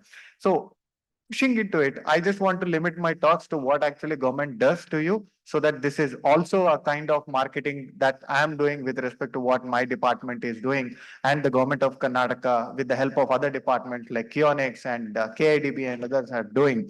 The first one is with respect to name. Someone came to us, hey, what are you going to do for students? Then we thought, okay, let us start NAIN, New Age Innovation Network. What do we do there? We identify certain innovative projects. We give them certain project amount, let's say 3 lakhs to 5 lakhs. We have one anchoring institute, a lot of anchoring institutes, 15 per year. We have close to 60 such anchoring institutes, or the NAIN host institute that we have, so that more and more such entrepreneurial mindset oriented people or students come out of these colleges. Then someone came up with this, okay, what after next? What are we going to do with respect to skilling? We realized, okay, what will happen to our country or Karnataka or our youth after 5 years? We don't know what kind of technologies we are looking at. The technology that was there 3 years ago has become obsolete here. That is the same with respect to electronics. That is the same with respect to IT, ITS. That is the same with respect to AVGC, or we no longer use those kind of technologies. The best example to do it, how to invest in our skilling or how to invest in our youth. The government of Karnataka has come up with an emerging skill council on emerging technologies, where we look at those kind of skill sets that are needed over the next 1 decade or 2 decades. So that is the kind of pioneering step or the modern outreach the government of Karnataka is actually looking at. The third one, what are we doing for the ecosystem? So industry players come to us and saying, okay, this is what we need. 2000s, the start of 2000, somebody came up with us and said, okay, IT is something that is needed. We came up with IT policy. Someone again asked us, so what are we doing with respect to BT related ecosystem? We came up with BT policy. We came up with a startup policy to manufacturing electronics and other system to encourage it. We came up with special incentive scheme on ESDM and data center policy. And lastly, we also came up with AVGC sector, that is the animation, visual effect, gaming, comics, and extended reality. So all these policies, mind you, my dear friends, are the ask of the industries. Government did not take the initiative first. We are just a facilitator and we continue to do so. We cater to the demand of the ecosystem. Then what do we have in these kind of policies? What does a startup has with this? So a startup initially has to rent a place. To rent a place, you need to pay money 5,000, 10,000, 15,000, 20,000. So we came up with this. Don't worry about it. We'll pay you for the next, we'll pay the same amount for the next 1 year. That will offset some of your cost for the startup. Then somebody came up. I'm a startup. I cannot hire like how big companies hire. What do I do? So we told, get interns freshly out of people from it. We'll provide you the internship money. That's what we are doing with these policy initiatives. And someone came, electricity. Electricity is again a boon or a bane, we don't know. But when it is used at a lot of, not at the discretion, it is definitely a bane. So we came up with power tariff reimbursement along with exception for electricity duty. Then came, how are we going to deal with respect to intellectual property rights? It is very costly. We said, hey, look, we are going to do it. We are going to help you. You file the intent patents, whether it is international or domestic, whether you get it or you don't get it, we are going to reimburse it for the amount that you have spent. Then the quality is very essential, whether it is ISO related or any other quality certification related. We said, we are going to reimburse it for you. Don't worry about it. Some of the startups also pay GST, 18% of GST, 9% goes to the center, 9% to the state. We said, come on, don't worry about it. The 9% you paid as a state GST, we are going to reimburse you that. So that's one more good thing that we did. Then comes with respect to industrial or any kind of electronics or manufacturing one, you look into a lot of prototyping. The prototyping cost gets on increasing because you come with part A, you come with part B, you come with part C. To get the right kind of product, you need to invest a lot on prototyping also. We came up with a prototyping cost saying you keep on investing it, we'll provide you so and so for the first year, second year, third year, fourth year, till you get the right product. Then someone came up with it. Okay, I have a prototype. I have a product that is working. I don't have a market here, or maybe I'm looking at a market somewhere beyond India. What are we going to do about it? We came up with market access program. We sent startups to Dubai. We sent startups to Singapore. We sent them to Australia, Netherlands, Belgium, and now we are looking at US and Canada. So that is the kind of proactive approach the government of Karnataka is looking at. After they come back, now they are saying, I have a workable product. I have customers who are looking into. They have given me the bulk order. I need to set up a plant. I need to set up the production. What do I do? Where do I get the investment? We do investment connect outreach program through KDEM, through NASCOM, through many of ISA, through many of our partners. We also invest our own money called Kitwen Fund, Karnataka Information Technology Venture Capital Fund. We have invested in close to 80 startups. Almost 30 of them have succeeded at the present one. After that, startups also come, companies also come and ask about mentorship. We created a center of excellence for them. Today, we have 14 working centers of excellence on various sectors, right from the deep technology till the AI, till the drone, till the machine learning, till IT, BT, and also AVGC related ones.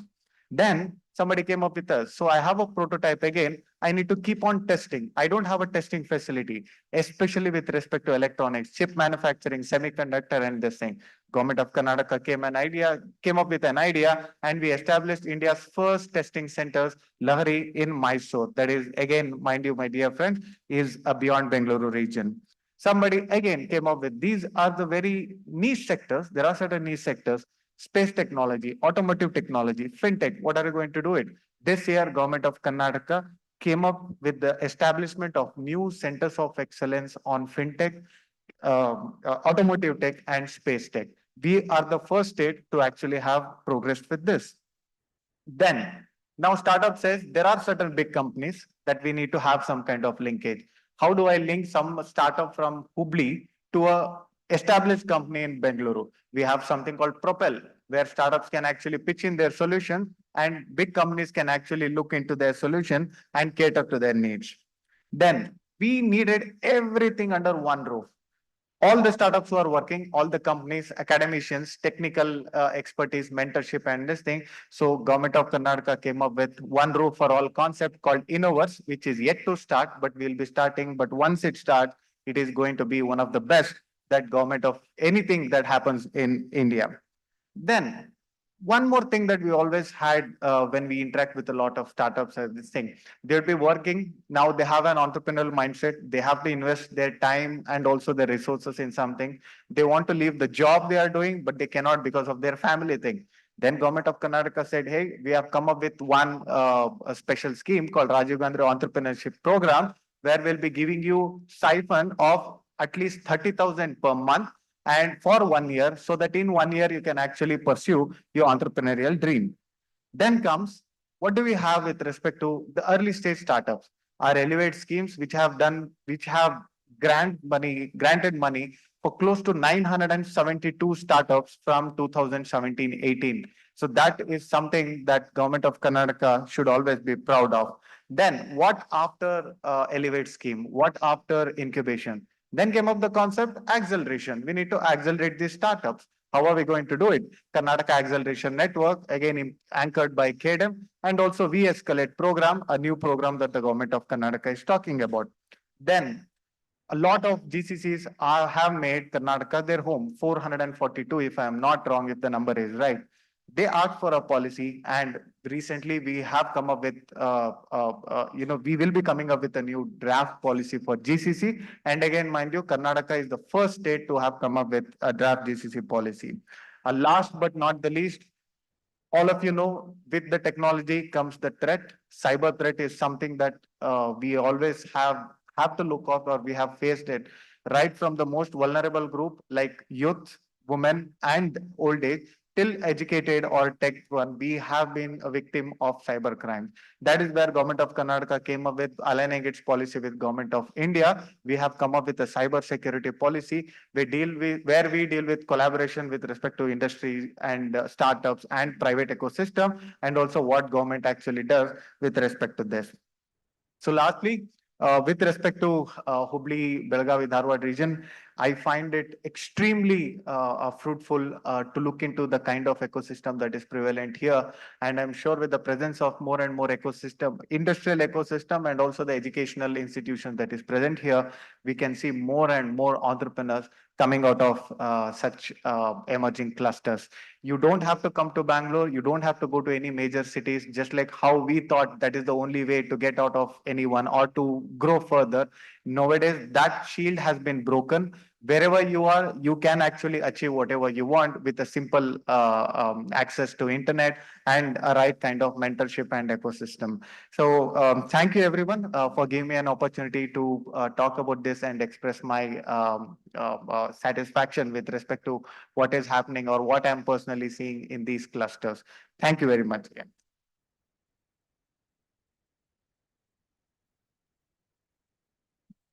Thank you, sir. Your address for sharing the government's perspective. Your insights are crucial for our continued progress. We are now honored to have Shri Sharat Kumar Bachegowda, Chairman of Kionics, Government of Karnataka. Shri Sharat Kumar Bachegowda's address will provide us valuable insights on the development of the HDB cluster.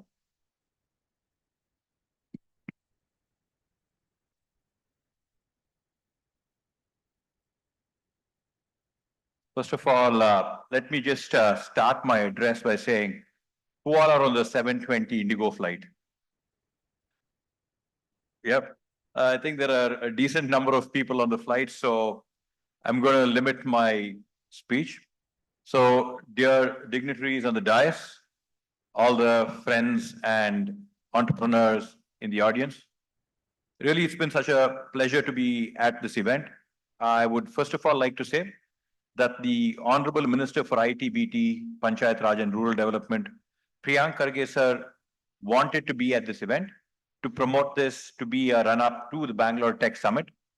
But other commitments in Bangalore, since the 16th Finance Commission was in Bangalore today, So he was unable to be at this event, and he conveys his warm regards to all the entrepreneurs and all the organizers and all the people present at this event. Truly a heartfelt congratulations to everyone who is behind this extremely successful event. It's truly been a mind opener because typically whenever we say beyond Bangalore, we say beyond Bangalore from Bangalore. So we're in Bangalore and then we talk about beyond Bangalore. But when you actually come beyond Bangalore, when you travel to, I think as Malappa ma'am was saying, that it is emerging cities like Mangalore, Mysore, or be it the cluster of Hubli, Dharwad, Belagavi. The Hubli, Dharwad, Belagavi is really a truly special region.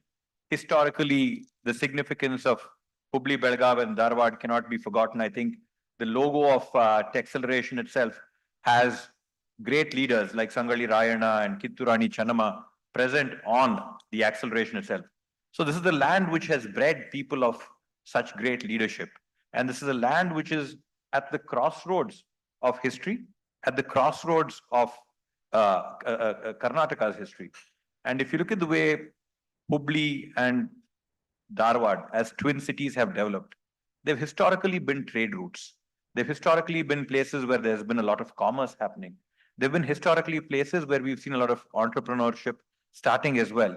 And I think it is a really good thing that through Techceleration and through summits like this, we're encouraging the entrepreneurial spirit to come out. I think through what happened in COVID, there were 1,000 bad things which happened through COVID. But I think one of the good things which emerged out of COVID was that the work from home concept meant that people were able to go back to where they came from. People were able to go back to where their roots were from. And doing that, I think just having today in the afternoon interacted with over 20, 25 entrepreneurs and startups who are working in this region, you could see most of them started in Bangalore, but eventually wanted to come back to where their roots were from. And I think it's really significant that the government of Karnataka is putting in such an effort to bring all of these emerging cities on par with whatever is available in Bangalore. And congratulations to government of Karnataka, KDEM and KTech for all the work which they're doing in fostering these emerging cities and helping them achieve their full potential. I think as the discussion goes, what is the room which is available for growth? Or what is the space that is available for growth? Or what is it that we are trying to encash? I think what we've broached on right now is not even the tip of the iceberg. So I was just talking to Veerappan sir in the morning when we went to inaugurate the TESOL facility. Big congratulations to him because this month his company has achieved 1,000 crore turnover, which is truly a landmark moment. And I think is now globally one of the biggest electronic service providers globally. So congratulations to you, sir. And while discussing with him, I think one thing which came up was in terms of electronic design, in terms of the fabless process, we are about, or the electronic design industry, we contribute about 30% of the work which is being done globally. Whereas if you look at the fabrication part of it, where are we? We are miles behind China. We're at 0.4%. We contribute only 0.4% of the fabrication of electronics in the world. So is there space? Is there space in the ESDM sector? There is tons of space for people to work in. And I think that is what the majority of the entrepreneurs who we spoke to today were working in. Some of our friends over here who are dealing with battery electronic tech, BEV technology, electrical vehicle technologies. What's the penetration of BEVs in India? I think the present market, around 4% of the vehicle sales is electronic. And of those 4%, I think 90 to 95% are two-wheelers, right? Three-wheelers would be about 5% and four-wheelers probably 2 to 3%. So there's plenty of space because by 20 as an ambitious target that 40% of all of your vehicle sales. So if we're going to fill up these gaps, if we're going to make sure that these sectors stay filled, there is plenty of training to be done, as Darshan was mentioning, and there's plenty of infrastructure to be created, plenty of engineering, hardware, all of this needs to be done. Otherwise, the ambitious goals which we are setting for ourselves are just never going to be achieved. We're going to sit here, talk about it, 3 years later, just keep postponing the milestones and targets. The drone market, something which is, I think, everywhere from remote sensing to events to defense applications, I think, which started off as something like a 29 billion rupee industry in 2020, I think is projected to be about a 25 trillion rupee industry in 2030. So in 10 years, we are seeing almost 1,000-fold increase in what the potential of the industry is. So I think there is great work to be done. And I think these kind of clusters, when we talk about Hubli, Belgaum, Dharwad, doing the kind of work in battery technology, doing the kind of work in drone technology, entering the ESDM sector, I think this is a great way to promote. Bangalore was great as silicon and software, but there is hardware, there is drone technology, there is EV technology, and all of these people need spaces. And Hubli, Belgaum, Dharwad is a place which has a great potential with this respect, because I think there are over 25 or 30 colleges present in this catchment area itself. The talent pool is there, the entrepreneurial spirit is there. So the government is working very closely to make sure that we encash upon all of these, and changing the hat from the government to the Kionic side. I think there were some requests which were made by the industry over here. So we've already, in a day's time, it was a jam-packed day's time, we've had the opportunity to go have a look at the IT park, which was in Hubli, in the center of the city. Not in the greatest shape, but I must say that whenever the project was envisaged and executed, it was done with a great motive in mind. And 2021 was when the project was transferred to Kionics. So I will give you an assurance, sir. Whatever the present state of the Hubli Tech Park is, we are going to brush it up, we're going to improve it, and we're going to bring it on par with whatever we have in Bangalore. So one of the models which we discussed was, in HSR, we have a very successfully implemented plug and play model. And the kind of model which we have in HSR, I assure you, we will implement in Hubli as well. And we will create plug and play seats for people to come here, entrepreneurs, startups, people who want to come and use the facility. We are going to create infrastructure for you to operate in Hubli straight away. I know there are 100 seats waiting with ma'am right there. And even you got another 100 seats. So I know I've got 200 seats assured already. So I'm sure we can take it and make a transformation with the tech park. Now, going beyond the tech park, there were a couple of requests for the Hubli and the Belgavi region. I think, as we've seen, the government has already identified close to 235 acres in the EMC cluster, right? And there's been about 250 crores dedicated to it as well. But these are large projects, big PEBs, where you're looking at 4 or 5 acres. Many of the partners or many of the startups who are present over here, wanted to operate out of a smaller scale, wanted to operate out of a few thousand square feet. So I think one of the suggestions, which was a very apt suggestion which was made, was the flat factories, which we could establish in the center of cities, so that it is easy to bring manpower to the flat factories, so that people can travel in, travel out, have their families close around them. We've got two properties, one property in Hubli, which is about 2 acres and open, and another property in Belgavi, which is 5 acres. And I assure you, as soon as we go back with suggestion from the Belgavi cluster, we will look to set up a flat factory in Hubli and another flat factory in Belgavi, and also a plug and play destination. The Belgavi area is 2 separate plots of about 2.5 acres. So on one plot, we can have a flat factory, and in another plot, we can have your plug and play solutions. We assure you that we will take these forward and move them as quickly as possible. I think as Veerappa sir was saying, Kionics was founded in the 1970s with very lofty goals, right?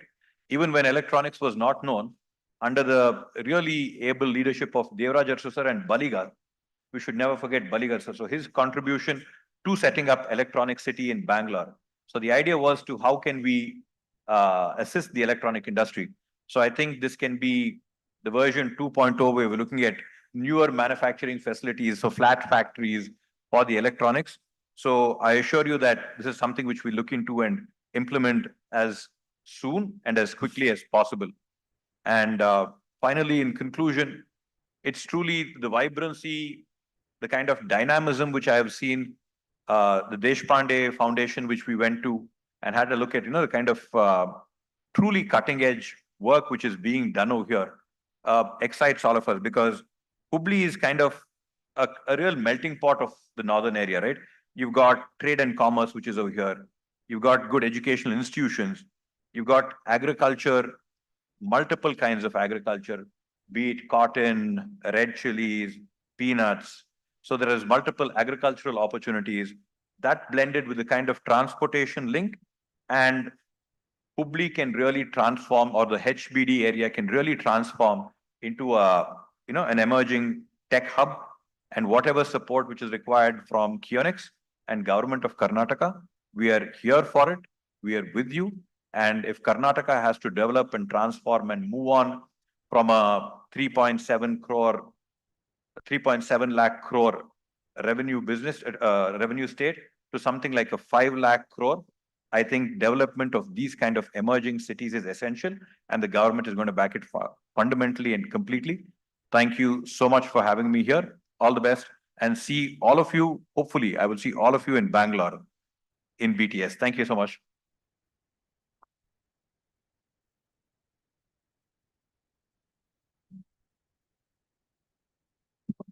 Thank you, sir. Your insights have been promising and we look forward to what is in future. Ladies and gentlemen, as we proceed to the next segment of our valedictory session, awards and recognition, I would like to take a moment to announce to you that we inaugurated a new facility of TESOLve in Hubli, Karnataka just today morning. Can we have a round of applause? With 3,000 plus employees worldwide, TESOLve is the largest semiconductor services company globally. The state-of-art facility offers one-stop shop solution with advanced silicon and system testing labs. Let's celebrate this milestone and explore exciting opportunities ahead. We also have amazing lineup of product launches to happen today. From the HDB cluster, to begin with, the IT cell at KLS Gopte Institute of Technology offers a specialized HR management system for educational institutions, streamlining HR processes with features like payroll management, self-service, and robust security. Their system ensures seamless integration, compliance, and effective faculty and staff management. I now request the team to come up on the stage.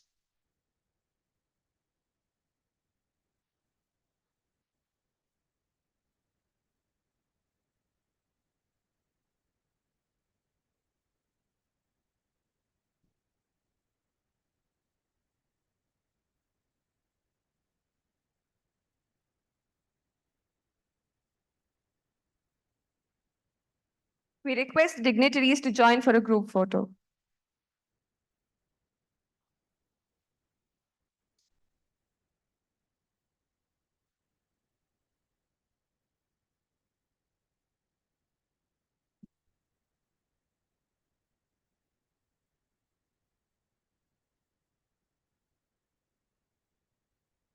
We request Sharat Bachegowda to launch the product.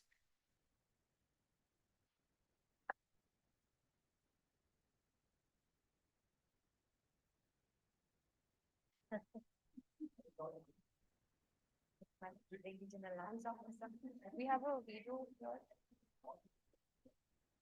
We have a video here. Can I please request the dignitaries to take seat in the dais?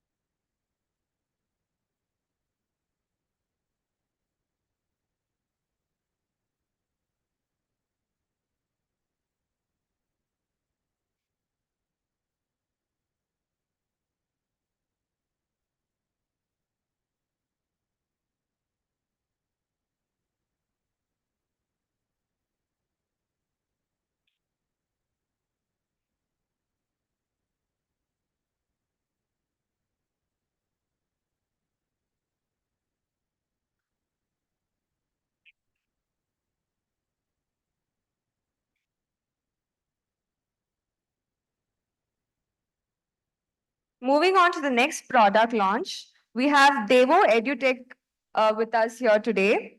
So this is an innovative online platform dedicated to enhancing the employable skills of hospitality professionals through expert-led video-based training modules.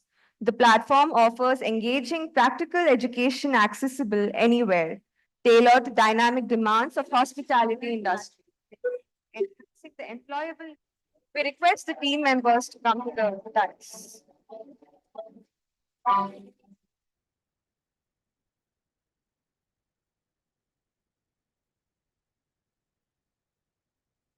ಮೊದಲಿಗೆ ಯಾವಾಗಲೂ ಪುಟ್ಟ ವಿರಾಮಗಳಿರುವಂತೆ 3 ಬಾರಿ bell ಅಥವಾ door ನಾಕ್ ಮಾಡಿರಿ. ಹೌಸ್ಕೀಪಿಂಗ್, may I come in? ನಂತರ ನಾವು ಸ್ವಚ್ಛತೆಯನ್ನು ನಿರ್ವಹಿಸೋಣ. ಮೇಲಿನಿಂದ ಕೆಳಕ್ಕೆ ಧೂಳು ಒಡೆಯುವುದರ ಮೂಲಕ ಆರಂಭಿಸಿ. ಎಲ್ಲ ಮೇಲ್ಮೈ ನಿರ್ಮಲವಾಗಿದೆ ಎಂದು ಖಚಿತಪಡಿಸಿಕೊಳ್ಳಿ. ಕಡೆಯಲ್ಲಿ ಬೆಡ್ ಅನ್ನು ಸಿದ್ಧಗೊಳಿಸಿ. ಪ್ರತಿ ಗೆಸ್ಟ್ ರೂಮ್ ಪ್ರವೇಶಿಸಿದಾಗ ಆಹ್ಲಾದದ ಹಾಗೂ ಸ್ವಾಗತದ ಅನುಭೂತಿಯನ್ನು ನೀಡಬೇಕು. ಧೂಳು ಒಡೆಯುವ ಸೆಲ್ನಲ್ಲಿ ನಮ್ಮ ಸಿಗೆ ಸೇರಿದ್ದ ಕೆಲವು ಮೇಲ್ಮೈ ನಿರ್ಮಲವಾಗಿದೆ ಎಂದು ಖಚಿತಪಡಿಸಿಕೊಳ್ಳಿ. ಕಡೆಯಲ್ಲಿ ಆತಿಥ್ಯ ನಿರ್ವಹಣೆಯಲ್ಲಿ ಶ್ರೇಷ್ಠ ಉಳಿಸುತ್ತೀರಿ.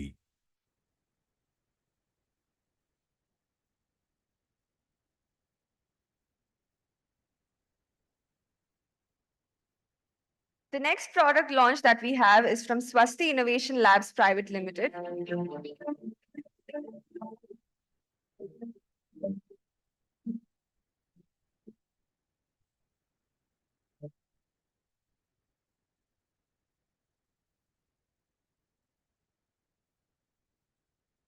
We have the team with us on the dais.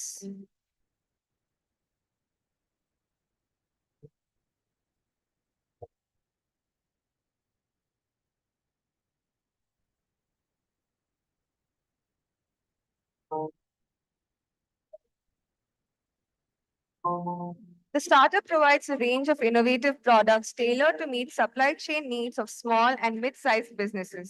Their customizable, user-friendly solutions offer seamless plug-and-play capabilities, empowering businesses to digitalize their operations efficiently.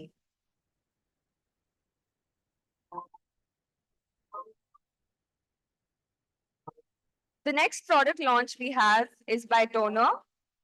Toner is a pioneering platform that transforms the taxi industry by promoting transparency and fairness. By cutting out intermediaries, Toner directly connects the riders with service providers, ensuring a hassle-free experience for both drivers and passengers. This innovative approach empowers drivers and enhances overall riding experience and sets a new standard in the industry. With Towner, drivers can create their own business profiles, manage billing, and track their performance as entrepreneurs. Towner puts drivers in control, allowing them to set prices within government e-invoices and offer personalized discounts. Detailed analytics on earnings, trips, and customer feedback with safety features enable smarter business decisions. Through Towner, drivers gain access to microloans, affordable vehicle maintenance, spare parts, and skill development training, all without commissions, ensuring they earn a fair income. For the government, Towner acts as a transparent technology bridge, enabling compliance and regulation monitoring, as well as vehicle tracking through a single dashboard. This ensures fairness for drivers, riders, and the government. And ride demand comes from various digital apps. Implementing Towner will uplift the lives of taxi and auto drivers in Tier 2 and 3 cities, improve service quality, and contribute to our nation's growth. Towner is not just a tool, it's a moment to organize the sector and enhance end-mile connectivity. Together, we can transform the industry and empower those who keep India moving. We have another launch by the same company, One India, One Taxi. It's a visionary platform that brings transparency and fairness to the taxi industry by connecting riders directly with service providers. This eliminates the middleman and provides a seamless experience for both drivers and passengers. This app offers government-regulated rates with no surge pricing, no peak hour charges, and no cancellation fees, ensuring that every ride is fair, affordable, and reliable.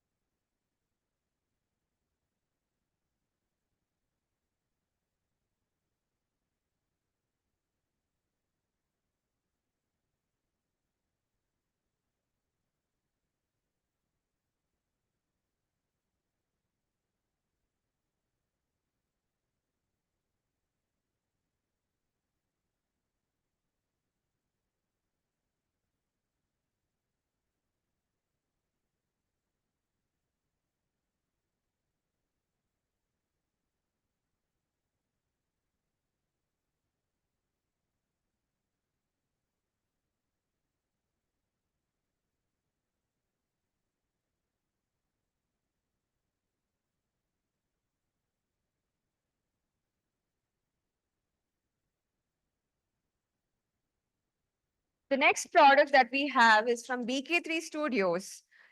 This is Asia's first ethical AI podcasting and video production company, blending cutting-edge AI technology with deep commitment to ethical storytelling. As pioneers in the media landscape, BK3 Studios redefines podcasting and video production by prioritizing integrity and quality. Their approach not only pushes the boundaries of creative possibilities, but also sets a new standard for responsible content creation in the digital age. I now call upon the team from BK3 Studios. Ecosystem and availability and deployment of capital. My name is Amandeep Singh. I'm the founder and CEO of BK3 Studios. We are Asia's first ethical AI-based podcast and for the whole journey in my professional creative pursuits. One thing that I've always wanted to have is constant mentoring and handholding. And that's why when we decided to set up BK3 Studios, our fundamental vision was to nurture creative talent. Our vision is to create more than 10,000 jobs in the next 3 to 4 years, while also setting up a development and deployment center of India's first ethical As we're AI running out of podcast time, and video. we will be calling out the companies. So I request the representatives from the same to come on the dais as and when called. We are proud to announce that 12 new companies have established their offices in Hubli. The companies are Ahana Systems, Evobi Automation, Automate AI, Excel Corp, InVenture Engineering LLP, Toner, BK3 Studio, Axis Finance, Clicks Capital, Naukri, Cardeco, Vodafone, and iChom Motors. We request the representatives from these companies to come on the dais.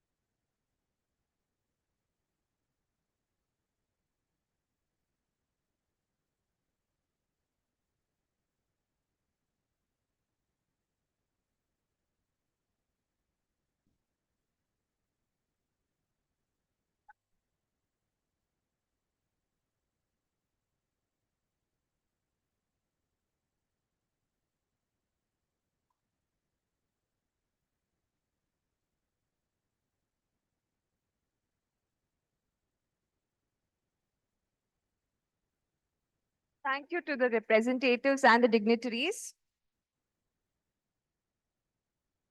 I request the dignitaries to take seats in the dais. Now, we are happy to announce the top 3 fundable startups of HDB Blue. To give you a little insight into HDB Blue, after rigorous selection process, we are thrilled to announce top 3 startups in the 4th edition of HDB Blue, a program initiated by KDM to provide access to capital opportunities and foster innovation and entrepreneurship in the cluster. From an impressive pool of over 40 plus registrations, These top 3 startups have demonstrated exceptional potential and innovation, impressing our esteemed judges from top VC firms in the country. Please join us in congratulating the winners who will now take a significant step forward in their entrepreneurial journey. First up, we have Mavron Technologies Private Limited. Next up, we have Rapture Innovation Private Limited and Physics Motors. I request the representatives from all the 3 startups to come on the dais.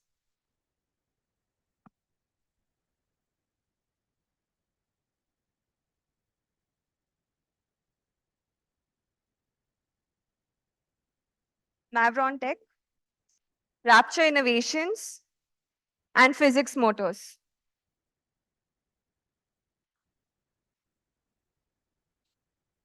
We have Mavron Tech.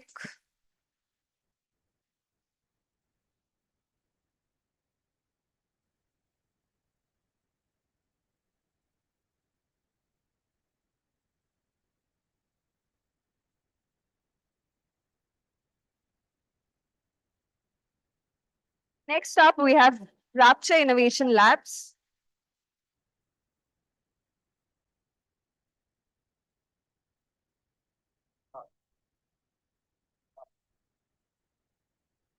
We also have a product launched by Rapture Innovation Labs. Rapture Innovation Labs, an Indian audio tech startup, has developed Sonic Lab, the world's first headphones that reproduce physical experience of sound using patented hybrid driver technology, offering a lifelike immersive audio experience with quick personalization options.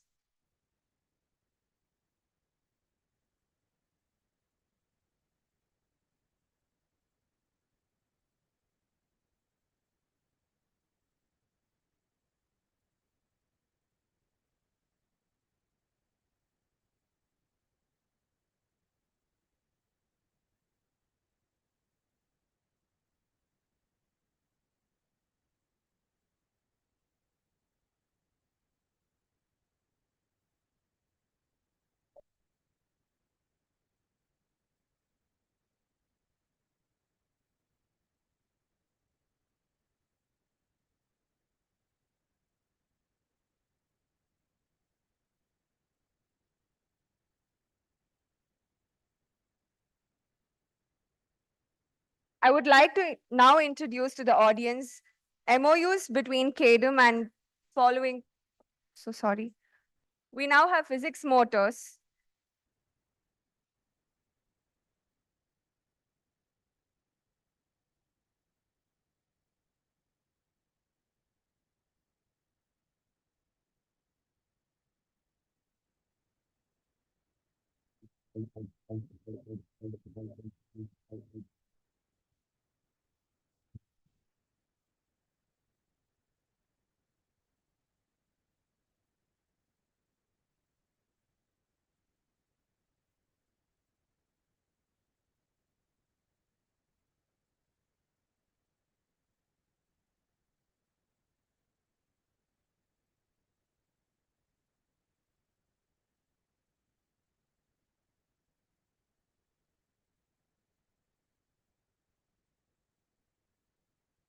I also would like to introduce the audience to the companies that have successfully availed the incentives from various government policies such as IT and startup policies, along with AVGC. We have iMerit, Infotech, Prolims Infosystems, Kriya Next Wealth, Dafson's Healthcare. I request the representatives from all these companies to come on the dais.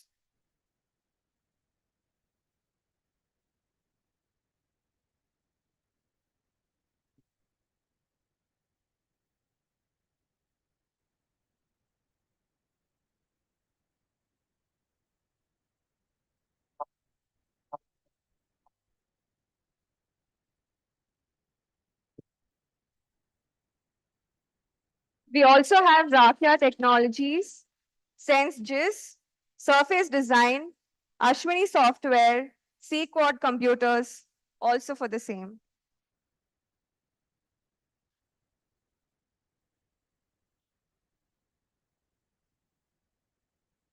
We also have a product launch by Hita Agri Fintech Private Limited.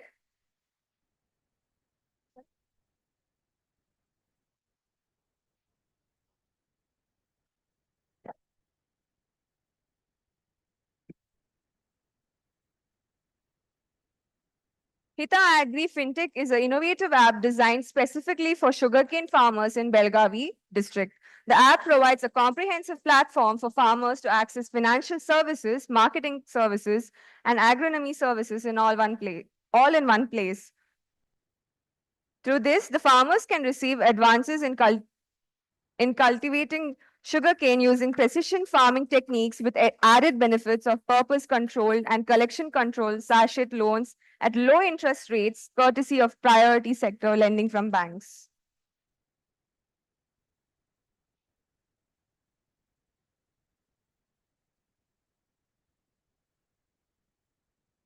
We now move on to the next segment of MOUs.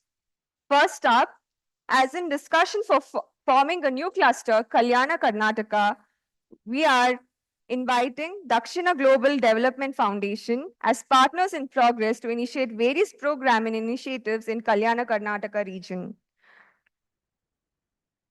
Can I request the representatives to come on the dais?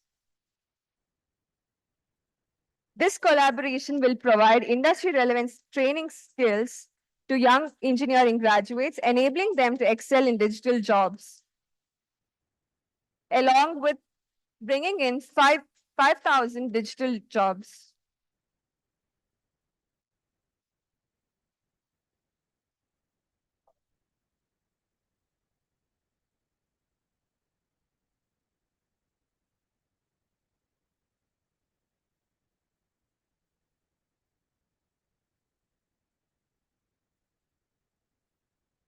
The next MOU we have is with Deshpande Startups. Deshpande Startups and KDM are partnering to empower more startups from HDB cluster. Deshpande Startups have already incubated 400 plus startups in about 8 years. We look forward to increasing these numbers and enabling the ecosystem.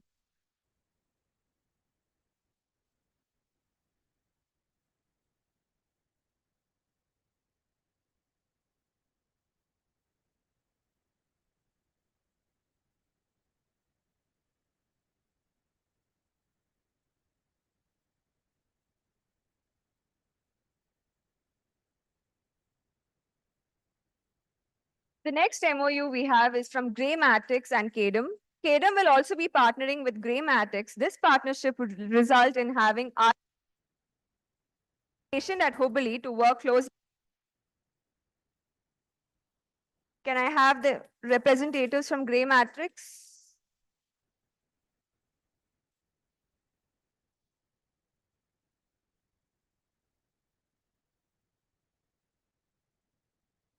I request the representative from Grey Matrix to come up on the dais.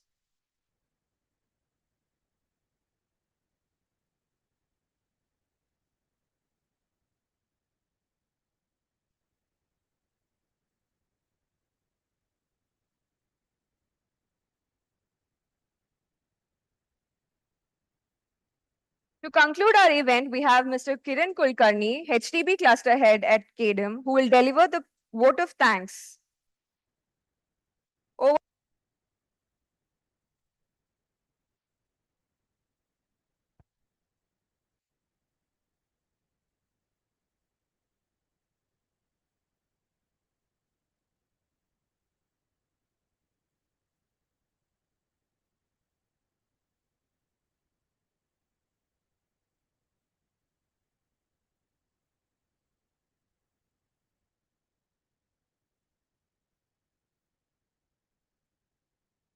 Respected dignitaries or esteemed guests and fellow attendees, thank you so much for your time. In the interest of time, I'll not be spending too much time on this.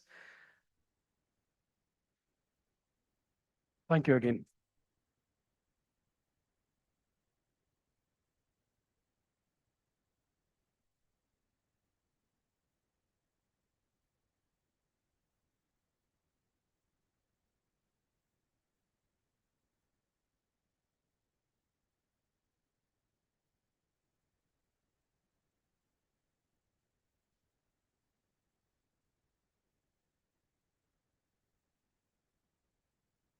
I would really extend my gratitude to the Honorable Minister Shri Priyank Kharge sir. I would also like to thank Department of Electronics, IT. Extend my thank you to Shri Bharat Bachegowda sir. I would really want to thank my industry anchors and my support system at the grassroots level in Hubli, Belgaum, Dharwad, and the startups who've participated, who've been spending a lot of time with us, academic partners, Deshpande startups who've been helping us with everything we've done, our partners in progress, sponsors, speakers who flew down, our cluster seat fund representatives. Thank you.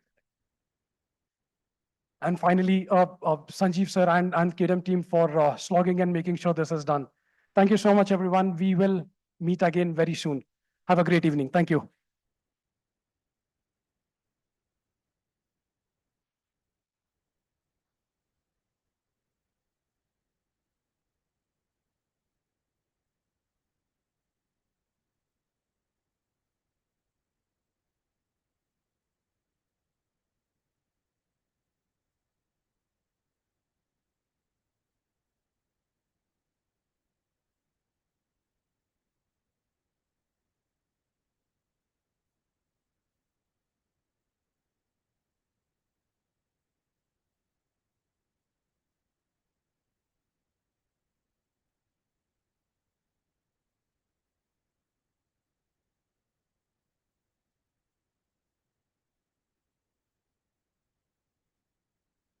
I request everyone to join us on the dais for a photograph.